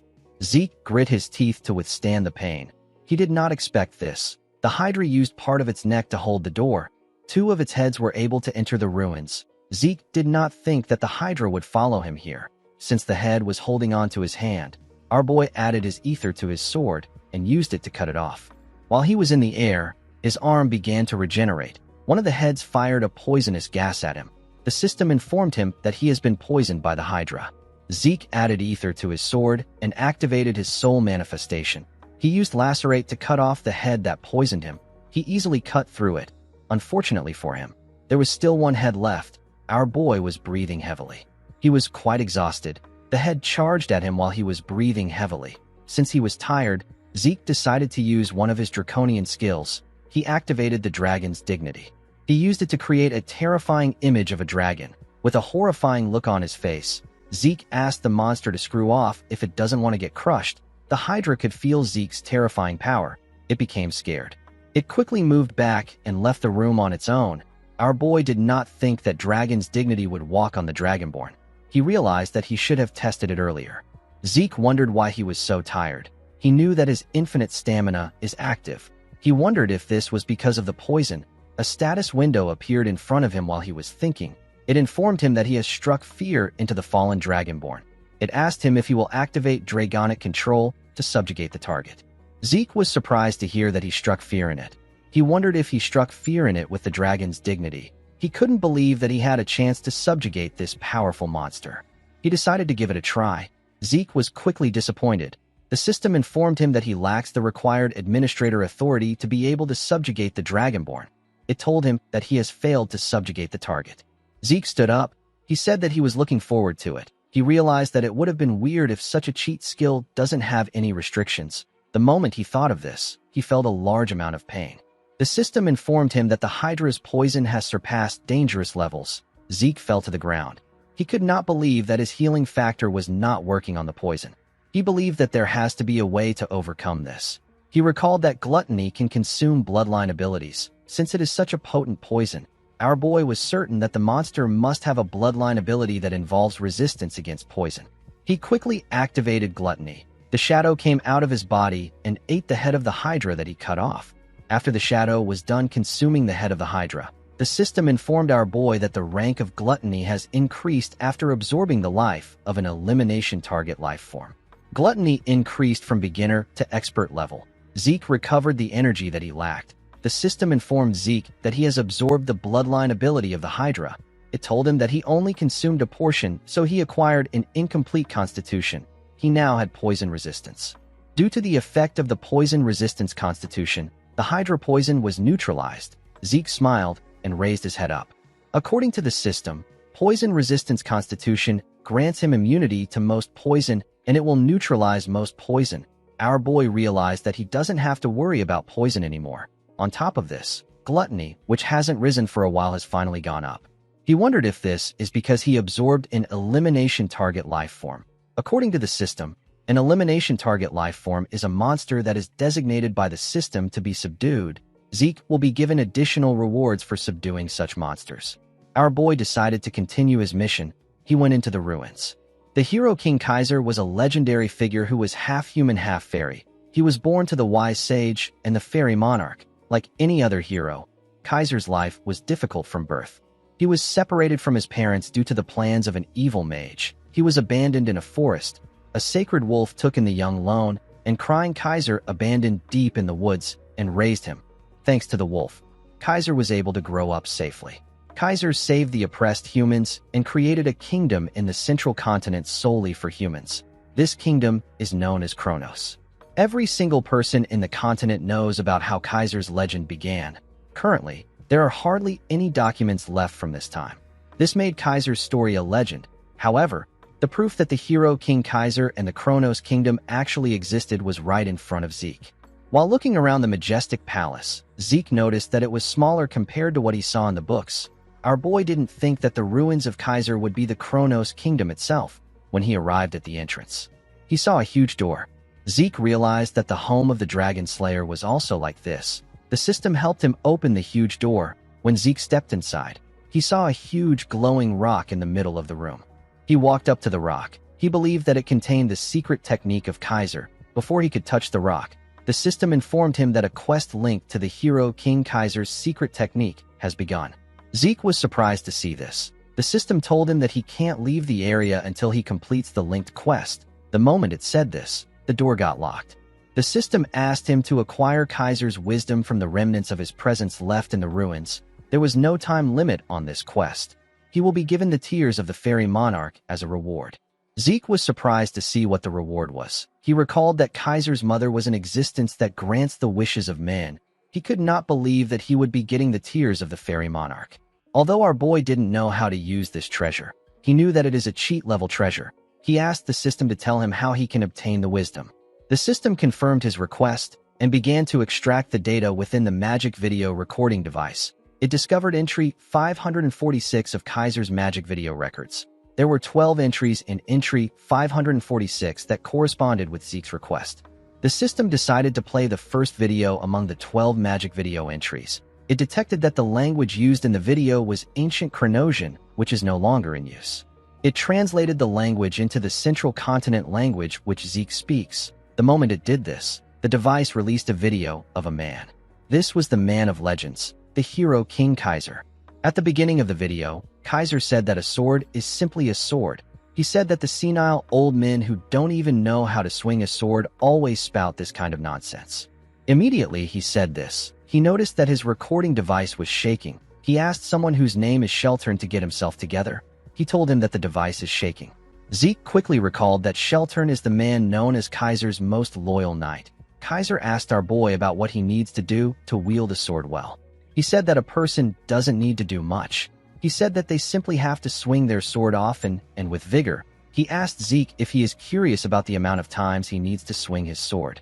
He told our boy that he needs to reach this goal. The moment he said this, he took out his sword and made a simple and powerful swing. Zeke felt like he was cut in half. He basically died while looking at the attack. Our boy fell to the ground. He began to sweat and breathe heavily. He could not believe that this overwhelming spirit was able to affect him even though it was just a recording. He could not believe that this was the wisdom of the hero king. Zeke smiled nervously. He said that he likes it. He stood up and asked the system to replay the video from the beginning. The system accepted his command. In the next scene, we see Zeke swing his sword. It has been about 4 days since he locked himself in here to train. He discovered 3 other doors across the entrance. The first room is a food storage that contains enough food to last for months. The second room is a rest area, meant to allow one to manage their body's condition. The final room contains a variety of books and weapons of war. This room is a training room meant for Kaiser's successor. Thanks to this, Zeke was able to focus purely on training and swinging his sword. Our boy was already able to mimic the form he saw in the video, but it still didn't feel right to him. While he was looking at his sword, the system informed him that he has acquired Kaiser's wisdom. It told him that he has gotten the basic form of the elemental sword. Zeke was surprised to see this. He didn't know what it meant. The system informed him that he has surpassed the basic level and entered the applied level. Our boy did not know what this meant. The system told him that it is going to summon Kaiser's soul. The recording device began to gather a large amount of energy. It brought together something. The device stopped gathering energy when the person had been formed. The person turned out to be the king of the ancient Kronos kingdom, the hero King Kaiser. Zeke could not believe his eyes. The hero King Kaiser was standing in front of him. While he was staring in wonder, Kaiser took out his sword and attacked him. Zeke was able to block the attack. He did not know why Kaiser suddenly attacked him. Kaiser added more strength to his attack and sent our boy flying. Zeke crashed into a wall. The Hero King asked our boy to stand up immediately. Zeke could not believe that he sent him flying. He only felt this kind of strength once in his life. He felt it when he was facing his master in his past life. Kaiser asked our boy if he is going to learn his swordsmanship with such pathetic skills. With a look of anger on his face, he said that the knights of the old would pound the ground and lament at this sight. Zeke did not understand why Kaiser was attacking him. He wondered if the Hero King was trying to test his abilities. Before he could even get up, Kaiser appeared in front of him. He swung his sword at our boy. Zeke was able to dodge the attack by moving to the side. Kaiser's sword destroyed the wall. Our boy became convinced that Kaiser was trying to kill him. He did not know if he will be able to go against the Hero King. Zeke knew that a ridiculously powerful monster was in front of him. He took a deep breath and told himself that there is no need to think about it too much. He threw his training sword on the ground and told himself that he simply has to do what he always does and give it his best. He took out his sword and covered it with aura. He told the Hero King that he is ready. Kaiser did not expect to see Zeke wield aura. He asked him if he is Sheltern's disciple. He had forgotten about the name of the power our boy was using. He wondered if it was called Aurora. While he was thinking, Zeke charged at him. Kaiser blocked his attack and pushed him back with a simple swing. The Hero King was still thinking about the name of Sheltern's power. Our boy's arms were shaking from receiving Kaiser's attack. He could not believe that the Hero King was this strong even though he was not paying attention. The moment he thought of this, he saw Kaiser in front of him. The Hero King said that the name doesn't matter. He said that all that matters is how fun it is. He attacked Zeke again. Our boy was able to block the attack. Kaiser began to make his attacks faster. Zeke was struggling, but he was able to keep up with him and parry his attacks. His body was shaking after he received the Hero King's attacks. Zeke already knew that he couldn't win against this man. However, he didn't think that there would be this much difference in their powers. He was like an ant that Kaiser was playing with. He wondered if Kaiser was trying to show him why he is the Hero King. Even though he was losing, Zeke was still confident in his perseverance. His critical strike got activated, his continuous slash and high-speed movement got activated, his dragon claw also got activated. Our boy charged at the Hero King with his skills. He used his dragon claw to attack him. The attack caused a huge explosion. When the dust cleared up, we see that Kaiser didn't even move. He simply stood there and took the attack head-on. He was actually surprised to see that Zeke was able to wield draconian powers even though he is not a dragonoid. Our boy charged at Kaiser from behind. He activated his ether. Kaiser turned around to see him. He told Zeke that he is also using elemental force. Zeke activated his soul manifestation and used Lacerate to attack the Hero King. Kaiser covered his sword with an unknown energy and used it to stop Zeke's attack. Our boy grit his teeth and continued pushing. The Hero King simply smiled at him. In the next scene, we see Zeke wake up on the ground. Our boy was surprised to see himself on the ground. Kaiser referred to him as weakling and asked him if he is finally awoken. When Zeke raised his head up, he saw Kaiser floating in the air. The Hero King told him that he has quite the talent. He said that our boy has Sheltern's talent, draconian powers, and even elemental force. Immediately he said this, Kaiser noticed something odd. He moved close to Zeke. He told him that a part of his soul is stuck in the spirit realm. Our boy was surprised to hear this. He didn't know what the spirit realm is. Kaiser explained to him that he managed to overcome the wall of death even though he has a human body. He said that his ability to utilize elemental force now makes sense. Zeke stood up and told Kaiser that he has been talking about nonsensical things like the spirit realm and Sheltern's talent. He asked the Hero King to explain things in a way that he understands. Kaiser smiled when he heard this. He asked Zeke to forget about this trivial issues. He reminded him that he has a more important goal. Zeke asked him about what he means. Kaiser asked him to stop pretending. He told him that he is attempting to learn his wisdom. He raised his hand and gathered wind, water, fire, and earth. He told our boy that he is talking about the elemental sword. The elemental force is the pure natural force that makes up all things. Kaiser raised his sword and released water, fire, earth, and wind. He explained to Zeke that the elemental sword is the application of these four basic elements. He swung his sword and used a technique called Wind Field Tempest Sword. He released a tornado with the technique. He explained to our boy that this is the Wind Field Tempest Sword created by the wind. He said that the source of the elemental force that is behind the elemental sword is ether. Zeke was shocked to see the destructive power of the technique that Kaiser used. He believed that Kaiser's explanation and his raw power are closer to magic than swordsmanship. Zeke could not believe that the source of the elemental force is ether. He could not feel any ether from Kaiser. Our boy wondered if there is some kind of secret involved in the conversion of ether to elemental force. He asked Kaiser for the method of converting ether into elemental force. Kaiser covered his sword with fire to show Zeke how it works. He revealed to him that he is just naturally able to do it. He said that he doesn't know how to explain. Zeke wondered why people like this are always his masters. He realized that he could now feel the ether in Kaiser's sword. It wasn't that he didn't feel anything. It was that he couldn't feel anything if he wanted to. This is because Kaiser's ether usage is so perfectly controlled to the point that he needs to completely focus all his senses in order to feel anything. Zeke raised his sword and told his master that he will try it on his own. He told himself that he shouldn't lose himself in what he can see.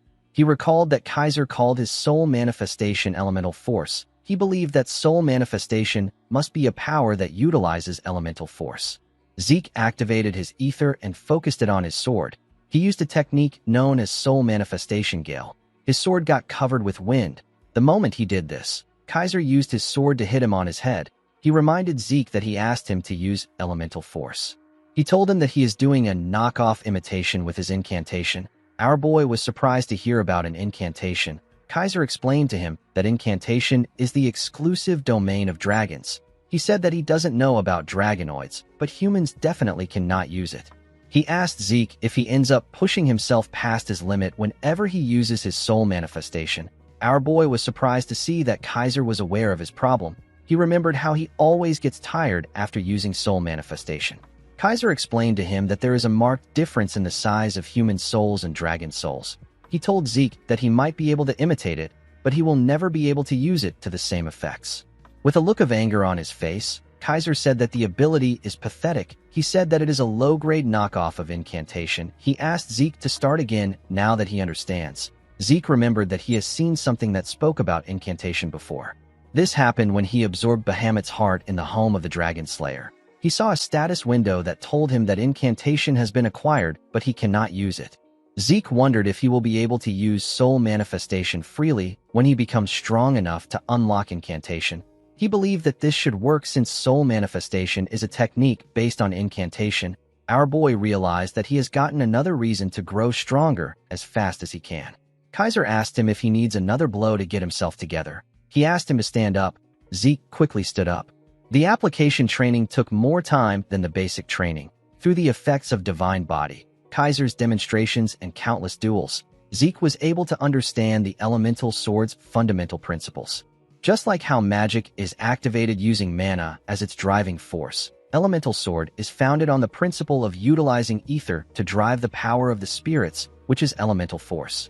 After understanding the fundamental principles and the method of using it, the elemental sword was no longer difficult for Zeke to use. Our boy was able to use his sword to fire the Wind-Field Tempest sword. Kaiser told him that he can finally look at him. He told him that it will be incredibly difficult to reach the next level. He asked him to rest for now. Zeke told him that he understands. When Kaiser put his sword into the ground, Zeke asked him if he can ask a few questions while he rests. Kaiser used the wind to float in the air. He asked Zeke to go ahead.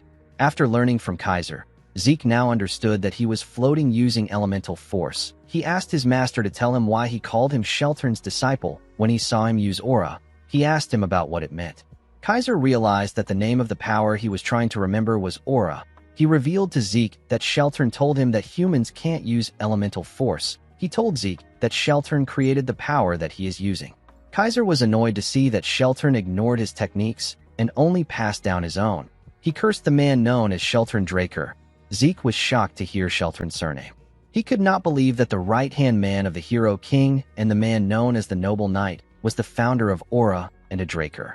This means that the progenitor of the Drakers was not Tarakan. It was actually Sheltern Draker. Zeke wondered why this truth isn't known by the people.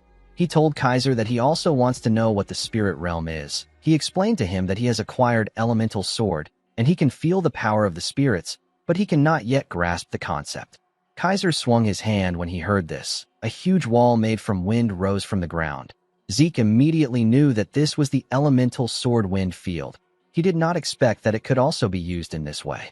Kaiser said that the spirit realm is basically the afterlife. He asked our boy to think of their current realm as this life. He told him that he can never return once he leaves his body in this realm and enters the spirit realm. It is as if a person has been blocked off by a wall that he cannot cross. Zeke reminded his master that he said that part of his soul is in the spirit realm. He told Kaiser that he also exists as a soul in front of him. Kaiser snapped his finger and created a hole in his wall. He told Zeke that this is his first time seeing a case like his. He said that there are actually a couple ways to cross between realms. Zeke passed through the hole. Kaiser revealed to him that a dragon actually helped him cross over to this realm. Our boy simply accepted this. He quickly thought about his master's response again and asked him if he is sure. Kaiser told him that he is. He asked our boy if there is a problem. Zeke said that it should be impossible for a dragon to help a human. Kaiser asked him about what he is talking about. He said that dragons are beings that cherish humans. Zeke was shocked to hear this. He did not understand what his master was talking about. He did not know what to say. He wondered about the monsters that were led by the evil dragon Bahamut to destroy the world. Zeke was having a mental breakdown. He realized that the relationship between dragons and the ancient humans must have been different. Our boy didn't know what was true anymore. Kaiser stopped floating. He told Zeke that he is a living testament of dragon's love. He appeared in front of him and touched his chest. The moment he did this, the symbol of Bahamut came out of his chest. There were some signs next to it. Zeke was shocked to see this. Kaiser asked him if his heart and the fang he used to create his sword are not things that Bahamut gave him. He said that Bahamut's character may be questionable, but he has a cute side to him that cannot refuse a sincere request. Zeke realized that Kaiser and Bahamut were on friendly terms. He believed that it was best that he hides the fact that Bahamut was subjugated. With a pretentious smile on his face, Zeke told his master that he is right.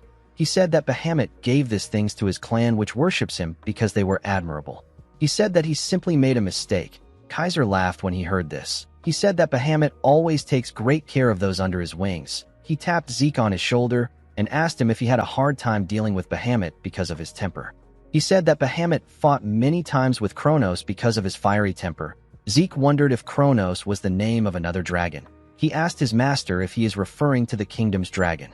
He said that he heard a lot of things about Kronos from Bahamut. He asked Kaiser if the kingdom's name was gotten from Kronos. Kaiser told him that he is right. He revealed to Zeke that he is Kronos' contractor. He said that while someone was racking his brain over the name of the kingdom, Kronos was leisurely drinking tea. When he saw this, Kaiser decided to name the kingdom after him. Zeke was shocked to hear about a dragon drinking tea. He wondered if this was done through the polymorph skill.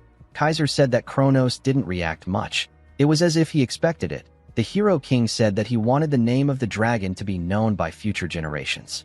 Zeke started to piece things together. Thousands of years ago, during the era Kaiser lived in, humans and dragons lived in harmony. However, in the case that an incredibly powerful dragon helped a human without a contract, the balance of the world would collapse. This would endanger the entire realm. In order to prevent this, the dragons suppressed their own strength and polymorphed into human form to help humanity through their contracts. The dragons called their contracted humans contractors. Zeke deduced that the reason the ancient figures were so powerful was because they were receiving help from dragons. Our boy wondered about what caused the rift between the humans and the dragons. Kaiser told Zeke that he can no longer wait for him. Our boy decided to hear his master's entire chronicle when he gets the chance. He told Kaiser that he waited over 2,000 years for a successor. He told him that he can afford to wait a little longer. Kaiser said that he picked up an arrogant disciple. He told Zeke that he wants to see if he will be able to keep up this attitude. He picked up his sword and took a stance. He revealed to Zeke that his final lesson is a duel against him. Our boy noticed that the atmosphere around his master has changed. Kaiser said that an ordinary duel will not be different from what they have been doing. He said that he is going to add a rule. He raised his hand and created walls that blocked the 3 doors in the room. He told Zeke that eating and sleeping will be forbidden from now on, and the duel will continue until he says that they can stop. He also told Zeke that he can only use an elemental sword of the same element as him. Zeke asked his master about what will happen if the rules are broken. Kaiser activated a technique known as Flame Field Dance of Flames. This technique covered his sword with fire. He charged at our boy. Zeke managed to block his attack. With a serious look on his face, Kaiser told Zeke that he is free to break the rules if he has more than one life. The elemental sword is split into 4 fields that each corresponds to an element. The first field was founded on the element of fire. This field is known as the flame field. It spreads a great amount of heat and flames and boasts an overwhelming destructive power. Kaiser used the flame field to set our boy on fire. Zeke was able to push the fire away and heal his body. The next field that Kaiser used is founded on the element of earth. It is the steel field. Kaiser pressed Zeke down with the steel field. He charged at him with his sword. Our boy was able to block the attack, but his master pushed him deeper into the ground. The steel field specializes in subduing and defending. It uses the power to freely control solidity and mass. As Kaiser pressed him into the ground, Zeke grit his teeth and gathered his strength. He pushed Kaiser back with a large amount of energy. Immediately he did this, something cut him on his face. Kaiser activated the wind field, which is founded on the element of wind. He used the wind field to fire multiple attacks at Zeke. While he was in the air, our boy was able to block the attacks. Compared to the flame field, the wind field lacks power. However, it is useful for its attack speed, high-speed movements, and sword aura. Upon seeing that Zeke was blocking his attacks, Kaiser decided to fire a larger attack at him. Our boy dodged the attack and appeared behind him in an instant. He covered his sword with wind. He wanted to attack his master from behind. Unfortunately for him, Kaiser activated the last field, which is founded on water. It is known as the water field. Kaiser used the water to block Zeke's attack. The water field is used for attack and defense, as well as suppression and support. Kaiser used the water field to push our boy back. The water field is as variable as water itself. It possesses a versatile and well-balanced strength. Kaiser used the water to land a huge cut on Zeke's body.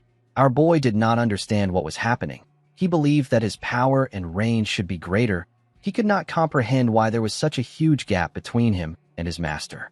Our boy recalled when he was training to use the water field. He made a large amount of water pour on the ground. Zeke was happy to see what he did. Kaiser quickly hit him in the head with his sword.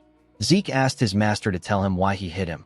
While floating in the air, Kaiser explained to him that the power he used was the power of a waterfall. It was not the power of water. Zeke asked his master if this isn't all right. He told him that the important thing is that he can use the right element. Kaiser moved to the ground. He told his disciple that when it comes to the other fields, he only needs to manifest the right attribute and wield it with all his force for the power to come to life. However, it is different for the water field. He told Zeke that the water field is all about fluidity. He told him that fluidity will trump strength. He asked Zeke if he understands. He asked him to do it again. Our boy stood up out of anger. He believed that his master was spouting nonsense. It did not make sense to him that fluidity would win against strength. He remembered that he submitted in his past life because he lacked the strength to fight back. He lost what was precious to him because he lacked the strength to protect it. In order to survive, in order to adhere to his convictions, in order to protect that which is precious to him, Zeke sought nothing but strength throughout his life. He could not believe that his master was now telling him that fluidity will win over strength. Our boy could not comprehend this concept. He put himself together and covered his sword with water. He used it to block Kaiser's attack. He could not believe that he was thinking of something else during the duel. Kaiser sent Zeke flying with his attack. Our boy used his sword to hold himself down. His body trembled as he slowly pushed himself up. He realized that he stopped keeping track of time after the 15th day. He believed that this insane duel must have been going on for a month. He had been fighting endlessly without food or rest. Thanks to the duel, Zeke realized that infinite stamina isn't all-powerful. It didn't mean anything in front of a monster that overwhelms it. Kaiser charged at him again. Our boy quickly used his sword to block the attack. He noticed that he couldn't put any strength into his arms right now. The floor was also slippery. While struggling to stand his ground, Zeke slipped and caused a huge splash in the water. Fortunately for him, he was able to stand his ground. He did not expect that he would parry Kaiser's heavy attack with the water. Zeke smiled when he remembered what his master said. He now understood what his master meant when he said that fluidity will trump strength. When he casted aside his strength to grip his sword and his strength to remain standing, he finally began to understand Kaiser's words. The methods our boy learned to control a blade's arc and strikes do nothing but bind its freedom. Zeke realized that he needed to cut away this unnecessary shackles. Just like how water flows from above to below, our boy needed to create his own path. He grabbed his sword and charged at his master. He recalled that he has felt something like this in his past life too, when the line between his sword and himself blurred, and he felt like he was one with the world around him. Zeke now understood that water could be violent at times and refined too. He moved his sword with the water and pushed his master back. He stood before Kaiser like an equal. Kaiser smiled when he saw this. He was excited. He swung his sword at our boy. Zeke quickly moved back to dodge the attack. He went down and gathered a large amount of water around his sword. Kaiser also did the same. With a smile on their faces, the two of them used a technique of the water field known as Water's Edge. Their attacks shook the entire Kronos kingdom. It even left a large hole in the roof of the palace. Zeke fell to his knees. He lost consciousness. Kaiser told him that he is magnificent. He accepted Zeke as the sole successor of his teachings. In the next scene, we see Zeke wake up. He was surprised to see that he passed out. This was his second time losing consciousness. The first time it happened was during his duel with Duke. At the time, the system informed him that the excessive use of his skills has resulted in fatigue that surpasses the allowed amount. The system forcefully shut down his consciousness for his own sake. However, it was different this time. This was the first time Zeke passed out because he reached his body's physical limit. He pushed himself up and called out to Kaiser. He turned around to see that the stone that summoned his master was broken. He realized that his master has returned to the spirit realm. Our boy wondered about what happened to the quest. He felt like he managed to decently use the water field before passing out. While he was thinking, several messages popped up out of nowhere. Zeke was shocked to see the amount of messages that appeared in front of him. The system informed him that he has completed the linked quest. It told him that his reward will be increased due to the time bonus. Zeke was happy to see this. He believed that he deserved the reward since he worked himself to the bone to complete the quest. He received the Fairy Monarch's Tears, 500 karma points, and 3 random skill cards. The system informed him that he has completed the achievement quest. It told him that his reward will increase due to the time bonus. It elevated Zeke's administrator rights and gave him 500 karma points, as well as 3 random boxes. Due to the fact that he was elevated to an intermediate administrator, certain system functions were to be unlocked. Zeke's elementary level quest book changed into an intermediate level quest book. An item hotkey slot was unlocked.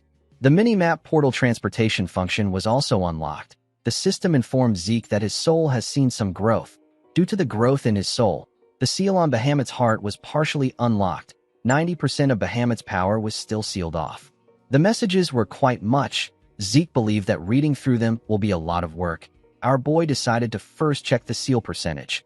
He recalled that the seal was at 95% when he first absorbed Bahamut's heart. At that time, Zeke tried to unlock the seal immediately, but the system blocked him.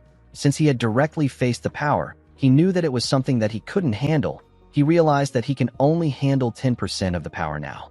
Zeke understood that incantation, which he couldn't unlock with points alone, and dragonic control, must be related to the seal percentage. He decided to keep an eye on it.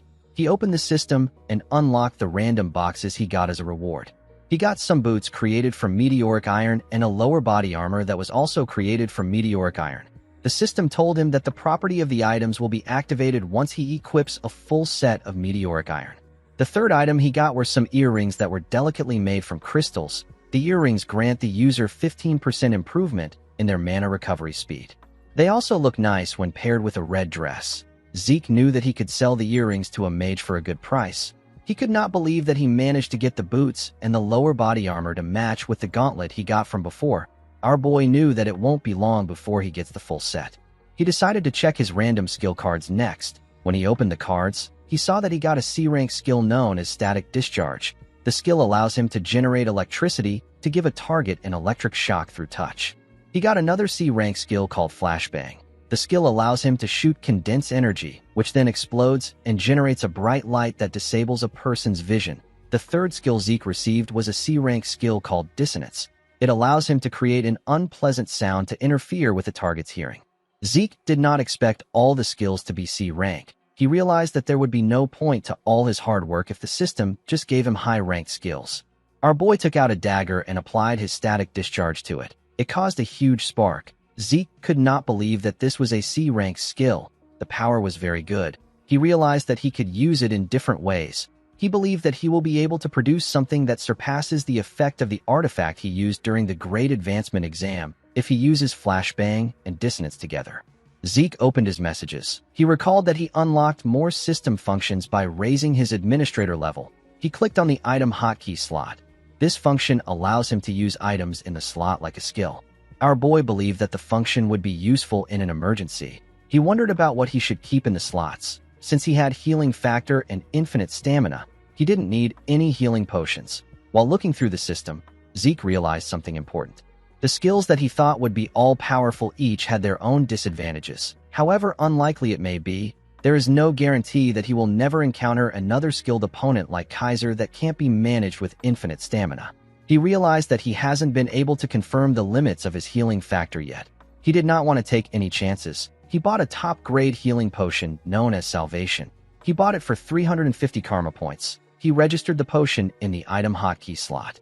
Salvation is the masterpiece of Javor Hassan. It is a top-grade healing potion that will instantly recover any mortal wound and stamina. Because of its incredible performance, anyone who has taken it before will not be affected by it again. It also possesses an unknown effect. Although it was an unexpected expense, Zeke was not mad about it. He knew that he had to get a potion that would work as a replacement for infinite stamina or healing factor.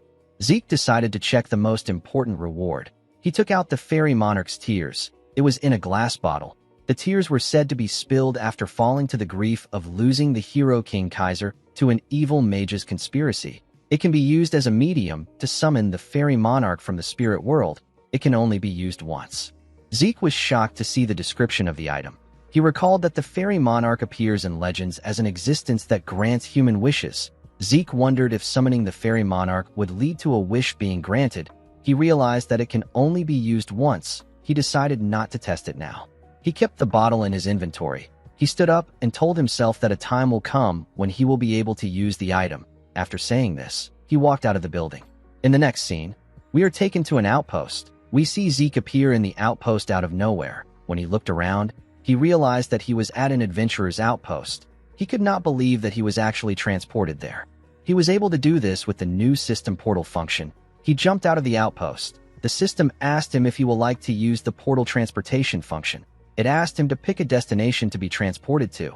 He was currently at the Argos Kingdom's 8th adventurer outpost. As long as Zeke picks a destination from the minimap, he will be able to move there immediately. Other than the fact that the required points increase with distance, there are no restrictions. As long as Zeke has the points, he can travel freely within the continent. This makes traveling easy, and it also helps him to conceal his whereabouts.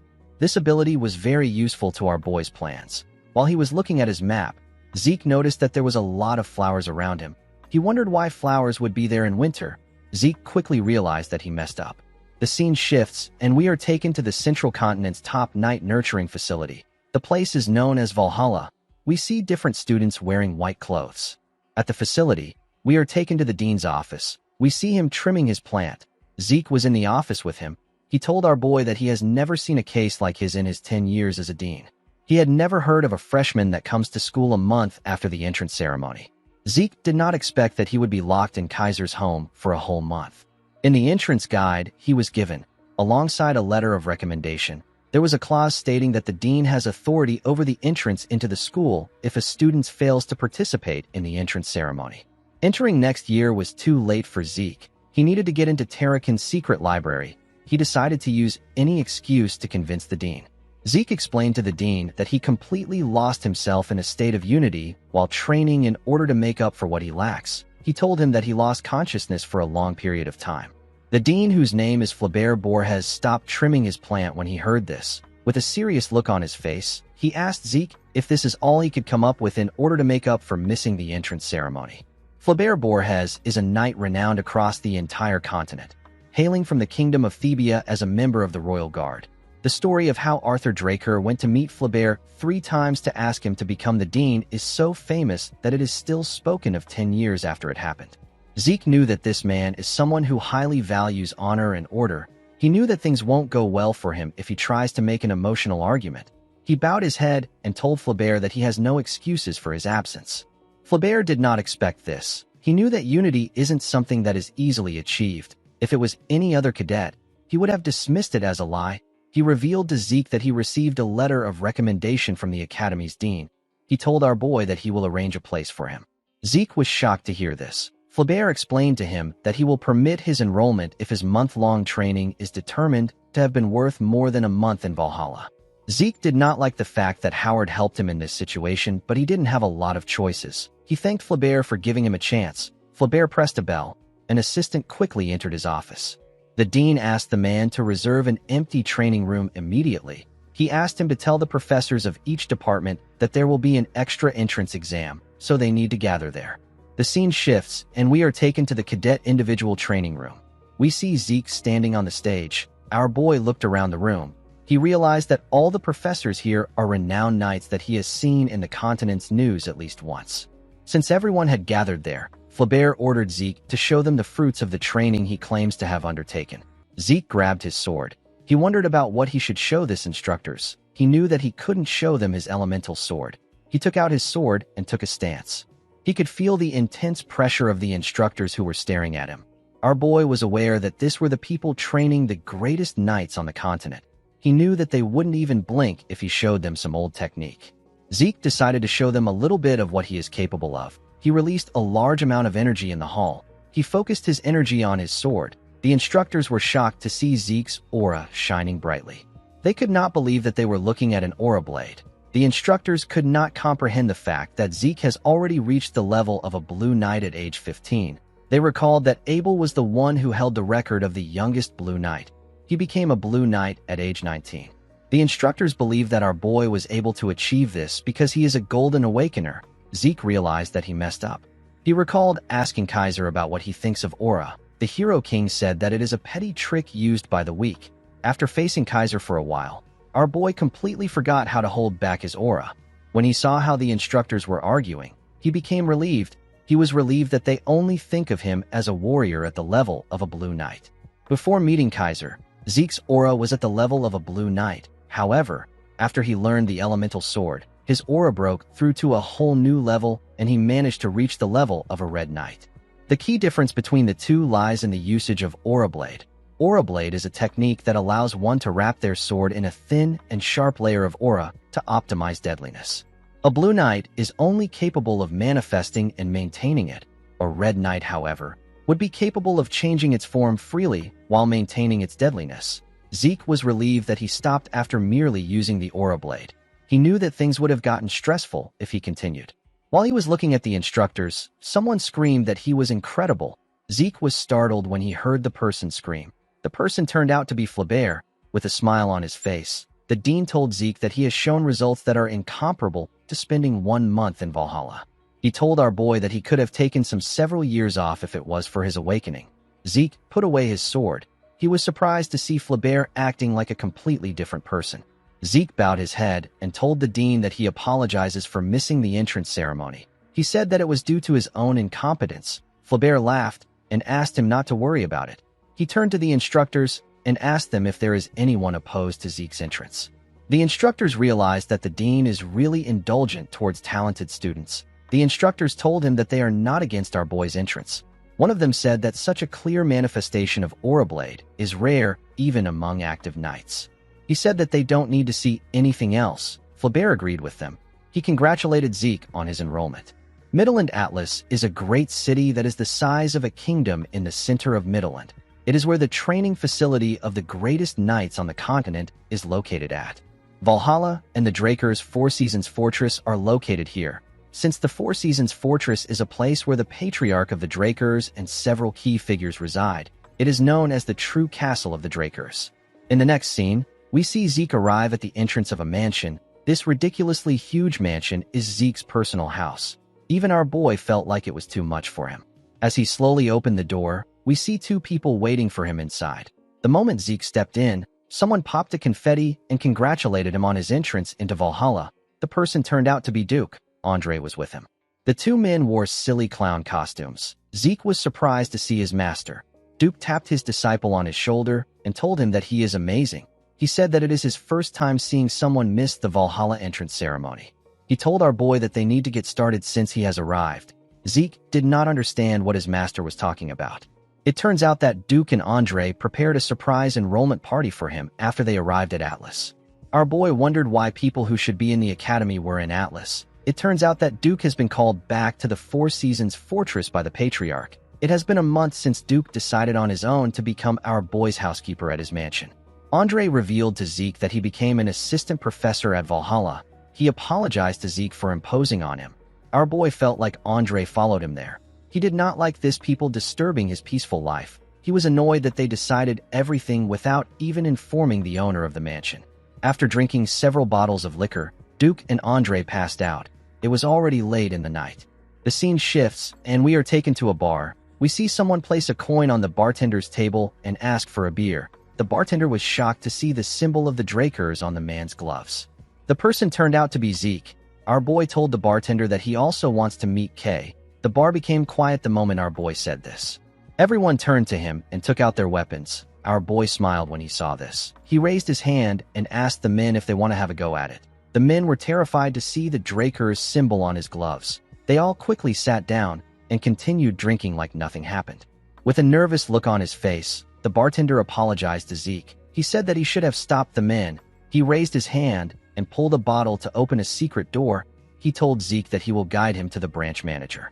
While walking inside a tunnel, Zeke noticed that the tunnel has a second and third layer security magic. He knew that only Kay would do this. Before Zeke's regression, there were two groups that could have been called the greatest intelligence organization on the continent: the Drakers' Order of the Black Knights and the Rome Empire's Intelligence Bureau. However, there is another organization that is not well known among people. This is the Syndicate. At first, it was simply a gathering of smugglers, but after Kay joined the organization, she used their smuggling network as the foundation to form an intelligence network. Around this time in Zeke's past life, he would have been chased out of the academy and would have ended up with the McCain. Our boy did everything he could to survive and clawed his way up as one of their hitmen. Kay, who was the branch leader at that time, went to look for our boy with a commission to clean up an important transportation route. At the time, she wanted to expand the transportation routes they had already secured in order to grow the Syndicate into an intelligence organization that won't fall behind the Black Order or the Information Bureau. Through her talent and tenacity, she managed to turn the Syndicate into her own. After Zeke lost everything to the Empire, Kay went to visit him and presented him with information on the artifact that the Emperor is after. She told Zeke that it won't be easy. She advised him to be careful. Kay actively cooperated with Zeke for his revenge. She said that it was simply her way of paying him back for helping her grow the Syndicate into what it was. Zeke knew that he would have never gotten the artifact if it wasn't for her. He would have never gotten the chance to be there. Our boy knew that information is a weapon. Since he didn't know how the future could change, he believed that it would be better that he stays informed. The bartender knocked a door and opened it for our boy. Zeke believed that it will be beneficial for him to maintain a relationship with Kay through this deal. The moment our boy stepped inside, he saw someone sitting in the dark room. The person lit a matchstick and used it to add fire to their cigarette. Zeke realized that Kay was still the same. A mana lamp got turned on in the room. Kay asked our boy to tell her why he wants to meet with her. Kay turned out to be a beautiful red-hair woman with big boobs. She asked Zeke not to beat around the bush. She asked him to give her only the key points. Our boy revealed to her that he wants to open up a trade with the Syndicate. Kay asked Zeke to tell her the reason why a prodigy who has reached the level of Blue Knight at age 15 and is a noble, pure-blooded awakened of the Draker family wants to make a deal with a criminal organization. Zeke was impressed that she was already aware of what happened at Valhalla. He put his hand into his coat. He realized that she was playing games with him because she is not open to the idea. He took out something from the coat and placed it on the table. He asked Kay to make a decision after seeing what he has. Kay saw some earrings on the table. Zeke revealed to her that it is actually an artifact. He asked her to try it on. He told her that she will be surprised. Kay asked him if the earrings enhance mana recovery. She decided to try them on. She told our boy that mana recovery artifacts are common. The moment she said this, her cigarette fell out of her mouth. She was shocked to feel the power of the artifact. She realized that her mana recovery rate improved by 15%. Kay was shocked because most artifacts have a mana recovery improvement of 1%. Even the impressive ones are only at 3%. Kay couldn't believe that our boy gave her something 5 times better. She knew that there would be no way she wouldn't know about the artifact if it was on the market. She realized that Zeke must have either gotten it from a route she doesn't know about, or he managed to get it on his own. Kay became suspicious. With a smile on his face, Zeke asked her if she is ready to talk. Kay wondered about who Zeke truly was. In the next scene, we see Zeke explaining things to Kay. He told her that she can open up a new account with the sealed personal statement she got. He told her that he has already requested for a representative. He told Kay that the only thing she needs to do is go to the Atlas Northern Bank and take care of the item. Kay knew that Zeke wanted to sell the earrings, but she did not expect him to want to work with her to sell unknown artifacts on his behalf. Zeke wrote that she can take 10% for each item sold. and an additional bonus for every 10,000 that they sell. Everything Zeke wrote was what Kay had in mind. It was the upper limit of the deal that she wanted to make. Kay realized that Zeke has access to information. This is because he was already aware that she is a magician. Kay stood up and picked up the contract. She told Zeke that she accepts his terms. She told him that she hopes they both get good luck. Before she could leave, our boy stopped her and told her that he has one question that he wants to ask. With a smile on his face, Zeke asked Kay if her ghost ship is okay. The woman glared at him. Several men appeared behind our boy. They were all holding daggers. With a scary tone in her voice, Kay asked Zeke to tell her where he heard about this from. Zeke laughed and said that he was just asking a question. He asked her to tell him why she is so on the edge. He told Kay that she can actually threaten him. He released his dragon fear and asked her if she can handle the aftermath of her actions. Zeke's energy covered Kay. The woman felt like she was looking a monster in the eye. She began to tremble. The men in the room were also shaking. Kay realized that she doesn't have enough information. She wondered if the entire syndicate will stand a chance if they attack Zeke all at once. She wasn't sure about what to do. Our boy called out to his new partner and told her that they should change locations. The scene shifts, and we are taken to the office of the branch manager of the Atlas branch of the syndicate. We see Kay sitting on her chair. Our boy was standing in front of her. He looked at something called a contract of oath. He recalled that it was a common item for a magician to use. A contract of oath is a way of sealing deals that is commonly used by magicians to ensure the integrity of the deal. To sign the contract, a person uses their own blood as ink. Although it is a simple method, its effects are undeniable. Once the contract is signed, each side of the contract will have a seal appear on their arms. If someone were to harm the other party, they would lose their life. Of course, the seal would disappear if methods such as assassinations and betrayal were used. However, it will cause an unending restriction. This will make things difficult. Kay asked our boy to sign it since he knows about it. She told him that it is natural for her to want some insurance in case something happens. She told Zeke that there is no way of knowing when he will change his mind and simply kill her. Our boy smiled and told her that she is right. He used the pen to cut himself and used his blood to sign. The moment he did this, a magic circle appeared above him. He told Kay that he is willing to sign as many contracts as she wants if he can earn her trust. Immediately he said this, their signatures got engraved on their arms. Zeke sat down on the chair and told her that they can continue their conversation now that they are partners. He asked her if the person using her ghost ship is using it to distribute Soma to the Marken. Kay let out a sigh. She did not know how Zeke got this information. She told him that he is right. She said that she is using it to distribute Soma to the Marken. Soma is a drug of sorts that is currently banned. With the fall of the kingdom after the Civil War, the southern part of the continent was turned into a breeding ground for Soma. Zeke realized that it must be because of the message from the Transcendent household. Kay told him that he is right. She told him that her customers would like to avoid conflict with the Transcendent household. The only land route that connects the central and the southern regions of the continent is the desert. The desert region is controlled by the Transcendent household known as Ishtar. However, just a few years ago, Ishtar denied all outsiders from entering. Thanks to this, trade with the south has been completely restricted. Since the land routes were closed and most of the sea routes were under the control of the Pabella, our boy was able to deduce that Kay decided to take advantage of the syndicate sea routes. The woman said that she is fortunate that they have a client that is willing to pay.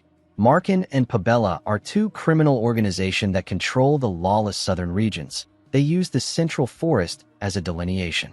The northern part is controlled by Marken while the southern part is controlled by Pabella. Marken took advantage of the land routes to distribute Soma. Since they had no access to land routes, the Pabella had no choice but to develop sea routes. However, with Ishtar closing their doors, Marken had no choice but to look for new sea routes. Unfortunately for them, the Pabella already had full control of the seas. Kay told Zeke that the story is not important. She asked him to tell her how he found out about her ghost ship. The syndicate decided to cast an invisibility spell on an entire ship to avoid unwanted eyes. Since they are able to hide from both pirates and the Navy, the ghost ship has become a key part of the syndicate's money. It is a resource they try to keep secret to this day. Zeke couldn't tell Kay that he learned about it in his past life. He asked her if an information broker like herself is asking for information. He asked her if she shouldn't be focused on the Pabella's offer. Kay was shocked to hear this. She realized that there was no point in hiding it from Zeke. She told him that he is right. She said that the Pabella offered double of what the Marken is offering them. They promised to give them double for cutting off trade relations with the Markin. Kay told our boy that they are still looking into things. Zeke advised her to reject the offer. He explained to her that the syndicate can use this to slow down the Pabella and Markin. He asked her to think about the offer carefully. He told her that once she cuts ties with the Markin, she will lose an important client for Soma. Zeke revealed to Kay that the Pabella are pirates defeated by the Knight of White Silver. The woman was shocked to hear this. She stood up and told our boy that this is impossible. She said that the Pabella is known for keeping true to their principles. She told Zeke that they are different from the stupid pirates. Zeke told her that it is all for show. With a serious look on his face, he revealed to Kay that the Pabella is trying to find her hidden treasure, which is the Syndicate's hidden sea route. Unlike the Markin who want to keep the goose that lays golden eggs alive, the Pabella will attack the Syndicate once they learn about their ghost ship. Kay told Zeke that he is wrong. She said that the Southern Pirates and the Pabella are two different entities. Zeke hit the table and told Kay that she needs to pay for the information she got. He told her that he simply wants to meet Don Juan, the boss of Markin. He told Kay that he will make her the boss of the Syndicate if she can do this. Kay was shocked to hear this. After saying this to her, Zeke stepped out of the building. Although Kay's network of information is impressive, it is still not enough. In the past, the fastest way of gaining access to the Syndicate's information was to even the playing field and absorb any organization along the way. Zeke hoped that the small fire he started today will grow in intensity and eventually consume Don Juan. The scene shifts, and we are taken to Valhalla. We see Zeke looking around. He could tell that this place was completely different from the Cradle and the Academy. It has a very free vibe. While looking around, Zeke wondered about when the guide the Dean assigned to him will arrive. The moment he thought of this, someone called out to him. The person asked him if he is the guy the Dean mentioned. The boy with a face tattoo smiled at Zeke and raised his hand to give him a fist bump. Our boy didn't do anything. He didn't know why the boy was acting friendly. The boy tapped him on his shoulder and told him that he has a long way to go for the Academy blood to get out of his system. Zeke pushed his hand away and asked him if he is the guide that the Dean sent. The boy imitated Zeke and showed him how he asked the question. He smiled and asked Zeke to tell him why he is using such a serious tone. The boy gave Zeke a rock and roll sign and asked him not to be so stuck up. He advised him to relax. He told our boy that he is the guide that the Dean personally assigned the duty of showing him every nook and cranny of Valhalla. Zeke could tell that this boy talks a lot. While talking, the boy realized that he forgot to introduce himself. He told Zeke that his name is Diego. Our boy was shocked to hear this. Diego introduced himself as the evangelist of New Age fusion music of Southern traditional percussion and central melodies. Diego Villa let out his tongue and told Zeke that he hopes to get along with him. Our boy turned around and told him that he hopes for that too. Diego did not expect Zeke to say this. He moved close to him and asked him if he is already warming up to him. Zeke told him that this depends on his mood. Our boy did not expect to meet Diego Villa, the person who will later be known as the Metered Knight. Zeke did not think that he will meet a man destined to be known as one of the 5 Divine Knights. The 5 Divine Knights are 5 knights that played key roles in the Continental War. The first among them is Bishop Kastek, who is also known as the Silent Knight. The second is Jeffrick Salma, who is known as the Haze Knight. The next person is Asta Eladolf, who is known as the Illusory Knight. The fourth person is Reyna Draker, the Lightning Knight. The fifth knight is Diego Villa, the Metered Knight. While thinking, our boy recalled that people said that all 5 Divine Knights were Valhalla alumni. He decided to confirm if this is true or not. If things go according to his plan, he will be able to strengthen his influence quickly. Diego told Zeke that he is a little hungry because they walked around. He asked our boy if he would like to try some Southern cuisine. Zeke told him that he doesn't have any good memories of Southern food. Diego told him that he hasn't had proper Southern food. In the next scene, we see Zeke take a bite out of a taco. He told Diego that it is pretty good. The boy smiled and told him that it must be. He explained to him that this Valhalla shark dragon food is something that even a Southern native like him acknowledges. Our boy said that it is better than what anyone will find in the South. Diego asked him if he has been to the South. Zeke told him that he has heard about it. After finishing their food, the boys got some tea. Zeke asked Diego about how a Southern native like him ended up coming to Valhalla. Diego told him that it is a really long story. He revealed to Zeke that his father and mother are rulers of a small kingdom in the South. Our boy did not expect him to be royalty. The Southern continent is a coalition of smaller kingdoms with the Cuzco Kingdom at the center. The majority of the residents immigrated to the central continent when the Cuzco Kingdom collapsed after a civil war. Diego raised his cup and told Zeke that he is a prince. He said that he is an important person. Our boy could not believe that he was really a prince. He couldn't believe that royalty this undignified exists. Diego explained to Zeke that there are some really stuck-up old people that insist the royal family's traditional twin swordsmanship must be carried on. Since Diego was such a genius with the twin swords, he ended up getting sent to Valhalla. With a bright smile on his face, Diego told our boy that he doesn't care about swordsmanship. He said that he is going to pursue his music. Zeke wondered about what he will do about the people expecting great things from him. Diego asked our boy if he wants to join the Southern Fusion New Age Music Research Club. Zeke quickly declined his offer.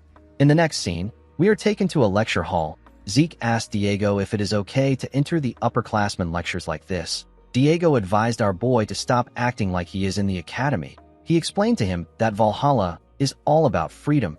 Anything and everything is allowed if it is for the sake of learning. He told Zeke that he can go to listen to any lecture he wants if he wants to. He revealed to him that today's special lecture isn't common. He said that he heard rumors that the school has prepared something huge. Zeke wondered if the boy ever gets tired of moving his lips around. While he was thinking, he heard some people talking about him. They referred to him as the youngest person to ever enroll in Valhalla. The students talked about how our boy is a direct descendant and how he is a prodigy that beat up an instructor. Diego was surprised to hear this. He asked Zeke if he is a Draker. Our boy could not believe what he was hearing. He raised his glove to show the boy and asked him about what he thought the gloves are. Diego asked our boy to tell him what the glove is. Zeke called him an idiot and revealed to him that he is wearing pure-blood gloves. He told him that they are a mark of a pure-blood Draker Awakener. Diego was shocked to hear this. He recalled that Zeke didn't take off the gloves while they were eating. He told our boy that he simply thought that he was a real badass for sticking to his guns. He told him that he had no clue that he was wearing pure-blood gloves. Zeke found it funny that the boy came all the way to Valhalla without knowing about the pure-blood gloves. He noticed that Diego was panicking. He felt like this was the normal reaction a person would have when encountering a pure-blood awakener. Zeke was quite relieved to see that Diego stopped talking. The moment he thought of this, Diego told him that he now understands why he is so stuck up. Zeke was annoyed to hear his voice. He did not know what to even say to him.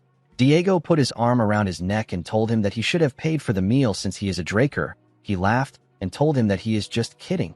Everyone turned to them when they heard Diego's voice. Zeke could not believe that the boy was becoming rowdier.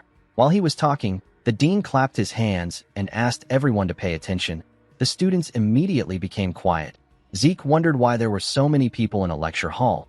He believed that they came because of the special lecture being held by the dean. Upon seeing the amount of student there, Flaubert said that he can tell that they are looking forward to the lecture. Diego took out a book and showed it to Zeke. He asked him about what he thinks about the lyrics. He asked him if the rhyme scheme is crazy. Zeke reminded him that he said that they should listen to the lecture. He asked Diego to pretend to listen. The dean decided to skip the formalities and go straight to the main event. He told the students that he had a really hard time getting this person. He introduced the person as a Black Knight of the Drakers who is returning from the field. Zeke smiled when he saw the person. He recalled that the person returned to the Four Seasons Fortress. He wondered if the man will begin international activities now. The person turned out to be Duke Draker. The students were shocked to see the Gale Knight. They did not expect to see the Black Knight that disappeared. They recalled that rumors were going around that Duke was recently sighted around the Four Seasons Fortress. The students did not expect it to be true. Duke told them that it is an honor for him that they all remember him after he stepped back from the front lines. He advised the students to engrave the lecture in their hearts and soul. He revealed to the students that he became a Black Knight after being part of the normal class in the academy. The content of Duke's lecture was much better than our boy expected. The students did their best to focus on Duke's long lecture. After a while, they began to fall asleep. Diego didn't even listen to him. He was focused on his lyrics. Zeke could not believe that Duke has been bragging for 2 hours straight. He wondered if his master was ever going to stop. Immediately he thought of this. The dean grabbed the mic and said that he feels bad for students who were listening intently. He said that they are out of time. Zeke was relieved to hear this. The dean took a look at his watch and announced that the second speaker is someone they all know. He told them that introductions won't be necessary. He explained to the students that even though the woman is incredibly busy as a guardian knight, she took time out of her schedule to come there. Zeke was surprised to hear this. Within the Draker family, knights are classified as normal knights, intermediate knights, advanced knights, and guardian knights. Because of this, there aren't even 10 guardian knights in the family. Our boy was certain that the second speaker will be a prominent figure. Flaubert took a look at his watch. He wondered why the guardian knight was taking so long. A woman with platinum blonde hair stepped into the hall. Zeke carefully looked at her. Although the woman had platinum blonde hair and a white full-plate armor that stood out, our boy still didn't recognize her. The students were quite happy to see the woman. One of them said that he is so happy he came to Valhalla. He said that he did not expect to see the white silver knight in person. Zeke was shocked to hear this. He quickly turned to the woman. He immediately realized that he was looking at the first of the Drakers' direct descendants. He was looking at Carly Draker, the woman known as the White Silver Knight. The port town of Isen is an important hub when it comes to sea travel in the central continent. Currently, it is a city with excellent geographical value due to how it can secure trade routes to not only the trade city of the Dolta Republic and the southern continent. It also has access to the eastern continent as well. However, the situation in Isen was completely different just a few decades ago. At that time, southern pirates had occupied the town, and it was a lawless land where all kinds of felonies were being committed. After she became a proper knight of the Draker family, Carly Draker began cleaning up the pirates. 5 years after embarking on this endeavor, no pirate could be found within Isen. After this, Isen became the greatest port city under the Drakers' protection. The surviving pirates hid themselves in the deathly water to the south of the Dolta Republic. Carly's achievement of securing trade routes in Isen was acknowledged, and she became the youngest guardian knight. This is a feat that even Abel, who had everything in his hands, was never able to achieve. In the present, Zeke stared at his sister. He knew that the guest would be an important figure, but he didn't expect it to be his eldest sister. He recalled that Carly is currently engaged in a battle of succession against Abel. It was natural for Zeke not to recognize his sister. This is because something happened to her even before his regression. Carly let out a sigh and tapped her finger on the podium. She yelled and ordered everyone to keep shut. The students immediately kept quiet. They became scared. Zeke was not surprised to see that everyone trembled in fear. He knew that this was the natural reaction people would have when a guardian knight yells. Carly told the students that their attitude and behavior of not keeping quiet when a speaker has presented themselves is different from the disciplined Valhalla that she graduated from. She told them that their forefathers would click their tongues if they saw how they are. She asked them if they think that the peace they are enjoying now was granted to them at no cost. She told them that it was gotten through the blood, sweat, and tears of those who came before them. The students did not know how to react to this. Carly told them that it is not important if they just know this. She said that it is only when they reflect this in their actions that this knowledge truly has meaning. Zeke did not expect his sister to be like this. Carly told the students that it is only through rigorous training and a strict adherence to rules that one can grow a healthy mindset as a knight and become a true knight. Zeke realized that his sister is a young boomer. As they walked out of the hall, the students spoke about how awful Carly's talk was. They wished they had listened to Duke more. Zeke knew that his sister gave meaningful advice, but it did not seem to have any effect on the students. While walking, he remembered what Diego told him. With a bright smile on his face, Diego apologized to our boy. He told him that the 5 hours of composition lit a fire in his soul. He said that he has finished the Valhalla tour. He told Zeke that he will be leaving now. Our boy was happy that Diego left. He planned to hunt for talents and live his life in Valhalla. He believed that it will be better for him to search for Tarakan's secret library during times like this. Before our boy could take another step, someone called out to him. When Zeke turned around, he saw his elder sister. Carly asked him if he could spare her some time. In the next scene, we are taken to the Valhalla public training room. We see Carly take out a glowing sword. Zeke realized that this is the mithril sword that the Holy Kingdom gave his sister. The Holy Kingdom was originally bordering Isen, so the pirate problem was a big issue for them too. As a show of goodwill to the benefits they gained from the pirates being cleared out, the Holy Kingdom gifted Carly a 100% purity mithril sword and armor. She got the title of White Silver Knight because of her appearance when she wore this gear. Carly told her brother that she wants him to show her his abilities without hiding anything. Zeke locked his fingers together and carefully stretched his arms. He wondered why his sister came to meet him. He did not think that she would challenge him to a duel. He realized that Carly must have heard the rumor of him reaching the level of Blue Knight. Our boy placed his sword sheath on the ground and drew his sword. He recalled that she said that she wanted to see his abilities without hiding anything. He told Carly that he will do as she wishes. Of course, Zeke knew that he couldn't show the full extent of his abilities. He was well aware that his sister wasn't the only one curious about the extent of his abilities. He could not see a reason why he would put himself at a disadvantage like that. The founding principle of the Draker family is the law of the jungle. Reaching the level of a blue knight is already an unprecedented display of growth. If word gets out that Zeke is at the level of a red knight, the Zimmons family, who is in the middle of the battle for succession, will end up using any method they can to kill Zeke. The patriarch will do whatever he can to place Zeke under his control. Our boy believed that showing all his cards is something he should do after he surpasses his father. He knew that what he needed now was the background of being from a transcendent family. Zeke does not plan on following his family's will. Immediately he thought of this. He and his sister charged at each other. When their swords clashed, some sparks flew between them. Carly used her sword to push our boy's sword down. She quickly swung her sword at his head. Zeke was able to dodge the attack, but Carly landed a cut on his face. He quickly ordered his system to temporarily pause his healing factor. Since his opponent is a guardian knight, our boy knew that she might notice his healing factor. He didn't want to make the same mistake he made with Duke. Carly made her attacks faster and used her sword to push her brother back. She moved close to Zeke and gave him an attack that sent him flying. She landed a cut on his shoulder with her attack. Zeke wondered if he had to go to the red level. Limiting himself to the blue level doesn't let him put up a fight. Carly jumped and charged at Zeke from above. She raised her sword and swung it at him. When she got close to him, Zeke was able to block the attack with his sword. The impact of the attack caused a huge explosion. When the dust cleared up, we see Carly pressing her brother down with her sword. She told Zeke that most swords would have split into two by now. She told him that he is using an excellent sword. While struggling to hold on, our boy smiled. He pushed Carly back and put some distance between himself and her.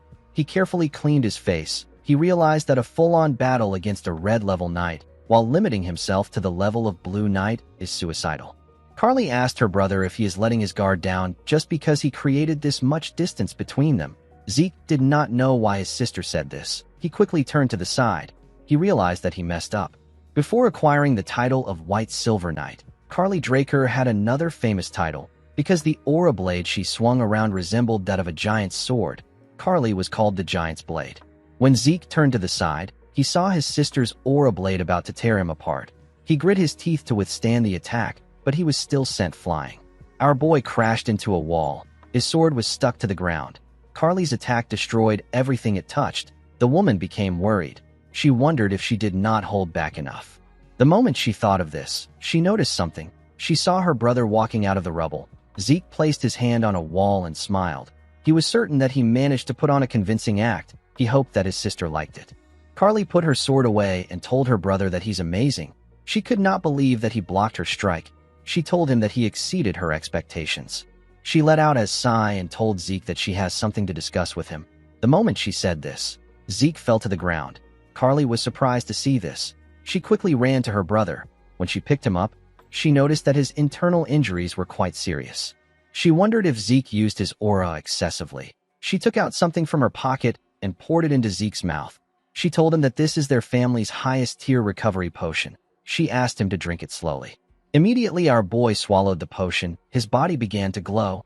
Zeke asked his system to temporarily activate his healing factor. Our boy believed that it won't be suspicious if he uses something like this now. Everything Zeke is doing is an act. He was attempting to hide his strength by disguising himself as someone who has reached the level of Blue Knight. When the Giant's Blade got close to him, he received it with a bare minimum defense to allow himself get hit by it. Right before the attack touched Zeke, he noticed that the smallest of openings appeared. He did not know why this happened. Our boy received Carly's aura with his body. Because his constitution does not allow the use of aura, Zeke naturally ended up resisting it. Since Carly believed that he was capable of using aura, she ended up believing that his internal injuries were a result of Zeke pushing himself past his limits. Zeke raised his head up and touched it as if he had a headache. Carly asked him if he is feeling better. Zeke smiled and referred to her as Dame Carly. He thanked her for what she did. Carly stood up and asked him to call her sister. Our boy didn't expect this. The scene shifts, and we are taken to the outskirts of Atlas. We see a carriage moving around. Inside the carriage, we see Carly offer Zeke some tea. She told him that she prepared it for him because she heard that he enjoys it. She revealed to him that it was shipped by air from the eastern continent. Zeke thanked her for the tea. He recalled that his father said something similar the last time they met. He wondered about how far the tale that he likes tea has spread. Our boy was surprised to see that they were sitting inside a carriage. He told his sister that he would have never imagined that the inside would look like this when he saw it from the outside. Carly revealed to him that she used camouflage magic on the carriage. She said that a guardian knight's carriage stands out too much. Zeke found it odd that his sister dragged him from a training room to the city outskirts by carriage. He asked Carly if the subject is something that would cause other people trouble if they should hear about it. Carly told him that it is about the butchering knight. She revealed to her brother that she needs more power in order to stop Abel. Zeke asked her about what she means. He asked her if she is talking about the second son of the household. Carly told him that she will explain from the beginning. She revealed to our boy that one of their family's tenets is the oath of neutrality. She said that Abel has broken the creed to not get involved in national disputes. He is currently siding with the Rome Empire against Alencia in their dispute. Zeke realized that Abel has been making his moves from an early point in time. He asked his sister if the Four Seasons Fortress is unaware of this. Carly revealed to him that the fortress is overlooking the issue. She explained to Zeke that the Four Seasons Fortress is currently divided. This is because supporters of the Empire have appeared in the Elders' Assembly that Abel is receiving support from. Zeke asked her if all the Elders are on the Empire side. Carly revealed to him that some of them are maintaining neutrality. Our boy could not believe that the stuck-up Assembly of Elders was merely maintaining neutrality instead of showing dissent. He told his sister that it is only a matter of time before all the Elders join the Empire's side. Carly told him that it will be appropriate to view the situation like this. She explained to her brother that she is trying to find a method she can use to stop Abel. She said that she can't just wait for him to get caught. She told him that if they leave Abel alone, this will devolve into a great war. Zeke knew that Carly's predictions were correct. It has already been 3 years since our boy regressed. 7 years from now, the Drakers and the Rome Empire under Abel's command will launch a continental war. Countless people will die or get ruined. The skies will go dark and the land will be drenched in blood. Carly revealed to her brother that she has resolved herself to acquire enough power to stop Abel. She explained to him that Abel is currently controlling the higher-ups of the family. He believes that those lower down will naturally follow him. However, Carly believes that true knights do not bow to power. They follow justice and a greater cause. While being true to her beliefs, Carly plans to rally the normal knights in the vicinity of the Four Seasons Fortress. She told Zeke that she does not plan to force him to support her. She told him that he is still young and his future is guaranteed as a pure-blood awakener. Zeke took a sip of his tea and stared at his sister. He now understood the kind of person she was. Although she possesses an iron will, she is prepared to act as flexible as needed if it is for the sake of justice. She is a righteous and pure person. Zeke realized that the reason an opening appeared in her giant's blade was because she was concerned about him. Although she appears as steadfast and as strong as a Draker, she is also a gentle soul. Carly told her brother that he could be branded as a traitor if things go wrong. She asked him to think about it carefully. Zeke thanked her for her concern. He placed his cup on the table and went on his knees. He told Carly that he has made his decision. He told her that he wishes to join her on her path of chivalry, even though he is inexperienced. Carly was shocked to hear this. She gently smiled and thanked her brother. The scene shifts, and we are taken to Valhalla Research Facility. We see Zeke looking at his status window. In his past life, our boy was able to acquire up-to-date information about his family through K. He never expected that this corruption was already in his family even before the Continental War. The reason Zeke intended to leave his family early was because he wanted to avoid Abel's interference while gathering enough forces to prepare for the Continental War. However, now that there is someone sharing the same goals as our boy, it is not necessary for him to leave the family. Zeke actually liked this situation. Remaining in the family would make it easier for him to keep tabs on Abel's actions. With Carly at the forefront, Zeke wouldn't have to face the brunt of any retaliation. In order to achieve his goal, Zeke needed to officially become a knight and turn public opinion on Carly's side. Even if Carly is firstborn and a guardian knight, she is neither a pure-blood awakener nor is she from one of the great families. In our boy's past life, Carly was pushed back by Abel's forces and failed to take the family for herself. However, if a pure-blood awakener like Zeke becomes an official knight and gives Carly his support, the scale would be balanced. Zeke could not believe that he had to act like a knight, even though it didn't suit him in any way. While thinking, our boy looked at the map. He saw that he was almost at his destination. He entered the Great Central Library in Valhalla. He went inside to check for the main reason he came to Valhalla. He went to check for Tarakan's secret library. Inside the humongous library, our boy walked into a closed section. The system informed him that he has arrived at his destination. Zeke could not believe that this was the secret library. He felt kind of disappointed when he looked around. He didn't see anything special or meaningful there. Since it was a place the system guided him to, Zeke expected to find something like Bahamut's heart or fangs. He wondered if he ended up coming there in vain. Immediately he thought of this. He took another step. The system informed him that it has detected a data storage point. Immediately it said this. A huge shelf appeared in front of our boy. Zeke was shocked to see the shelf. He was more shocked by what he saw on the system. The system informed our boy that the secret library of the administrator known as Tarek and Draker has been found. Zeke could not believe that Tarek and was a user of the same system. Since this was a bookshelf that only appears in reaction to the system, our boy understood why no one has ever discovered it. The system informed him that the information within Administrator Tarekin's library has been linked and updated in his own system. It explained to Zeke that he will now always have access to Tarekin's secret library. The system provided categories in order to allow Zeke access the information easily. It created 4 categories. The first was the Organization Management Manual. The second was the Dragon Slaying Manual version 5.21. The third was the Reference Materials, and the last was the collections of proverbs to improve growth. Zeke decided to check the categories later. He asked the system to find him something that will help his growth the most right now. The system confirmed his request and informed him that a book matching his request has been found. Zeke noticed that the book was glowing on the shelf. The book appeared in his hand. Its title is The Secret Technique of the True Dragon's Swordplay. Zeke was certain that he had never heard about this technique. He checked the back to see who the author is. He was shocked to see the name of the author. It was the close advisor to the hero King Kaiser, the man known as Sheltern Draker. In the next scene, we see Sheltern Draker writing in his study. Sheltern wrote that he wants to elaborate on why he felt the need to create the true dragon's swordplay. According to him, the relationship between dragons and humans began with the great hero king. It is because of him that even mere humans are able to form contracts with supreme beings like dragons. However, dragons cannot help humans without any special reasons to do so. They simply took pity on the weak humans because they lack the special traits that other races possess. Thanks to Kaiser, the number of contractors greatly increased. They spread across the continent to create civilizations. However, it is because of this incredible rate of development that Sheltern is worried.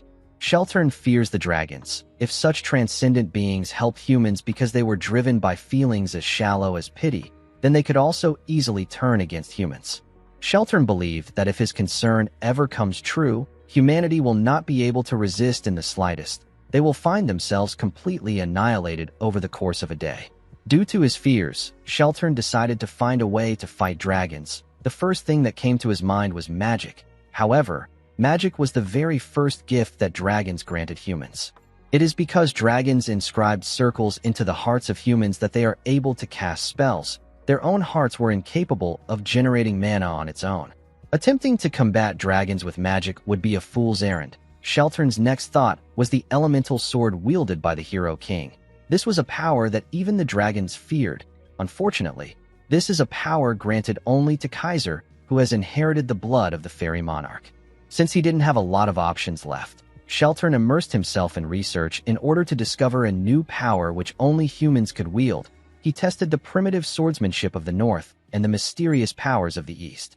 There was nothing that Sheltern did not try in order to transcend the limits of his own humanity. When he was at a dead end in his research, Sheltern received help from someone he never thought would help him. It was the contracted dragon of Kaiser. The dragon's name is Kronos. Kronos claimed to help Sheltern because he found his research intriguing. However, the man could feel a strange determination from the dragon. His determination was too strong for Sheltern to simply accept his given answer as the truth. Sheltern could not refuse the dragon's help. He continued his research. He and Kronos happened to stumble upon aura. It was neither elemental force nor mana. It was a power that only humans were able to wield. Having finally discovered a clue after Kaiser left for the spirit realm, Sheltern continued his research on aura. Not long after this time, Sheltern's research bore fruit. The man walked out the theory and application of aura, as well as a style of swordsmanship for utilizing it.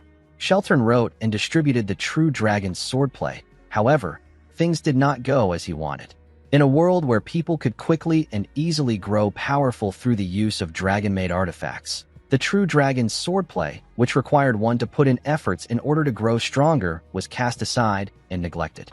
As he wrote his book, Sheltern said that he is relieved to see that his concerns have been unfounded and dragons have not betrayed humanity. Sheltern wrote that he still believes that a day will come when this swordsmanship will be necessary.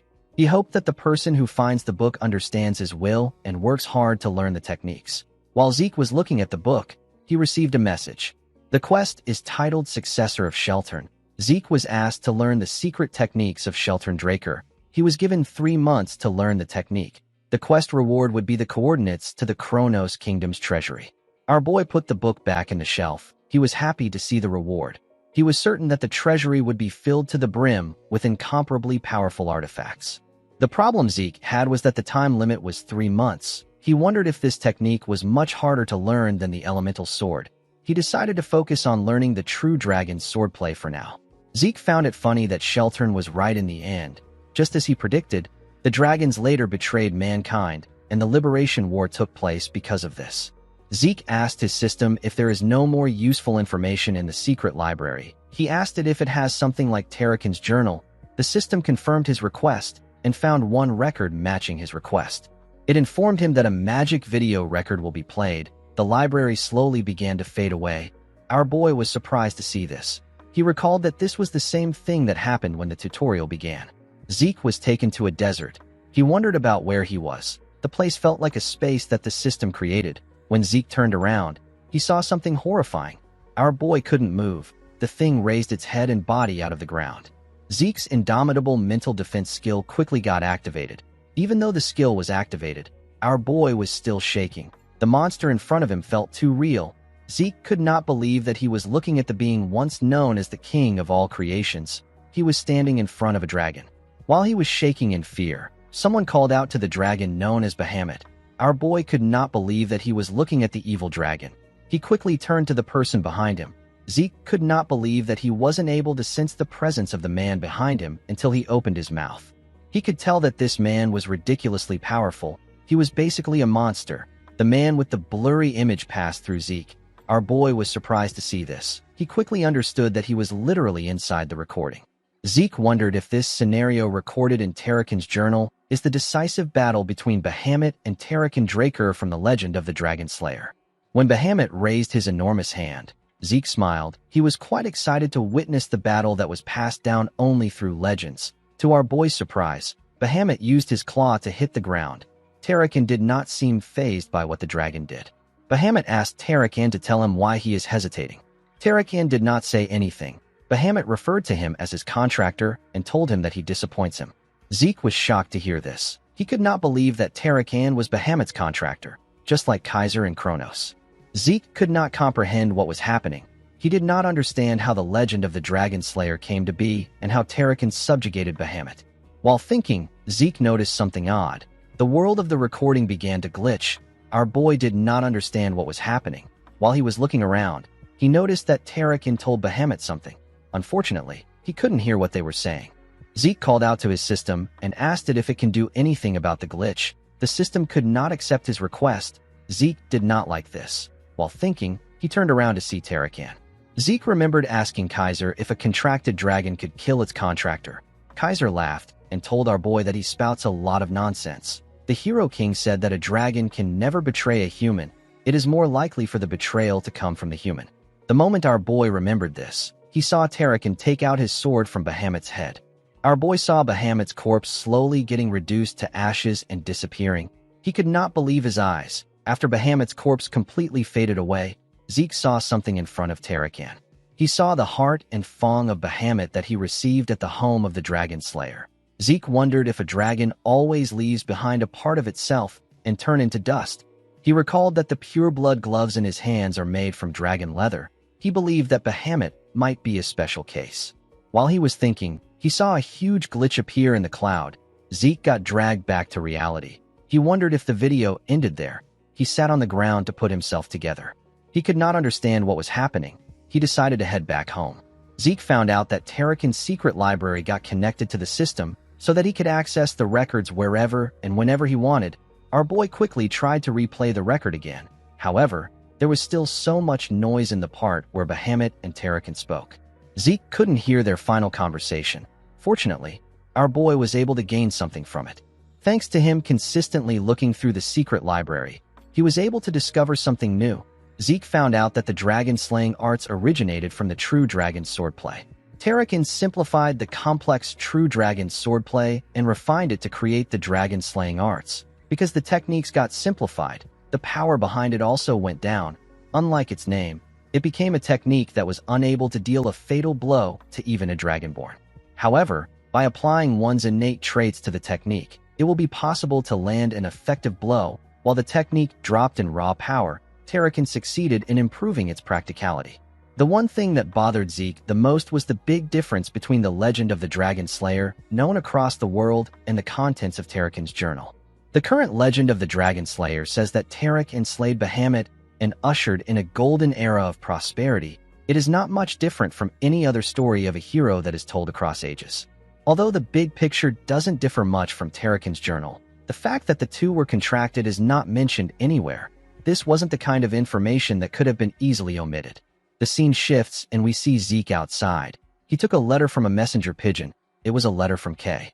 The magician told Zeke that she investigated every variation of the legend of the Dragon Slayer across the continent, just like he asked. She did not understand why Zeke suddenly gained interest in folktales. She revealed to Zeke that she even checked versions that weren't translated into the common tongue. Kay wrote that she didn't find any information about contracts between humans and dragons, or the dragons that Tarakan and Kaiser were contracted with. After digging for a while, Kay noticed something strange. She found it weird that all the sources she found were using the exact same words to describe the event. It was almost as if there was some kind of conspiracy at play. As she dug a little deeper, Kay received a warning message directly from the Great Draker family. Due to this, the syndicate decided to back out of the investigation. They did not plan to have any friction with the Drakers. Zeke became worried when he saw what Kay wrote. He quickly burnt the letter and turned around. Zeke became certain that his family is censoring information regarding Tarakan. He didn't understand why they would do this. The Draker family, which is currently one of the 3 transcendent families, made its name off Tarakan, the man who is praised far and wide for being the first Dragon Slayer. It did not make sense to Zeke that the very same Draker family was restricting information regarding Tarakan and Bahamut. Regardless of their reason, Zeke was certain that there was more at play. He believed that he might have missed something. He decided to go through the secret library again. When Zeke opened the front door, he called out to the system. Before he could issue a command, our boy sensed something. He carefully closed the door and looked around his house. He recalled that all employees, including Decker, are off today. Duke and Andre will both be late because they have business to attend to. As Zeke walked up his stairs, he wondered about the identity of the man watching him from the dark. Our boy quickly asked his system to turn on the mini-map in his head. The system confirmed his order. It showed him the location of his intruders. Our boy confirmed that there are 2 presents in this place. One person is inside and the other is outside. Zeke wondered if the hunting dogs from the giant mountains tracked him here. He quickly removed this idea from his head. He didn't use the dragon-slaying arts or even a long sword. Even if the hunting dogs are good, it is impossible for them to draw any connection to him and what happened there. Zeke realized that he needs to find out who ordered the men to target him. He already had a suspect in mind. The man inside his house watched him as he went into his room. While the man was looking at the door, Zeke appeared in a window behind the man like Spider-Man and asked him if he was sent by Abel. The man was surprised to hear our boy's voice. He quickly turned around. Zeke believed that Abel sent an assassin to kill him because he found out about the alliance he and Carly made. He was certain that this was the only plausible explanation of what is happening. Zeke moved to the ground and took out a blade from his inventory. He told the man that he doesn't have to answer the question if he doesn't want to. Immediately he said this, he appeared in front of the man and swung his dagger at him. The man was able to quickly block the attack before the dagger reached his neck. Zeke told the man that he has a lot of ways to get the truth out of him. As Zeke and the man clashed, their swords released sparks. Zeke did not have any trouble pushing the man back. He swung his dagger at the man multiple times, but the man was able to block it with his dagger. Our boy tried to push the man down by swinging his dagger with a lot of pressure. The man was able to block the attack. He quickly pushed Zeke back. Our boy used his leg to hit the ceiling and push himself back. He was able to safely land on the ground. After crossing blades with him, Zeke was able to gain a rough idea of his identity. Even if a person masks their appearance, it is still difficult to hide their swordsmanship style in battle. This style of swordsmanship is from the Gorkha Kingdom, which is in the northern regions of the continent. The Gorkha Kingdom's rangers are known to be the strongest of rangers. They are known as the Northern Continent's guardians. They wield a kukri. This is a dagger which bears a distinct shape. Thanks to their outstanding skill, they are highly valued in the Central Continent and are used as special forces who are assigned important missions. Since it was a Gorkha ranger, Zeke realized that this wasn't Abel's doing. He swung his sword and wondered why the ranger was doing this. The Gorkha rangers don't take on requests like assassination because it creates grudges. Zeke pointed his sword at the ranger. He quickly raised his sword and took a stance. Our boy noticed that the man was far too defensive for a ranger. Despite the fact that he purposely showed some openings in their fight, the ranger didn't show any intentions of exploiting them. Even though the man is definitely skilled enough to be able to react to the openings, he didn't intend on pressuring Zeke at all. Our boy was able to deduce that the goal of the rangers was to secure him and not to eliminate him. Immediately he thought of this. Zeke turned to the side. He saw a ball enter the hallway through his window. Our boy realized that the other person outside has begun to move. He knew that the ball contained a sedative meant to subdue him. When Zeke struck the ball with his sword, it released a large amount of gas in the air. Our boy immediately recognized the scent of the sedative. It had the characteristic earthy scent of mandragora rootlets. This was a common ingredient used in sedatives. Zeke let go of his dagger. He decided to play along. When the system detected compounds from mandragora's rootlets, it activated our boy's poison resistance skill. Zeke fell to the ground and acted as if he lost consciousness. The ranger walked up to him and picked him up. His partner came into the building through the window. As the man slowly carried him away, our boy wondered about who kidnapped him. He did not know why someone would do this. He wanted to see how the situation would play out. The scene shifts, and we are taken to the outskirts of Atlas. We see Zeke tied up in iron chains in one of the houses. He was surrounded by rangers. Our boy smiled when he saw the person sitting in front of him. He said that he never expected his kidnapper to be an outsider. He referred to the man as Cliff Lionheart. This man is the Reinhardt Merchant Group leader. Since Zeke knew who he was, Cliff believed that their conversation would go smoothly. Our boy was also acquainted with this man in his past life. The Reinhardt Merchant Group is one of the 10 great merchant groups. It acts with the Alencia Kingdom at its center. Of course, if things follow the expected trajectory, the continental war that Abel and the Empire will start will end up raising the Merchant Group and the Alencia Kingdom to the ground.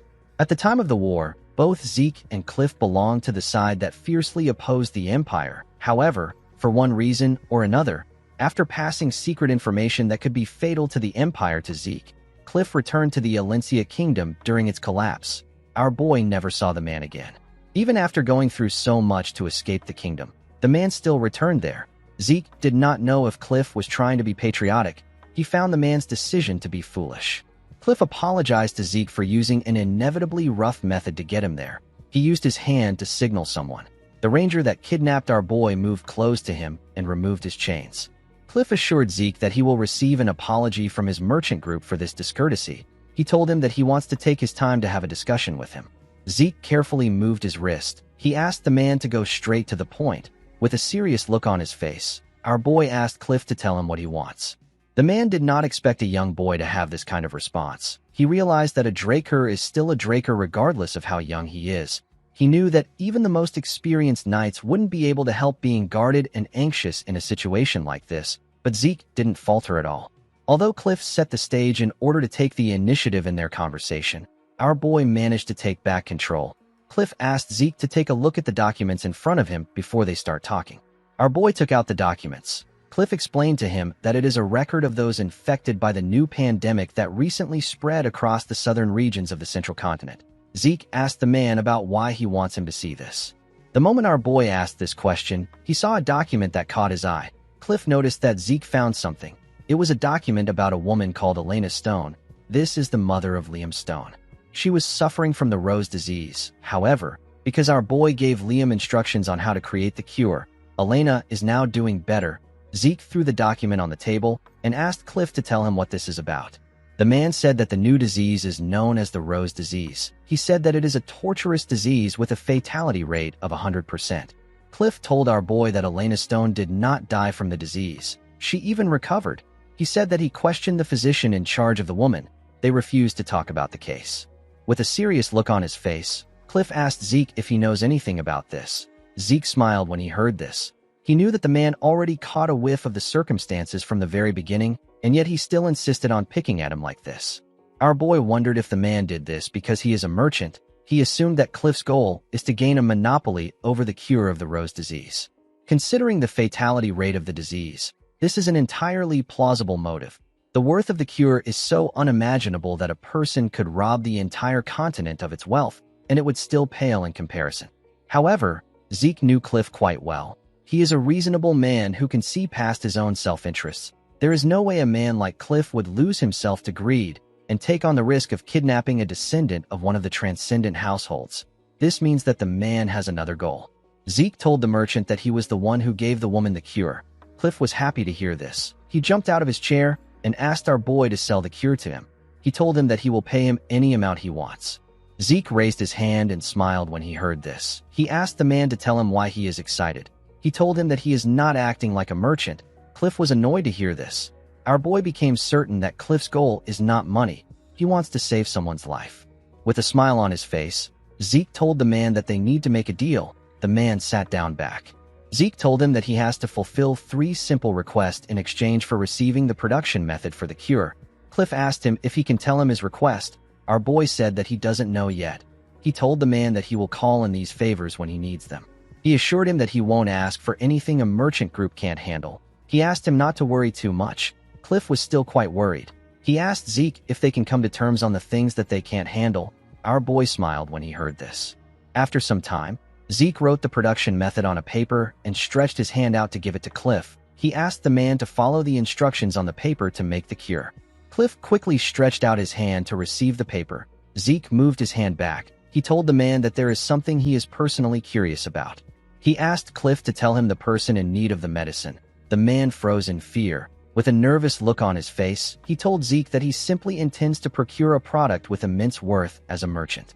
Our boy explained to him that he got the Northern Rangers to kidnap someone from a transcendent family, and he also reacted with an explosive emotion as if he forgot what the word composure meant. Zeke told Cliff that this isn't how the great Reinhardt merchant group should present itself.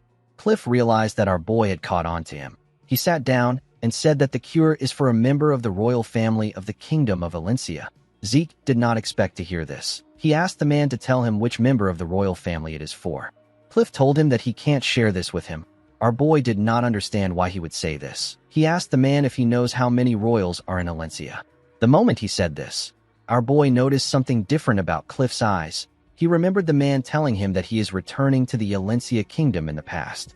Zeke asked the man to put himself together. He told him that both the kingdom and the Reinhardt merchant group are done for. He told him that he will die if he goes back there. Zeke advised Cliff to seek asylum in the north. Cliff thanked him for his suggestion. He told our boy that he is very tired now. With a look of sadness and emptiness in his eyes, Cliff said that he wants to face his end in Valencia. The Cliff of the present apologized to Zeke and told him that he can't share any more information with him. Our boy realized that the look in his eyes is completely different from the look he had in his past life. He wondered if this sick person was someone precious to him. Zeke recalled that his sister told him that Abel is supporting the Empire in their fight against the Valencia kingdom. Apart from this, the kingdom is already in a chaotic state due to disputes regarding the administration of various races ghetto. There is also the weak power of the royal family. Internal power disputes have led to a considerably difficult situation. Since there was still time before the Continental War breaks out, Zeke decided to get a connection to the Valencian royalty. He believed that this connection will pay off in the future. He stretched out his hand to give Cliff the paper. He told the man that it is fine if he doesn't want to tell him. When Cliff accepted the paper, Zeke told him that the contract has been established. Cliff's hands were shaking. He couldn't believe that the cure was in his hands. He held the paper close to his chest like a man that has found hope. Our boy called out to him. He apologized for disturbing him while he is wallowing in his emotions. He asked Cliff if he is okay with him making his first request now. Cliff put away the paper and told Zeke that he can ask for whatever he wants as long as it is something that his merchant group can handle. With a smile on his face, Zeke told the man that he wants his merchant group to hire him. Cliff did not expect to hear a request like this. He asked Zeke if he is planning to start a business. Zeke explained to him that he needs a fake identity for temporary use. Cliff believed that Zeke could easily get something like this if he wanted. He told our boy that he wouldn't need his help if this is all he needs. He asked him about what he really wants. Our boy explained to him that he plans to use the identity in the southern continent. Since it is a crime-ridden territory, Zeke couldn't afford to take any half-hearted measures. However, the Reinhardt Merchant Group has built up enough trust in that part of the continent that they can even make use of the cartels there. Cliff told Zeke that he is correct. He said that he is not very proud of what they have done. He told Zeke that he understands the situation. He told him that he can use his cousin's name. The cartels won't be able to outwardly suspect him if he does this. Zeke was happy to hear this. He asked Cliff to provide regular transportation to the south and a house to stay in. He revealed to him that he will be storing his cargo in the house. He asked him to make sure it is on the larger end. He told the merchant that this is the end of his first request, since the men kidnapped and brought him there. Zeke asked them if they have prepared a way for him to return. Cliff forced himself to smile. He was annoyed to see that our boy was just making difficult requests. He wondered if Zeke didn't have a conscience. He accepted our boy's first request and told him that he will contact him when everything is ready. He told him that the Rangers will provide a horse for him to return on. Zeke was surprised to see that Cliff accepted the deal calmly. He realized that this person must be extremely important to the man. Cliff got up and left with his guards. The red-haired man and his partner moved close to Zeke. The red-haired man asked Zeke to follow them. They took him outside and showed him a horse. Our boy told them that it is a pretty good horse. He walked past them and took something off them at a crazy speed. He stored the thing in his inventory. When Zeke got on the horse, the ranger told him that their business is over. He said that they will be leaving. Zeke asked the man if this also means that their contract with Cliff is over. The rangers were surprised to hear this. The red-haired ranger turned around and told our boy that he didn't know that he knows how to speak Gorkalai. He asked him if the Drakers even learned things like this. Zeke smiled and told the man that it is his own hobby. He revealed to him that he wants to hire them for something. Zeke informed him that he wants to rescue someone imprisoned by McCain. The man turned to his partner. His partner shook his head. Zeke asked them if the reward is too small. The man said that the money is not the problem. He knew that they would gain a good profit since it is the same condition as the one they were given by the Reinhardt Merchant Group. He told Zeke that the problem lies in his identity. He explained to him that their king does not make deals with the transcendent households. Zeke was shocked to hear this. He couldn't believe that this was what they were thinking so hard about. He reminded him that Cliff is going to prepare a fake identity for him. The commission request they will be sending to Gorka will be written under this name. The man told him that it is fine as long as he doesn't get caught. Zeke told him that they need to settle something before they move on. The man didn't know what he was talking about. Our boy threw 2 kukris to the ground. The 2 rangers were shocked to see the kukris. The kukri is no simple weapon for the rangers of the Gorka kingdom. It is a weapon granted to them when they are recognized as full-fledged warriors. It bears equal weight to the ranger's life itself. It is their soulmate. The fact that something bearing equal weight to their lives was stolen from them, while they were completely unaware, means that their lives were easily taken from them by someone of overwhelmingly greater skills. Zeke told the men that this is his way of saying thank you for kidnapping him. The men didn't know what to say. The red-haired ranger called our boy a monster. With a smile on his face, Zeke told the man that he is quite good at speaking in the common language. He told him that he hopes they meet again. After meeting with Cliff, Zeke began to properly search for comrades. His targets were the heroes that distinguished themselves during the Continental War and gained the title of 5 Divine Knights. Our boy wanted to get closer to them now and win them over to his side later. He was certain that this people will become great assets.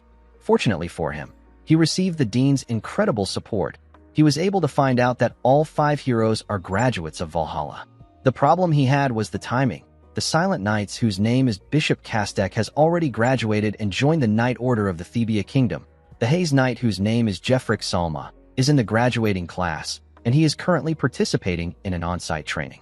Asta Eladolf is currently on leave and is refusing to return to Valhalla due to his severe insomnia. Zeke knew that Reyna will be enrolling next year. Since she is a blood relative, he has many opportunities to see her. In the end, the only person our boy has access to now is Diego. In the next scene, we see Zeke playing the drum for Diego and his band. Zeke didn't know how he got there. He remembered going to Diego's club in order to win him over. Diego put his hand around his neck and told him that he came at the perfect time. He told him that they are in need of a drummer. Zeke didn't understand what he was talking about. Diego told him that he understands that he wants to jam. He made him sit on the drummer's chair and congratulated him for joining the Southern Fusion New Age Music Research Club. Our boy didn't know what to say. He began to hit the drum and follow the band's rhythm. he decided to just have fun with them. In the next scene, we see Zeke looking drained and tired. He had a difficult time catching up to Diego's pace. When he stepped into his mansion, his butler bowed his head and welcomed him. Zeke informed the man that he is going to train. He asked him to tell the servants not to disturb him. Inside his training room, Zeke pushed his sword into the ground and sat down to read the True Dragon's swordplay. He saw that he was supposed to concentrate the flow of aura to pierce through his blood vessels. This will take him from the microcosmic orbit to the macrocosmic orbit. Zeke did not know what this meant. He had never heard of this terminologies before.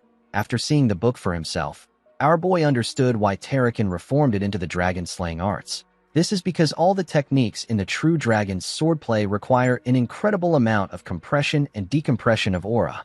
This swordsmanship is not meant to be used against men. It was created to solely fight against dragons. Because of this, its lethality can be compared to that of an elemental sword. Zeke stood up and took out his sword. He took a stance and released some energy. He tried to focus on creating a sword art that was much more powerful than the dragon-slaying arts that he is familiar with.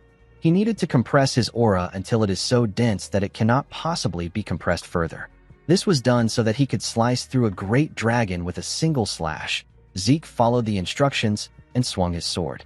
Decker stepped into the training ground. He watched his master swing his sword at a crazy speed from above. Zeke smiled as he swung his sword. He found his divine body to be amazing. His divine body allows him to naturally perform at the highest level, and the rate at which he learns combat and transfer ether within his body is incredibly fast. The divine body showed Zeke images of the steps he should take. It was as if a map was being spread out in front of him, and it was showing him the optimal and completed form of the technique in order for him to know where to go. Zeke followed the path placed in front of him. The more he repeated the movements, the faster he was able to learn them. Our boy raised his sword and made a clean and swift strike. It was basically a perfect strike. The moment he did this, he felt something.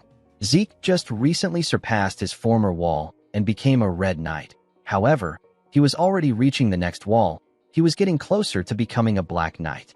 Normally, our boy wouldn't pursue a hasty growth because he believes that it will hinder him later. However, the heart of Bahamut residing in his ether hall is resonating with the True Dragon's swordplay and crying out. This made Zeke continue swinging his sword. He wanted to hold on to this sensation. He wanted to get a hold of what he was feeling. While he was swinging his sword, a symbol and some letters appeared in front of his chest. Zeke was surprised to see this. Before he could do anything, a mysterious energy took over his body. His eyes became black. Zeke could not comprehend what was happening. The system informed him that Bahamut's heart has reacted to Sheltern Draker's True Dragon's swordplay. It told him that it will now show him the memories engraved within Bahamut's heart. Zeke was surprised to hear that he will be seeing Bahamut's memories. His consciousness got transported somewhere. The place was quite dark. Our boy couldn't see anything. Suddenly, he heard someone coming. When he looked down, he saw a dragon. He saw someone call out to the dragon known as the Lord of Dusk. This dragon is Bahamut. The man told Bahamut that he has a request to make. Bahamut opened his eyes when he heard this. The mysterious man took out a book and told Bahamut that he would like him to hold on to the True Dragon's swordplay that he created. This man is Sheltern Draker. Bahamut stood up and told Sheltern that he always knew that he was detestable, but he didn't know that he was mad. Our boy realized that the man in front of him was Sheltern. Bahamut asked the man if he truly plans to entrust a dragon-killing technique to a dragon. Sheltern revealed to him that Kronos has already agreed to it. Bahamut slammed his hand on the ground when he heard this. He gathered his energy inside the cave and created some huge weapons in the air with his energy. He said that Kronos has been led astray by humans and he has lost his sense as a mediator. Upon seeing that Bahamut wasn't ready to listen to him, Sheltern placed his hand on his sword. Bahamut created more spears in the air. While screaming at the top of his voice, he told the man that he doesn't believe in Kronos' rambling prophecies. The moment he said this, he fired his spears at Sheltern. Sheltern quickly drew his sword. He used it to block the huge spear that came close to him. He easily pushed it away. Unfortunately for him, there were still many more spears. Sheltern wasn't fazed by them. He stood his ground and blocked the ones that came close to him. Each one of the spears had enough power to destroy the cave. Bahamut continued attacking the man with his spears. Sheltern used his sword to skillfully brush them aside. Zeke watched in awe. This was his first time seeing the pinnacle of all creation. It was his first time witnessing dragonic magic. The sheer force of the spears was ridiculous. Our boy knew that he was only capable of knocking down 1 or 2 spears. He couldn't believe that Sheltern took all the attacks head-on. Zeke realized that his ancestor is a different kind of monster. Bahamut asked Sheltern to get out of his lair. He told him that his next attack will be directed at the Kronos Kingdom if he doesn't leave. Sheltern asked him if he is really fine with doing this. He explained to him that he will also be subjected to the karmic sanction if he does this. The moment he said this, the spears began to slowly fade away. Bahamut told him that the karmic sanction is a joke. He gathered the energy he used in creating the spears. He raised his hand and sucked the energy in the cave. He asked Sheltern to tell him what a human like him knows to talk about karmic sanction. He said that such sanctions will never apply to him no matter how many maggots he crushes under his feet. Sheltern pushed his sword into the ground. He said that things played out exactly as Kronos predicted. He took out a luxurious pocket watch. Bahamut seemed surprised to see the watch. He spread his wings and turned the huge energy ball into a ridiculously huge sword. He asked Sheltern if he believes that he can do something to him just because he wields Kronos' power. He fired the sword at Sheltern. Sheltern raised the pocket watch and pressed it. Immediately he did this. A huge magic circle in the shape of a clock appeared beneath him. This magic circle stopped Bahamut's attack in the air. Zeke could not believe his eyes. He couldn't believe that the magic circle actually stopped Bahamut's attack. He quickly noticed something else. He saw that the magic circle was also underneath and above Bahamut. It was restraining him. The magic circle held him in place. Zeke realized that this unbelievable magic was the power of the watch. He recalled that Bahamut asked Sheltern if he thinks that he can defeat him because he wields Kronos' power. He realized that the watch is an artifact containing Kronos' power. While our boy was staring at the watch, Bahamut raised his head and screamed. Zeke had to cover his ears to block out the thunderous voice. He wondered if the dragon broke the spell. Bahamut slammed his hand on the ground and used his head to destroy the magic circle beneath him. While drooling, he asked Sheltern about the vision he just showed him. Sheltern informed him that it is Kronos' prophecy. He asked him if he now understands why he is entrusting the true dragon's swordplay to him. Bahamut said that the very concept of dragons forming contracts with humans was wrong to begin with. Sheltern agreed with him. He said that humans should rise up with their own power. Bahamut opened his scary mouth and revealed his fangs to let out a sigh. He asked Sheltern to hand the book over to him. He asked him to give him the technique to kill dragons. Bahamut used his magic to scroll through the pages at a crazy speed. When he was done, he closed the book. He commended Sheltern on what he wrote. The man said that he did it in order to protect the world. Bahamut found this funny. He glared at Sheltern and told him that his desire is to protect mankind, not the world. Sheltern couldn't argue with the dragon. Bahamut touched the book with his claw and made it disappear. He told the man that he will be taking care of the book. He explained to him that the book will never see the light of day if the prophecy doesn't come true. Sheltern turned around when he heard this. He said that it doesn't matter because humans will eventually learn how to use aura. Bahamut told him that he will personally exterminate all humans if this happens. He believed that insignificant beings like humans cannot control this power.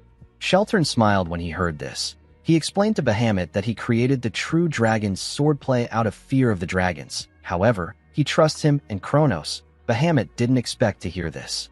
Before leaving, Sheltern revealed to him that Kronos always said that he will eventually find someone that he can open his heart to. He will find a contractor. After saying this, Sheltern left. Bahamut laid back down. He found it funny that Kronos thought that he would find a contractor that he can open his heart to. He said that such a thing will never come to pass. He closed his eyes after saying this. Zeke got sent back to reality. He sat on the ground and looked at his ceiling. Even though he couldn't understand a single thing that they spoke about, the one thing he was sure of is that Bahamut is incredibly distrustful of human beings. Due to the fact that Bahamut's heart was in his body, Zeke could empathize with him.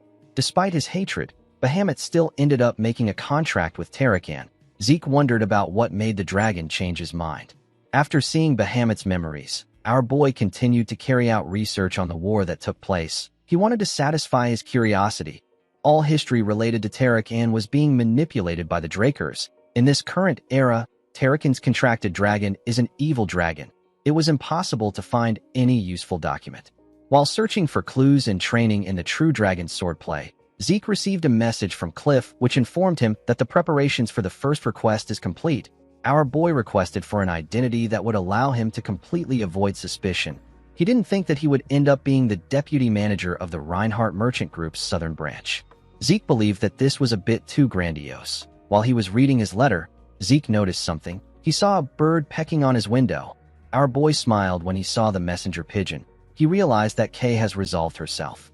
In the next scene, we are taken to the Syndicate Atlas branch jurisdiction. The place is known as the Secret Garden Hotel. Inside the hotel, we are taken to the top floor. We see Zeke enter a room. Kay was waiting for him in the room. Our boy was wearing his disguise. Kay referred to him as partner and welcomed him into the VIP lounge. Zeke smiled and sat down. He found it funny that she was now calling him partner. Before he could say anything, he turned to the transparent glass to look outside. Kay did not understand why he was looking outside. Although our boy has been in Atlas for a while, he had never gotten a view like this before. The city looked quite beautiful. Our boy was captivated by its beauty because the view he was used to seeing were ruins caused by the Continental War. He put himself together and turned to Kay. He told her that he didn't know that there was a place like this in Atlas. The woman was surprised to see that our boy actually got absorbed by the scenery. She revealed to him that the hotel is one of the syndicate side businesses. They wanted a place where those working underground could speak in secret. Kay poured a drink for herself and Zeke. Our boy pushed the drink forward. He told the woman that he doesn't drink liquor. Kay found this funny. She asked him if he is refusing to drink because he is underage. She told Zeke that he has a cute side to him. Zeke did not know why she was making a stupid assumption. He explained to her that he doesn't drink because he can't feel anything from it.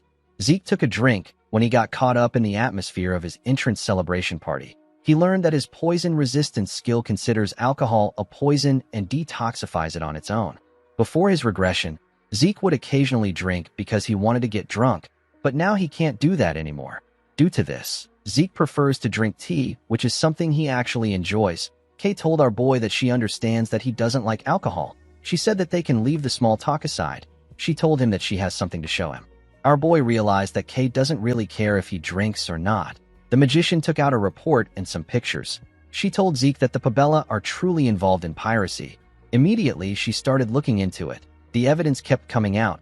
She found it shocking that her organization hadn't noticed anything until now. The decisive evidence was the fact that there was a period of intense growth for Pabella after they disappeared as a result of being cleaned up by the White Silver Knight. On top of this, there were undocumented profits made by the Pabella. Kay pointed at a man in a picture. The man's name is Joaquin Fernandez. He is also known as El Mencho. Despite being the second-in-command for McCain, he still has dealings with Pabella. Kay explained to Zeke that she hasn't reported anything to her superiors because the information is quite shocking. She knew that it would cause chaos within the syndicate. She said that ignorance can be bliss. The woman wanted to mention something about the artifact that Zeke asked her to find a buyer for. However, something shocking caught her attention. Zeke thanked Kay for doing him a big favor. With a horrifying smile on his face, Zeke told the magician that he will now tell her how he plans to make her the boss of the organization. Kay was terrified by our boy's smile. In the next scene, we see rain falling in a town. We see trains moving in that town. Zeke appeared in an alley with an umbrella in his hand. He opened his system to check something. The system informed him that he opened a portal at a specified location. Zeke teleported here with the mini-maps portal function. Using this function consumes a significant amount of karma points. However, the function helps make sure that no one suspects our boy. Even in the Nirvana, which is one of the 3 transcendent families that is skilled in magic, there are a very limited number of individuals that can use teleportation magic. In fact, moving between cities would require a Magic Tower's large-scale portal to begin with. Thanks to his portal function, Zeke can mask this plan as a simple accident. He smiled when he thought about how some old geezers would react to what he is about to do. He couldn't wait for night to fall.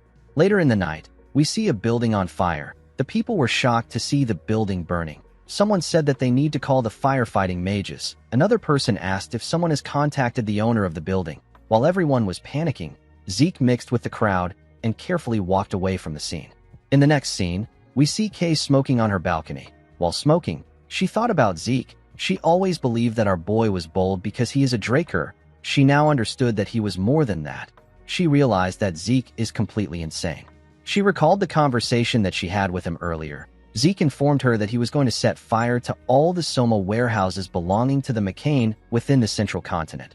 Kay quickly stood up when she heard this. Our boy explained to her that he wants her to give him the location of the warehouses. Kay revealed to him that this kind of information is something that only the McCain and the executives of the syndicate have access to. She warned him that he will be caught if he does something like this. Zeke told her that this is fine. He said that he has no intention of keeping things under the wraps. He revealed to her that he plans on pinning all the blame on El Mencho. He said that it is better if they have a specific suspect. He asked her if the syndicate isn't yet aware of the fact that the Pabella are pirates. Kay told him that she hasn't reported it yet. The moment she said this, she understood Zeke's intentions. Our boy told her that she catches on really fast. He pushed the glasses and the drinks off the table and explained to Kay that they don't even have to put in any real efforts. With a horrifying smile on his face, Zeke asked the mage to wrap up all the syndicate executives weighing up McCain and Pabella with a neat little bow. He asked her to report all of them to Don Juan. Kay was shocked to hear this. She was horrified to hear our boy's plan. She asked Zeke if he knows what he is saying. Our boy assured her that he does. Kay told him that his plan is preposterous. While trembling in fear, Kay asked Zeke if he knows what will happen to the traitors of the organization. Zeke picked up a bottle of wine and slammed it on the table. Kay was startled by the sound. While screaming at the top of his voice, Zeke asked Kay to tell him why any of this is important when all the executives will be wiped out clean. He asked her if she plans to live as a low-ranked dog of the organization forever. He reminded her that she agreed to his plan to become the boss of the organization. With a serious look on his face, Zeke told the mage that she is no longer allowed to fold. He told her that she can only call or raise. He asked Kay to choose her future. Kay was shocked to hear this. She knew that Zeke was right. She reminded herself that she didn't join the organization to do other people's dirty work. The person in front of her is a phenomenal genius that managed to figure out the Pabella's true identity when no one else had. In addition to this, Zeke managed to find still undiscovered ancient ruins, and he was able to perfectly recover countless high-quality artifacts. What Kay felt after witnessing this unbelievable abilities was a determination to ride or die with him. She realized that she can't get scared and back out after hearing his plans. She dragged the wine from Zeke and chugged it down her throat. Our boy was surprised to see this. Kay told him that she has to bet everything because she will be dead if she fails. She cleaned her mouth and said that she is all in. Zeke was happy to see that she was fired up. He assured her that he will make sure that she doesn't regret making this bet. The moment she remembered this, Kay's hand began to shake. She quickly used her other hand to hold herself. She said that she will believe in Zeke and place everything on the line. Inside her office, we see a newspaper lying on her table. The newspaper spoke about how there is a serial fire in the central continent. People wondered if it is a coincidence or if it is planned. The fires occurred at the same time across the central continent. The investigation agencies from the affected nations have said that it will be difficult to consider it a planned arson. The fires were concluded to be a result of negligence. The scene shifts, and we are taken to a mansion. We see a man in his office. The man had the same newspaper as Kay on his table. The man held a drink in his hand and promised to make the person who burnt down the warehouses suffer a painful death. This man is the head of the McCain cartel. He is Don Juan. In the next scene, we are taken to Zeke's mansion. We see our boy nervously tapping his hand on his table. The semester was almost over, and it has been half a year since he revealed that he has reached the Blue Knight level. Zeke knew that something would be coming for him soon, but he did not expect it to happen now. He did not expect to receive the promotion celebration banquet invitation. Our boy was quite nervous to see the invitation. The banquet is done when young Drakers have crossed the barrier from yellow swordsman to proper knight. Even among Drakers, reaching the purple or blue knight level usually happens around 20. This is known as a Draker-style debutante. Zeke recalled that it has almost been 3 years since he met the Patriarch. He hoped that things would go peacefully. The scene shifts, and we are taken to the central banquet hall of the Four Seasons Fortress. We see the Patriarch dressed in white clothes. He was chatting with some guest. While he was talking to the guest, someone walked up to him and greeted him. The Patriarch welcomed Abel. The boy smiled and asked the Patriarch if he has been well. Abel told his father that this is his first time seeing so many important figures at a promotion celebration banquet. His father agreed with him. He said that everyone must be focused on Zeke because he is now the youngest in the continent to reach the level of Blue Knight.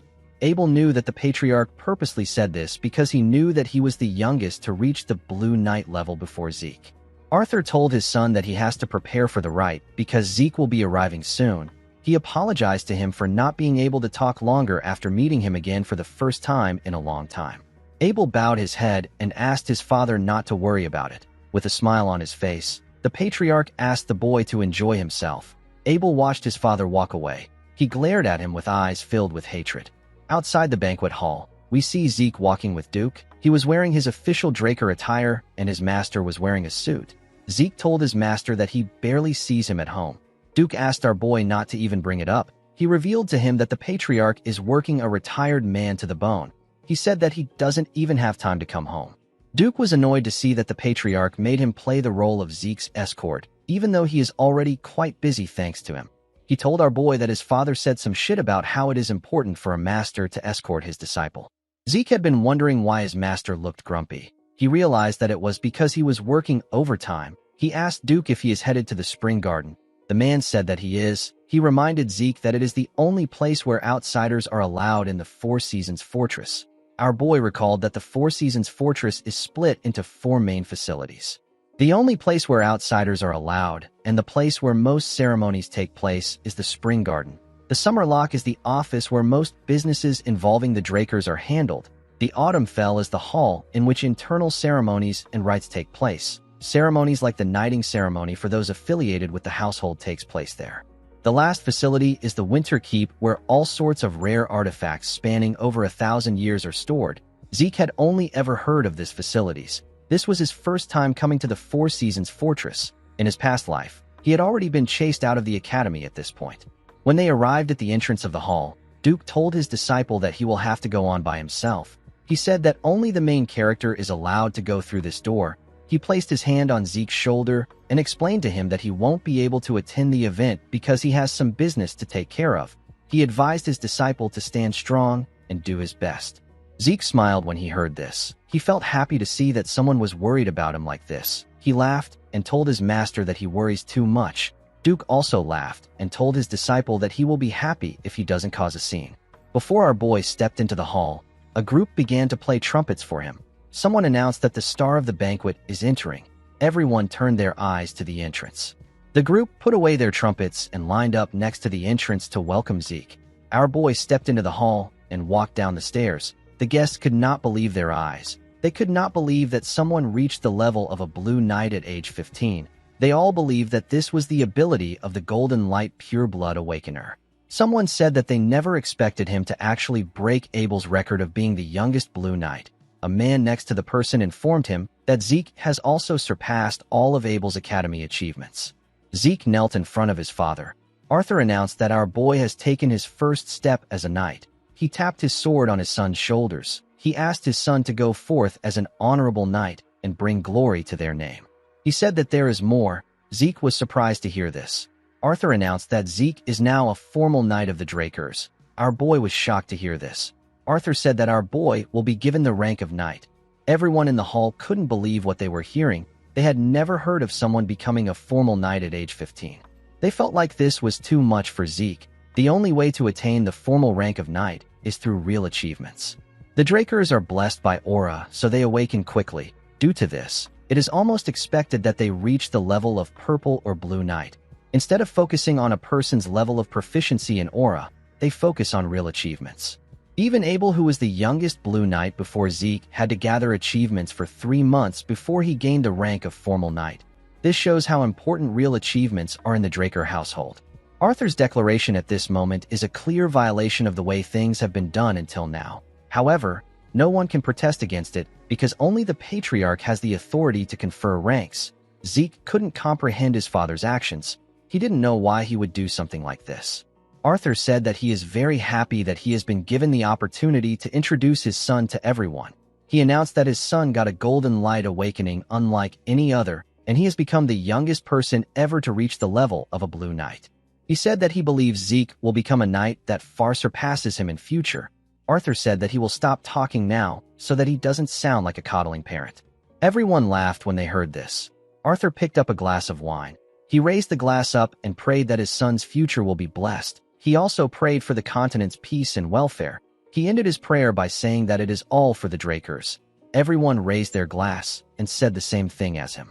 Arthur drank his wine after giving his speech. Everyone else also did the same. Zeke glared at Arthur. He wasn't impressed with his act. He remembered how his father acted indifferent when he got exiled. He could not believe that Arthur was now acting like a proud father. While he was staring at him, Arthur called out to him. Zeke quickly bowed his head. The patriarch suggested that they go somewhere else. He told him that he wants them to speak privately as father and son.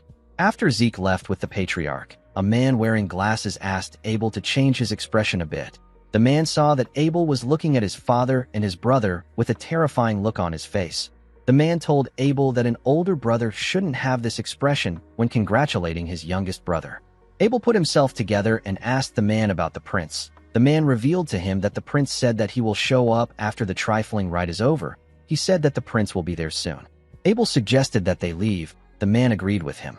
In the next scene, we see Zeke step out of his father's office. He stepped out with a token in his hand. The token can be exchanged for one of the family's treasures. Zeke wondered why the patriarch gave him something like this. Since it wasn't a bad thing, our boy decided not to think too much about it. He didn't understand his father at all. He moved close to the guests and looked around. He recalled that this banquet will last for several days. He wondered how he was going to get through it. He did not know how he was going to last several days in this place while keeping his expression under control. He told himself that being a noble isn't for everyone. While he was thinking, someone called out to him. When our boy turned around, he saw a beautiful girl with blue hair. The girl introduced herself as the first princess of the Alencia kingdom. Her name is Melissa Alencia. Zeke recalled that Princess Melissa is the one who will rise to power as the next monarch of the Alencia kingdom. In contrast to the current and ineffective king, Melissa will set groundbreaking policies that would prioritize the people. This will allow her to gain the overwhelming support of the people of her kingdom. Due to this, she would often clash with the Alencia aristocrats. However, if she was to ascend to the throne officially, it would only be a matter of time before they began to try to curry favors from her. Before Zeke's regression, this promising princess ceased all international activities and went missing. Articles speculating her assassination at the hands of the Empire were spread across the continent. Since the Alencia kingdom fell to ruin during the war, the truth was forever lost. Even in this life, there wasn't a lot of news about Melissa's activities. Since she was able to attend the banquet, Zeke believed that nothing much has happened. The moment he thought of this, our boy remembered something. He remembered that Cliff said that the person taking the cure belongs to the Alencia royal family. Our boy believed that it was impossible for the person to be Melissa. He bowed his head and greeted the princess. He told her that he has heard a lot about her. He told her that it is a great honor to have her at his promotion celebration banquet. The princess was surprised to see that Zeke knew her. She asked him if he really knows her. Zeke assured her that he does. He told her that he has been very interested in the policies she makes for commoners. Melissa did not expect to hear this. Zeke told her that some say that her policies are just for show and they don't have any real meaning. With a smile on his face, he told her that he is aware that she is thinking about the finances and budgeting needed to carry out the policies. Melissa was surprised to hear this. She gently smiled. She realized that Zeke was really different from the other knights. Zeke did not know why she smiled. He asked her if he offended her in some way. Melissa explained to him that she didn't expect anyone to sympathize with her grievances. She said that she was a little delighted.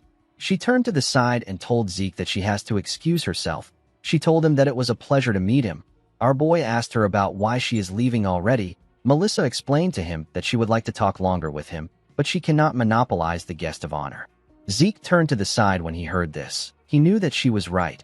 He knew that it was natural for Melissa to feel burdened by the obvious glares of the people around them. The princess asked him not to be disappointed. She smiled and told him that a better opportunity would present itself. After the princess left, other nobles greeted Zeke too. Our boy spoke and exchanged pleasantries with this nobles. A while later, we see two nobles leaving after Zeke spoke to them. He forcefully smiled as he watched them walk towards the door. He was relieved to see that he was almost done with the greetings. He could finally breathe now. Our boy didn't like events like this. He preferred training with Kaiser than mingling with this nobles. While he was thinking, Zeke heard something odd. He quickly turned to the side. He heard the dull clanking of an armor. He wondered about why someone would wear an armor to a banquet like this. A man with golden hair and a golden armor walked into the hall with his guards. The man said that he has finally found our boy. He referred to him as the guest of honor of the banquet and the youngest Blue Knight in history. This man is the fourth imperial prince of the Rome Empire. His name is Carus. This is the man who joined hands with Abel to start the Continental War. The man stretched out his hand to our boy and introduced himself as Carus Nerva Constantinus. Zeke didn't shake the prince. He bowed his head and offered his first greeting to the prince. He thanked him for attending his promotion celebration banquet. Karis turned to his hand and glared at it. He realized that Zeke didn't shake him on purpose. He smiled and placed his hand on our boy's shoulder. He asked him not to worry about such formalities. He asked our boy to have a drink with him. Zeke was surprised to hear this. Karis called out to someone and asked him to bring them a drink. He said that the most refined man on the continent and the man destined to be the greatest knight on the continent will celebrate their historic first encounter with only the best drink. Karis got a glass and poured Zeke a drink. He told him that this is a drink poured by an imperial prince. He asked him to drink it without leaving anything behind. Zeke forced himself to laugh at the prince's joke. He drank the wine in one go. The nobles at the banquet were surprised to see that Zeke was taking Karis's words seriously. They believed that Zeke was still a child, even though he is a blue knight. Some of them said that the prince is behaving poorly. They expected him to refrain from acting like this, since he was well aware of how influential the Drakers are. Karis told Zeke that he did well. He told him that he likes him. He asked him to drink with him until they empty the bottle. Before he could do anything, Abel walked up to him and bowed his head. He referred to him as the new rising sun of the empire. Karis asked Abel if he will be joining them. Abel thanked him for his offer and told him that he has something important to discuss with him. Karis placed his hand on his shoulder and asked him to tell him what it is. Abel told him that there are too many listening ears around them. He suggested that they move somewhere else for their conversation. Karis told him that he understands. He apologized to Zeke and told him that he has to take his leave.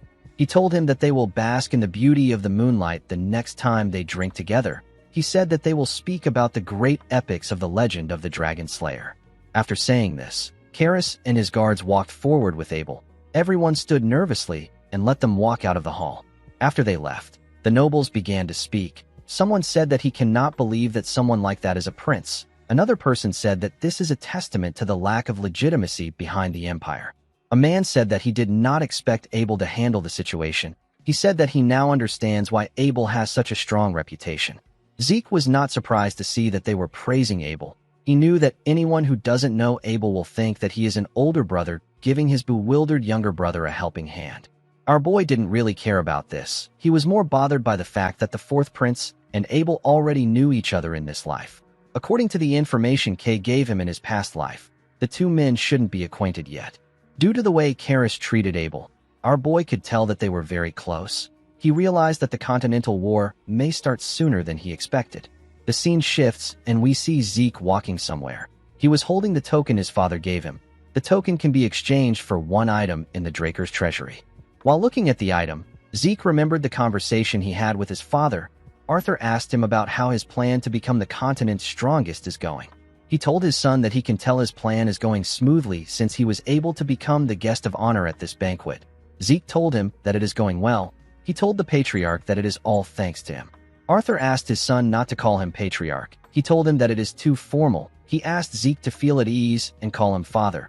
Our boy was shocked to hear this. He knew that someone had said these words to him before. These were the same words that Carly said to him. Zeke finally understood why he felt uncomfortable before. Abel has been making different bold moves, and he is even bringing the elders to his side. It is to the point where Carly has noticed. It makes no sense to believe that the head of the family has not taken notice to Abel's actions. This means that Arthur is turning a blind eye even though he is aware of Abel's schemes. Zeke wondered if his father's reference to his conversation with Carly is a way to apply pressure on him, or if it is just a mere coincidence. Zeke decided to just assume that his father is on Abel's side from now on. He called Arthur father and told him that he understands. Arthur told him that it is nice to hear him say this. He told Zeke that he wants to give him a gift to motivate him to continue marching towards his goal. He placed the token on the table and explained to his son that it can be exchanged for a treasure stored at the Winter Keep. Zeke was happy to receive the token. He recalled that the Winter Keep is a place known across the continent to be packed to the brim with incredibly rare artifacts. Arthur explained to his son that there are a lot of valuable treasures in the treasury, but there are also useless things that merely glitter inside. After walking for a while, Zeke arrived at the humongous gates of the Winter Keep. He didn't understand why his father gave him this token, but he planned to use everything in his arsenal to become stronger.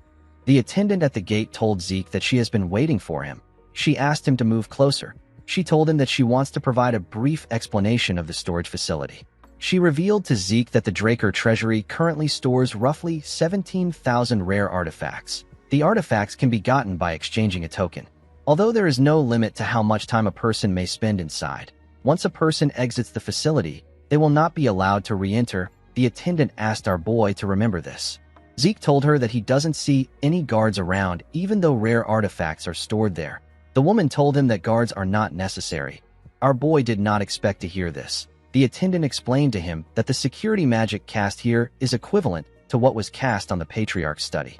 On top of this, the artifacts in the storage are tracked with magic. It would be impossible to steal anything. Zeke did not think this place would have that kind of security. The attendant pointed at a hole and asked Zeke to place his token inside. Our boy shoved his token in the hole. The moment he did this, he felt the entire room shake. The room shook because of the opening of the giant gates. Zeke was shocked to see how large the storage was. The treasures were placed on ridiculously huge shelves. Our boy did not expect it to be on this level. When he stepped in, he realized that the inside is much bigger than he thought. He was not surprised to see that his family would build something like this. The attendant told him that she will take her leave. After she left, Zeke raised his head up and looked around. He knew that it would take him ages to identify the function of each relic. He asked the system if it is able to organize the relics there according to his desired criteria. The system acknowledged his request and informed him that this function has been linked to his dragon eyes. It asked him to select a target item using his dragon eyes. Zeke was surprised to hear this. He smiled and activated his dragon eyes. He said that he now understands it. The dragon eyes can now also display information regarding the detected object according to the administrator's requests. Zeke activated the shadowless steps of the Gale Arts and used it to run around the storage in an instant. Numerous status windows appeared in front of him. They were displaying the functions of the items Zeke saw with his dragon eyes. After running around for a while, Zeke stopped moving. The system informed him that the selected items will be displayed on the mini-map. It displayed the map of the treasury and told our boy that he selected 17,138 items. Zeke did not expect it to be this much. He asked the system to exclude non-artifacts like normal items and consumable items. The system removed the selected items and informed Zeke that there are 9,832 items left. This was still way too much for Zeke. He asked the system to exclude all swords inferior to the Stygian blade. Every single sword was removed. Zeke smiled when he saw this. He realized that his Stygian blade is much better than this artifact's. While looking through the item list, Zeke noticed something odd. There was an item without any information. Our boy decided to check it out. He went to the location of the item. The system informed him that he has arrived at his specified coordinate. When Zeke raised his head up, he saw a bracelet. Our boy didn't understand why the item's information wasn't displayed when the item looked so normal. While he was looking at the bracelet, a status window popped up. Our boy was shocked to see what was written on it. The system told him that the item has reacted to him being the heir of Tarakan Draker. Zeke picked it up. He realized that the item must have belonged to Tarakan since it reacted to his title. While he was looking at the bracelet, the system displayed its information. The item is known as the Sacred Guardian Stone. It is a bracelet with a guardian stone embedded in it. It allows a person to call a summon. It calls a summon that matches the user's soul. The guardian stone bears the fairy monarch's blessing. The system told him that the Sacred Guardian Stone is now in his possession. It told him that he can now call forth a summon that is suitable to his soul. The moment it said this, the Guardian Stone disappeared from Zeke's hand and moved to his wrist. Our boy was shocked to see this. He asked the system if he can't remove the item from his possession. The system explained to him that the item has entered his possession due to his status as heir to Tarakan Draker. It told him that the item cannot be removed. Zeke became nervous. He hadn't looked through all the items. This bracelet could ruin his plans. He calmed himself and said that the bracelet is probably better than most artifacts since it is Tarakan's legacy. He asked the system to activate the bracelet's properties. The system accepted his request and began to search for a summon suitable for his soul. The bracelet began to glow. A huge magic circle appeared in front of Zeke. The system informed our boy that higher-tier summons like Holy Beasts will be included in the search thanks to the Fairy Monarch's blessing. Our boy was surprised to hear this. Immediately the system said this. It informed him that it has found a suitable Holy Beast. It said that it will summon the Holy Beast. The magic circle released a bright blue light. The light reached the top of the storage. It could be seen from any part of the room. Something majestic stepped out of the light. It was a huge blue horse with beautiful blue hair. This horse had horns. The holy beast is known as the Dragonic Steed. Zeke stepped back a bit. He had never seen a holy beast before. Its presence was overwhelming. He took a look at his hand. He couldn't believe that he got Bahamut's heart and Fong, and now he got an item that can summon a holy beast. He wondered about how many things Terrakin possessed. The dragonic steed moved close to him and touched his head with its mouth. Zeke now understood what it meant for the beast to be suitable to his soul. He placed his hand on the dragonic steed and moved his head closer to it. The holy beast also did the same. Although this was their first time meeting, Zeke felt like he was reuniting with an old friend. He could feel a sense of familiarity from the dragonic steed. While he was hugging the holy beast, a status window popped up in front of him. The system informed him that he will be able to summon the holy beast at any time if he gives it a name. Our boy decided to name the holy beast Bucephalus. The holy beast proudly raised its head up when it heard its name. Zeke was happy to see that it liked the name. The system informed him that Bucephalus is a dragonic steed with holy presence. Its two horns can call forth the power of thunder. Bucephalus is also the king of the dragonic steeds. Even though the monster was the king of the dragonic steeds, Zeke didn't know what it meant. It was his first time seeing a dragonic steed. Bucephalus moved close to him and grabbed him with his mouth. Our boy was shocked to see this. He asked his steed to tell him what is wrong. Bucephalus placed our boy on his back. Zeke asked him if he wants to give him a ride. The beast nodded his head. Zeke gently touched the beast's mane. He could not believe that Bucephalus understood his desire to confirm his abilities and placed him on his back. He asked his steed to run like the wind. Bucephalus raised his head and gathered some energy when it heard this command. It ran forward in an instant. Only a blue light was seen in the storage. Zeke held on tightly to the beast. He realized that he couldn't hear its hooves hitting the ground even though it was running this fast. He wondered if he has gotten his hands on something crazy. When he looked down, he saw something shocking. There were magic circles beneath the beast's hooves. Magic circles appeared in the places the beast placed his hooves. Zeke was amazed. He told Bucephalus that it is the best.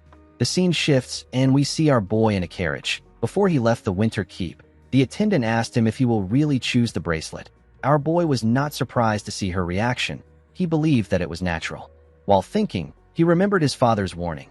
He realized that this item would be one of the useless items his father was referring to. He understood why anyone would think it was trash. The item responded to his title. Even the system was unable to show any information on it. It makes sense that no one has ever discovered the true value of the bracelet. Zeke always believed that he would only be able to discover Terrakin's legacy through dungeons that the system led him to. He didn't think that he would stumble into it like this. He was happy to see that he managed to get his hands on something incredible today. He decided to head back home to relax. When Zeke arrived at his mansion, he let out a sigh because he saw someone he didn't expect to see. The person referred to him as Sir Zeke and congratulated him on becoming a proper knight. Our boy asked the man about why he is being so formal. He told him that he is creeping him out. The man turned out to be Cliff. He told Zeke that he needs to speak in a reserved way in the presence of a formal knight of the Draker. Our boy sat down and told him that he will appreciate it if he doesn't come looking for him out of nowhere.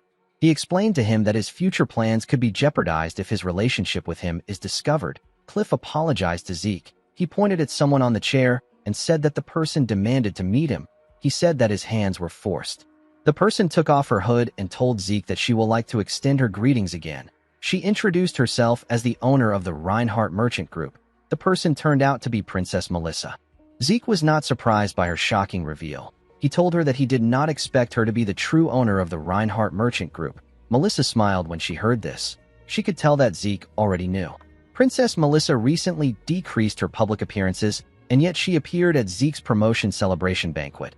At this point in time, the Rose disease patient who Cliff got the cure for would have been completely cured. Only an idiot wouldn't have figured out that Melissa is the patient. The princess raised her hand to signal Cliff and said that she will go straight to the point. Cliff placed some documents and thumbtacks on the table. He also placed a map on the table. Melissa told our boy that she wanted to see him to get his assistance. Zeke asked her about the type of assistance she is referring to. Melissa asked him to take a look at the documents before they start discussing. Our boy picked up the documents. The princess revealed to him that the Rose disease has recently been spotted in the borders of her kingdom. She said that the documents contained the results of the Rose disease analysis done by the Nirvana Transcendent family. Zeke carefully looked through the documents. He was shocked to see what was inside. He asked Melissa if what is written there is true. He asked her if the Rose disease is really a pathogen created with magic. Melissa explained to him that the analysis was done by the Nirvana family.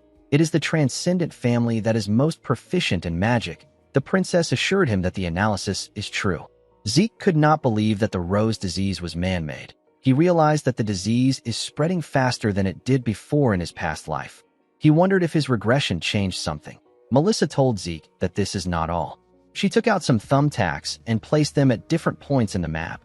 She explained to Zeke that the disease was first spotted in a village on the border of the Rome Empire and the Alencia Kingdom. However, the disease isn't spreading towards the Rome Empire. It is actually only heading for the Alencia Kingdom. Zeke was shocked to see this. He understood what the princess was saying. Melissa told him that the Rome Empire created the disease and they are spreading it to Alencia on purpose. This made perfect sense to Zeke. In his past life, the reason why the Alencia Kingdom was so easily defeated by the Rome Empire was because of this disease. Our boy now understood why the princess needs his help. He asked her if she wants the rights to mass produce and distribute the treatment for the rose disease. Melissa told him that he is correct. She explained to him that Cliff only acquired the right to produce it in the previous contract. She said that an additional contract needs to be created for the kingdom to distribute it. She told Zeke that he wrote an interesting condition in the contract. Our boy told her that he doesn't plan to annul the contract even if she says this. Melissa told him that she would also not annul it if she was in his position.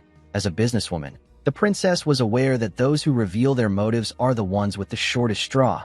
She told Zeke that she revealed her motives in order to strike a deal with him. She said that she doesn't want to leave without getting something. Zeke smiled when he heard this. He was impressed that the princess understood the situation. He became certain that the Reinhardt Merchant Group did not join the top 10 merchant groups category out of luck. Melissa placed a document on the table. She explained to Zeke that she is planning to distribute the cure as relief supplies to the citizens. She asked him not to worry about the production and distribution of the cure. She revealed to him that she will compensate him by giving him 20% of their merchant group's shares. Zeke was shocked to hear this. The Reinhardt Group is currently part of the top 10 merchant groups. The merchant group will still continue to grow if they don't fall along with Alencia in the Continental War. Right now, the value of 20% of their shares amounts to millions of gold. If Zeke is able to stop the war and allow the merchant group to grow even more, this shares would be worth billions. Although her offer was tempting, Zeke still wanted to confirm some things. He told Melissa that he needs to ask her some questions before he can decide. He asked her about why she is openly sharing this information and why she is offering him 20% of her merchant group shares when she doesn't know if he is with the Empire. He told her that he cannot comprehend her actions. Melissa smiled when she heard this. She told Zeke that she is certain that he is not with the Empire. She explained to him that she has honed her perception by growing her merchant group. She revealed to him that she actually observed him from afar after their conversation ended. She noticed that his actions towards those who were affiliated with the Empire were quite cold. Aside from this, she saw when Zeke declined a handshake from the fourth prince. Although it seemed like Zeke was showing him respect by bowing his head instead of shaking his hand, Melissa could tell that this was an instinctive rejection of disgust. She told Zeke that he looked like he wanted to avoid the prince. She said that this is how she knows he is not on the Empire's side. Our boy did not expect her to make an accurate deduction of his relationship with the Empire. The princess told him that she doesn't have any long explanations to answer his second question. She said that she is willing to give up 20% of her merchant group's shares if it allows her to save her people. Zeke did not expect to hear this. He remembered calling out to someone known as Alicia. He asked her to retreat. He reminded the woman that she is the queen. He told her that it will be meaningless if they stop the Empire and their queen is dead. Alicia told Zeke that he is correct. She said that it will be smart for them to retreat if they want to plan for what's to come. Our boy asked her about why she doesn't just come with them if she is aware of this. The blonde woman turned around and told Zeke that she will gladly give up her life if she can buy her people time and allow them to escape. Our boy placed his hand on his head when he remembered this. He had been doing his best not to think about this. He did not expect Melissa to say something that Alicia said. He put himself together and told the princess that he accepts the deal. The princess was surprised to hear this. She assured Zeke that he won't regret it. Our boy asked her to make sure that his identity isn't revealed. Melissa asked him not to worry about this. 2 weeks later, we are taken to the training hall in the basement. We see Zeke swinging his sword at a crazy speed. Each strike was clean and precise. While swinging his sword, Zeke took a stance and tightened his grip on his sword. When he swung his sword, it was as if he created a tornado in the hall. The room looked like it was going to collapse. Zeke calmed himself after swinging his sword. While he was trying to catch his breath, a status window popped up. The system informed our boy that he has successfully learned the true dragon swordplay. Zeke could not believe that he was able to do it within a month. The system told him that the conditions for the achievement quest has been met. It told him that he has successfully completed the achievement quest. Our boy was given Kronos Kingdom's report radar. He was given the title of Sword Saint Successor. He was also given 500 karma points and 2 random boxes. Zeke currently had 1,095 karma points. He was happy that he got 2 random boxes, and he got some points to make up for the points he used to burn McCain's storeroom. He put away his sword. He decided to see the rewards.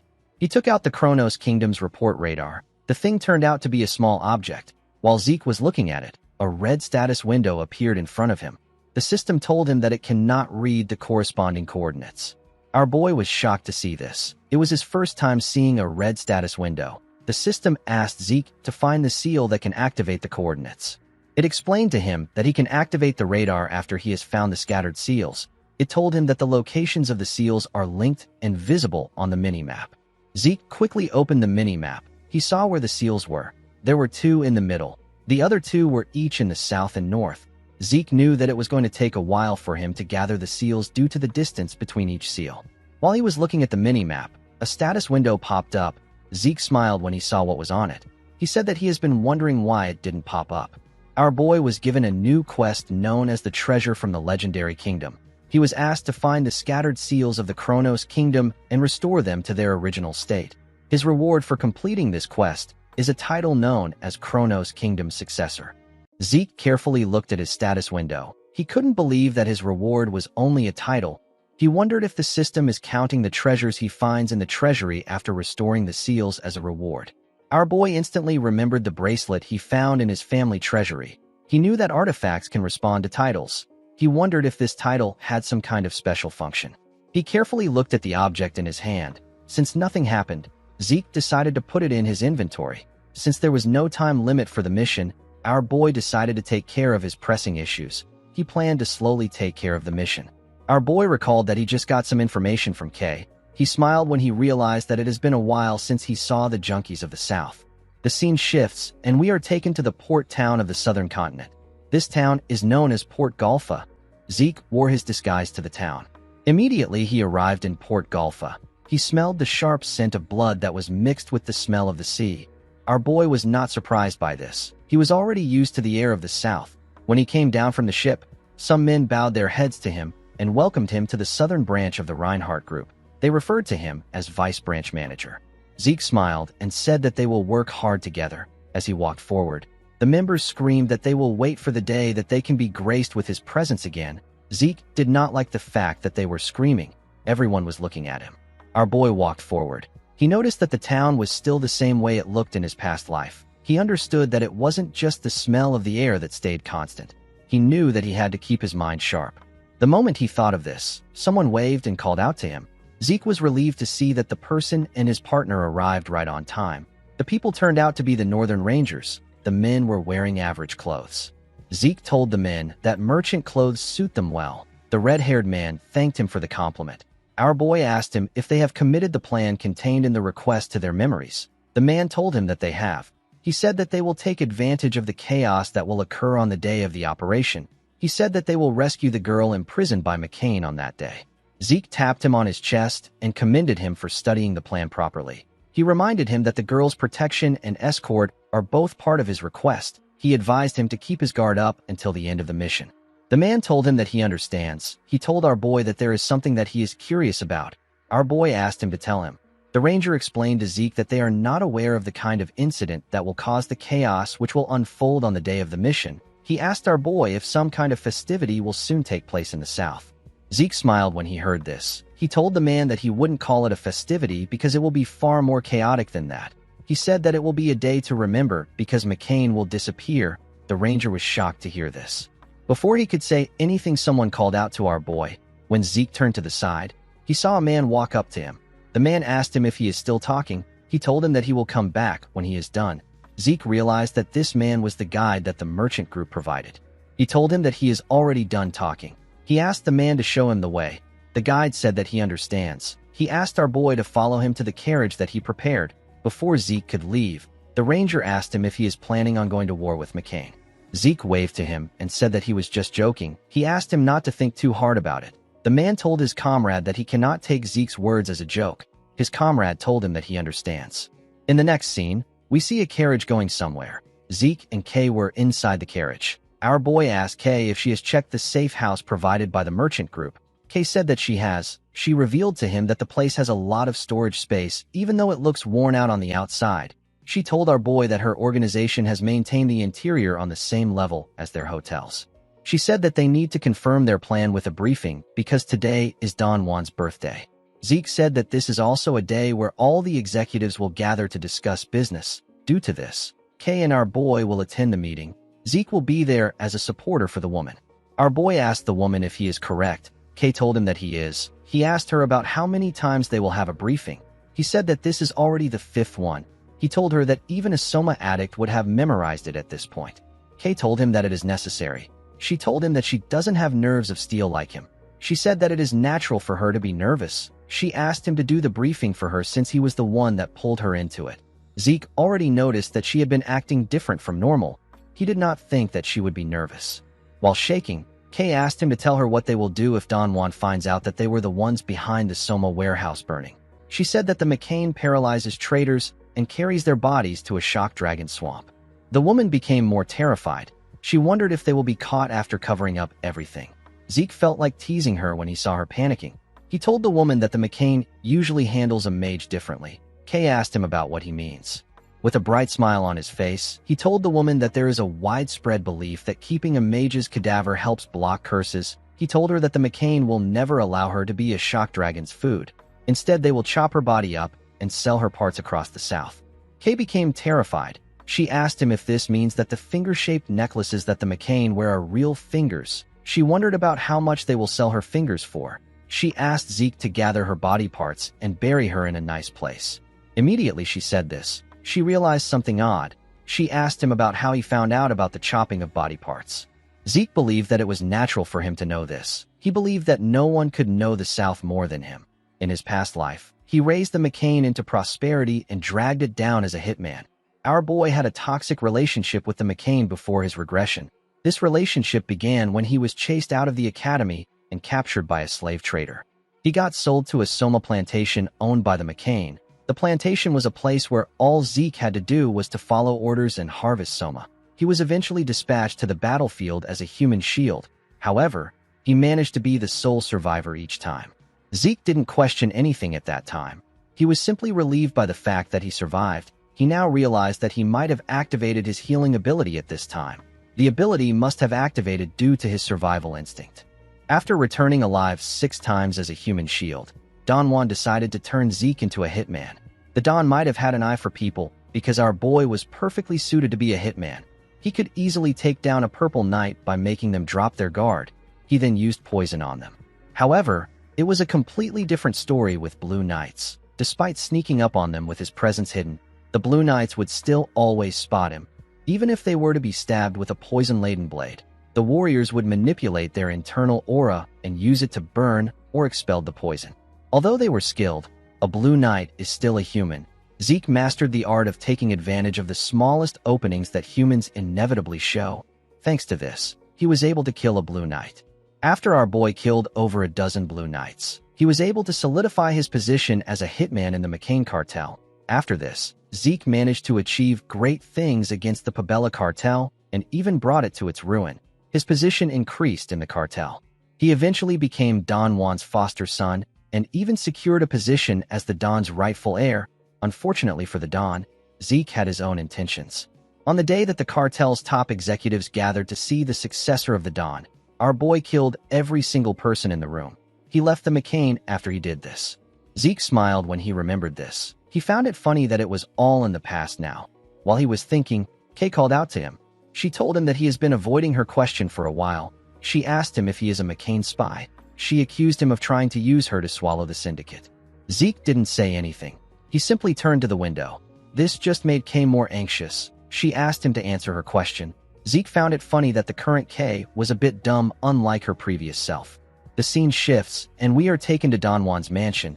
Inside the mansion, there was a party taking place. Different people were being served by women with animal ears and tails. In a different room, we see Kay introduce herself to Don Juan as an official of the syndicate. Zeke was by her side. Our boy carefully looked around. He said that money is amazing. He noticed that the guards were not just McCain hitmen. There were also some infamous outlaws and rangers among them. It was a diverse roster. The Don and the executives sat together on a huge table. This meeting was taking place in a secret meeting room that was behind the mansion's banquet hall. Don Juan smoked his cigar and greeted Kay. He told her that he heard she was a mage. He did not expect her to be a woman. He said that a beautiful mage is rarer than a jewel. With a smile on his face, the man told Kay that he has been anticipating the wise words that she wants to share with him. He asked her to begin. Kay took a deep breath and asked the man if he remembers the Somo warehouse fires that took place several months ago. The executives were shocked to see that Kay brought up the topic. Don Juan put his cigar in an ashtray and told the woman that he cannot forget what happened. With a cold gaze in his eyes, the man asked Kay to tell him why she brought up the topic. The mage became nervous when she saw the look in his eyes. She put herself together and informed the Don that there is a traitor among his executives who conspired with the Pabella cartel in order to set the warehouses on fire. The executives stood up and called the woman crazy. One of them said that someone needs to drag her out. Don Juan slammed his hand on the table when he heard this. The executives quickly closed their mouths. With a scary look on his face, the man asked Kay if she can hold herself accountable for what she just said. The woman nervously nodded her head. He asked her to tell him who dares to betray the McCain. The executives nervously turned to the mage. They didn't know who she would pick out. Before Kay could say anything, Zeke grabbed one of the executives and put his dagger next to his throat. He greeted Don Juan and introduced himself as Zeke Murray. He told the Don that he will clarify the issue that he just spoke about. Don Juan greeted Zeke. He picked up a cigar and told our boy that he brought a blade to his party instead of a gift. Zeke held the executive's hair tightly and told the Don that his gift is in front of him. The Don used a lighter to add fire to his cigar and asked Zeke if he is suggesting that his beloved brother, whose name is Joaquin, is the traitor. Zeke smiled and asked the man if he should call him Joaquin or El Mencho. He asked the man to confess with his own tongue since he already understands what is happening. Joaquin could not believe what he was hearing. He wondered about how Zeke figured out something that even his boss wasn't able to. He turned to his guards and asked them to tell him why he is paying them. He asked them to stop staring and do something. He called them ungrateful wretches and asked them to do what they are paid for. The guards took out their weapons. One of them told Joaquin that there is nothing they can actually do. He said that Zeke is a professional. Our boy didn't give them any openings for them to approach him. The guards knew that Zeke would use Joaquin as a human shield if they try to attack him from a distance. One of them said that our boy might be a spy sent by the Pabella cartel. Zeke told Joaquin that he has really gathered a lot of trust as the second-in-command of the cartel. He found it amazing that they were suspecting him as a spy, even though the man was the actual spy. Joaquin smiled and asked him if he is spouting nonsense because his identity has been revealed. Zeke told him that he is bold. He asked the man if he believes that he would do something like this without any proof. Joaquin was shocked to hear this. Our boy called out to Kay. Immediately he did this. The mage activated her magic. She made a document materialize in front of Don Juan. The Don put his cigar down and picked up the document. He opened the pages and read through it. He told Zeke that he has brought something interesting. He announced that Joaquin joined forces with the syndicate to betray them and the Pabella cartel are actually pirates. Immediately he said this. Everyone's expression became grim. They all seemed quite angry. Zeke smiled when he saw their reactions. He already knew that the mood in the air would change once the pirate story came up. Although no one likes pirates, the Southerners hate them more than others. They hold a grudge against them. This is because Southerners are situated very close to pirate outposts, so they end up suffering the most losses compared to other regions of the continent. Apart from this, Don Juan lost his family to pirates. He bears a deep resentment towards them. No matter who it is, Don Juan cannot overlook an incident involving pirates. When the Don saw a picture of Joaquin shaking hands with a pirate, Zeke wondered about what he will do. Joaquin was shocked to see the picture. He wondered about how Zeke was able to get it. He saw that the report stated that the deal he made with the Pabella cartel and the burning of the Soma warehouse are related. The man knew that everyone would be suspicious of him in this situation. Don Juan placed the report down and thanked Zeke. He asked our boy if he believes that a report like this would be enough for him to grow suspicious of a man who is like a brother to him. Zeke already predicted that the Don might say something like this. He decided to use a method that he didn't want to use. He moved close to Joaquin's ear and whispered something to him. The man seemed to be quite shocked to hear what our boy said. Don Juan told Zeke that he will have to pay for the crime of insulting his brother if he doesn't have anything else. The moment he said this, Joaquin called out to his boss. With a serious look on his face, he told Don Juan that Zeke is correct. He said that he is a traitor who joined hands with the Pabella cartel. Don Juan stood up and said that he understands. He told the man that he didn't think that he will betray him. He said that he has nothing to say. He walked towards something and told Joaquin that he will show him an adequate amount of respect for confessing. Immediately he said this. He threw an axe at the man's head. A large amount of blood gushed out of Joaquin's head as his body slowly fell to the ground. Everyone in the room was shocked to see Joaquin's body on the ground. His blood was all over the place. Zeke did not think that the second-in-command would go out like this. He found the Southerners to be a fascinating bunch of people. Before Joaquin died, our boy swore on God that he wouldn't touch the family that he has hidden away if he confesses. He picked up a cloth and used it to clean his face. He found it amazing that Joaquin believed that an oath made with the name of God is absolute. Although he threatened him, Zeke never had any intentions of messing with his family. Don Juan walked up to Joaquin's body and grabbed his axe. Zeke realized that this man was actually a competent boss of a criminal organization. It is actually unlikely that Don Juan punished Joaquin because he truly believes that Joaquin is a traitor. He punished the man because he had no other choice but to do so. The culprit behind the Soma warehouse fires from several months that resulted in massive losses for the McCain cartel and the Pabella spy were the same person according to Kay's testimony. This naturally caused chaos. Due to Zeke's decisive actions to secure Joaquin and declare him as the traitor, as well as the shocking revelation that the Pabella cartel are pirates, added to the chaos. However, even in these circumstances, Don Juan still maintained his composure and calmly attempted to analyze the situation. Unfortunately, his subordinates couldn't act like him. While so many things were happening, El Mincho himself confessed to being a traitor. Even if the man wasn't the traitor, allowing him to go unpunished would make the organization's discipline fall apart. Don Juan understood this, so he punished his comrade. Zeke realized that the man still had his cold, calculating nature. Don Juan took out his axe from the man's head and swung it to remove the blood on it. He carefully looked at his axe with a cold gaze in his eyes. Since Joaquin was a traitor, just like Kay said, Don Juan said that his friends at the syndicate must also be traitors. The men from the syndicate became scared when they heard this. The Don threw his axe on the documents. He said that Kay wrote that their first step of moving from McCain to the Pabella cartel was burning the Soma warehouse. With a menacing look in his eyes, the Don told the men that he will grant them a painless death if they confess like Joaquin did. One of the men said that it is a setup. He said that they never planned or executed such a scheme. He pointed at Kay and referred to her as a spell-casting witch. He said that this is all some trick planned by her. He told Don Juan that he needs to interrogate Kay. Immediately he said this. Someone threw a weapon at the man's head. His blood splashed on Kay's face. The woman was horrified to see this. She didn't even know how to react. While trembling, Kay took a look at the dead man in front of her. She saw a dagger in his head. Don Juan asked Zeke about what he is doing. Our boy was the one who threw the weapon. He told the Don that he simply helped him punish a traitor. He explained to him that he personally took care of Joaquin, who confessed to being a traitor. He said that there is no doubt that the syndicate that worked with him are also traitors. He asked the Don if his actions are not justified. Don Juan finally understood what Zeke was planning. He realized that our boy wanted to use him to get rid of the syndicate. Don Juan told Zeke that his justification is fine. With a scary look on his face, the Don asked our boy if he is a messenger of God sent to aid him or an agent of the devil that has come to drag him to ruin. Zeke smiled when he heard this. He said that he is not a messenger of God or an agent of the devil. He told the man that he is simply a business partner that has come to propose a new deal. Don Juan asked Zeke about what he means. Zeke told him that he shares the same views as him. He told him that he understands that he wants to exterminate the traitorous syndicate and re-establish order. He told the Don that the only distribution channel for Soma that is available to the McCain is the syndicate.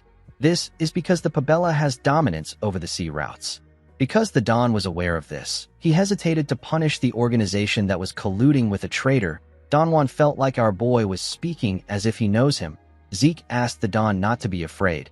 He revealed to him that all the distribution of Soma in the syndicate has been handled by Kay. The trembling mage forcefully smiled at Don Juan. Zeke placed his hand on his chest and told the Don that he and Kay will be in charge of taking care of the McCain Soma from now on. The Don sat down and told our boy that his offer is quite tempting. He said that it will be very alluring if it is true. He told him that deals must be built on a foundation of trust. He said that he has very little trust. He told Zeke that it is impossible for him to trust him since this is their first meeting. Our boy said that this is fair. He picked up the Don's axe and threw it away. He pushed away some papers from the document. He grabbed his dagger and pushed it into a paper. He asked the Don to tell him what he thinks about Paulo Santos. He said that he will remove the lands under the man's authority. Paulo Santos is also known as Cowardly Paulo. He is called cowardly because he always takes actions to reduce risk as much as possible. Due to this, he isn't very well recognized in the organization despite being an executive. Don Juan couldn't believe that Zeke was already aware of his existence and his nickname. He decided not to think too much about it. As long as Zeke was useful to him, the Don did not care about how he got the information. He stood up and told our boy that he will be able to win his trust if he can accomplish something like that. He told him that he respects his gallant courage, but it is far too dangerous for him to attack a place like that alone. He told him that he will assign his cartel's elite assassination troops to assist him. Our boy knew that the man wanted his men to observe him. With a smile on his face, Don Juan said that the McCain will guard Kay while he is busy proving his bravery. Kay was horrified to hear this. She didn't want to be left with this man. Zeke already understood that Don Juan was trying to take the mage as a hostage. He told the Don that he understands. He said that he will leave Kay in his care. The scene shifts, and we are shown a factory. This factory is Paulo Santos's assigned territory. It is a Soma production factory. It is under the Pabella cartel's control. There was a forest facing the factory. Inside the forest, we see Zeke raise his hand and ask the assassins to stop. He and the assassins wore black clothes in order to blend in with the darkness. The commander of the squad wondered about how he also started following Zeke's orders and waiting for his commands. This man is Commander Manuel of the assassination squad. Manuel realized that only a complete fool wouldn't follow Zeke's orders after seeing his skills. His stamina was far beyond what they were capable of, and his movements were quick and precise. It was as if our boy had completely memorized the layout of the vast southern lands. Aside from this, Zeke was more skilled in combat than beastmen. He was at the level where he could easily take down werewolves who were one of the toughest opponents to go against. Manuel had never seen such a powerful monster. Zeke asked the assassins to wait in the forest. The commander was surprised to hear this. He wanted to stand up to Zeke. Our boy reminded the man that he had no intentions of helping because he came there to just observe him. He turned to him and told him that this is the only place where he can see the entire factory at once. He advised him not to say anything he doesn't mean and just focus on observing him properly. Immediately he said this, Zeke jumped down. The commander wanted to stop him, but our boy didn't give him the chance. One of his subordinates asked him about what they should do. The man said that they should just observe Zeke like he said. He reminded him that they originally came there to observe our boy. He said that there is no need for them to put themselves in harm's way. He ordered his subordinates to set up an outpost. He asked them to focus on camouflaging it so that they don't get caught by their enemies. Immediately he said this, an explosion took place in the factory. Manuel was shocked to see this. He couldn't believe that Zeke was already leaping into action. The factory was already on fire. There were several bodies on the ground. In the middle of the factory, there was a tornado of fire burning everything. One of the warriors said that there is a mage among the intruders. Someone said that the fire is too much for them. They said that they need to call the magic weapons squad for reinforcement. Zeke wasn't surprised to see that they thought he was a mage. He believed that it was natural for them to react like this after seeing the elemental sword for the first time. Someone announced that he has found the intruder.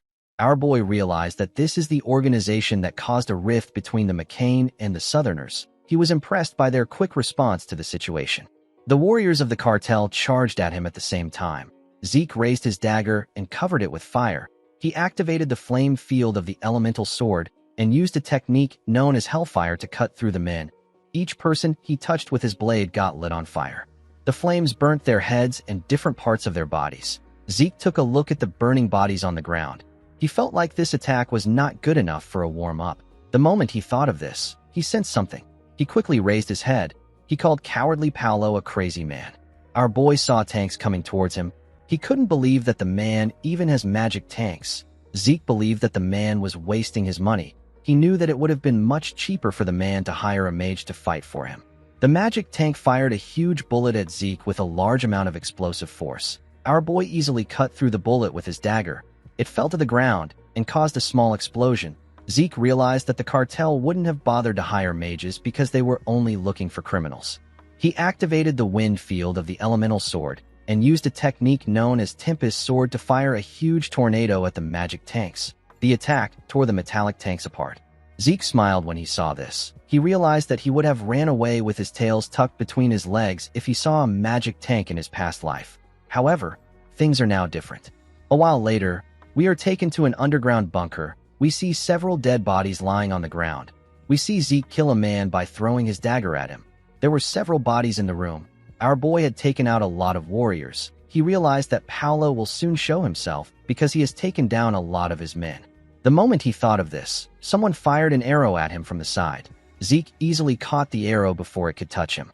The moment he did this, the arrow released a purple and green gas on him. The system informed him that it detects the black mamba poison. It told him that his poison resistance has neutralized most of the poison.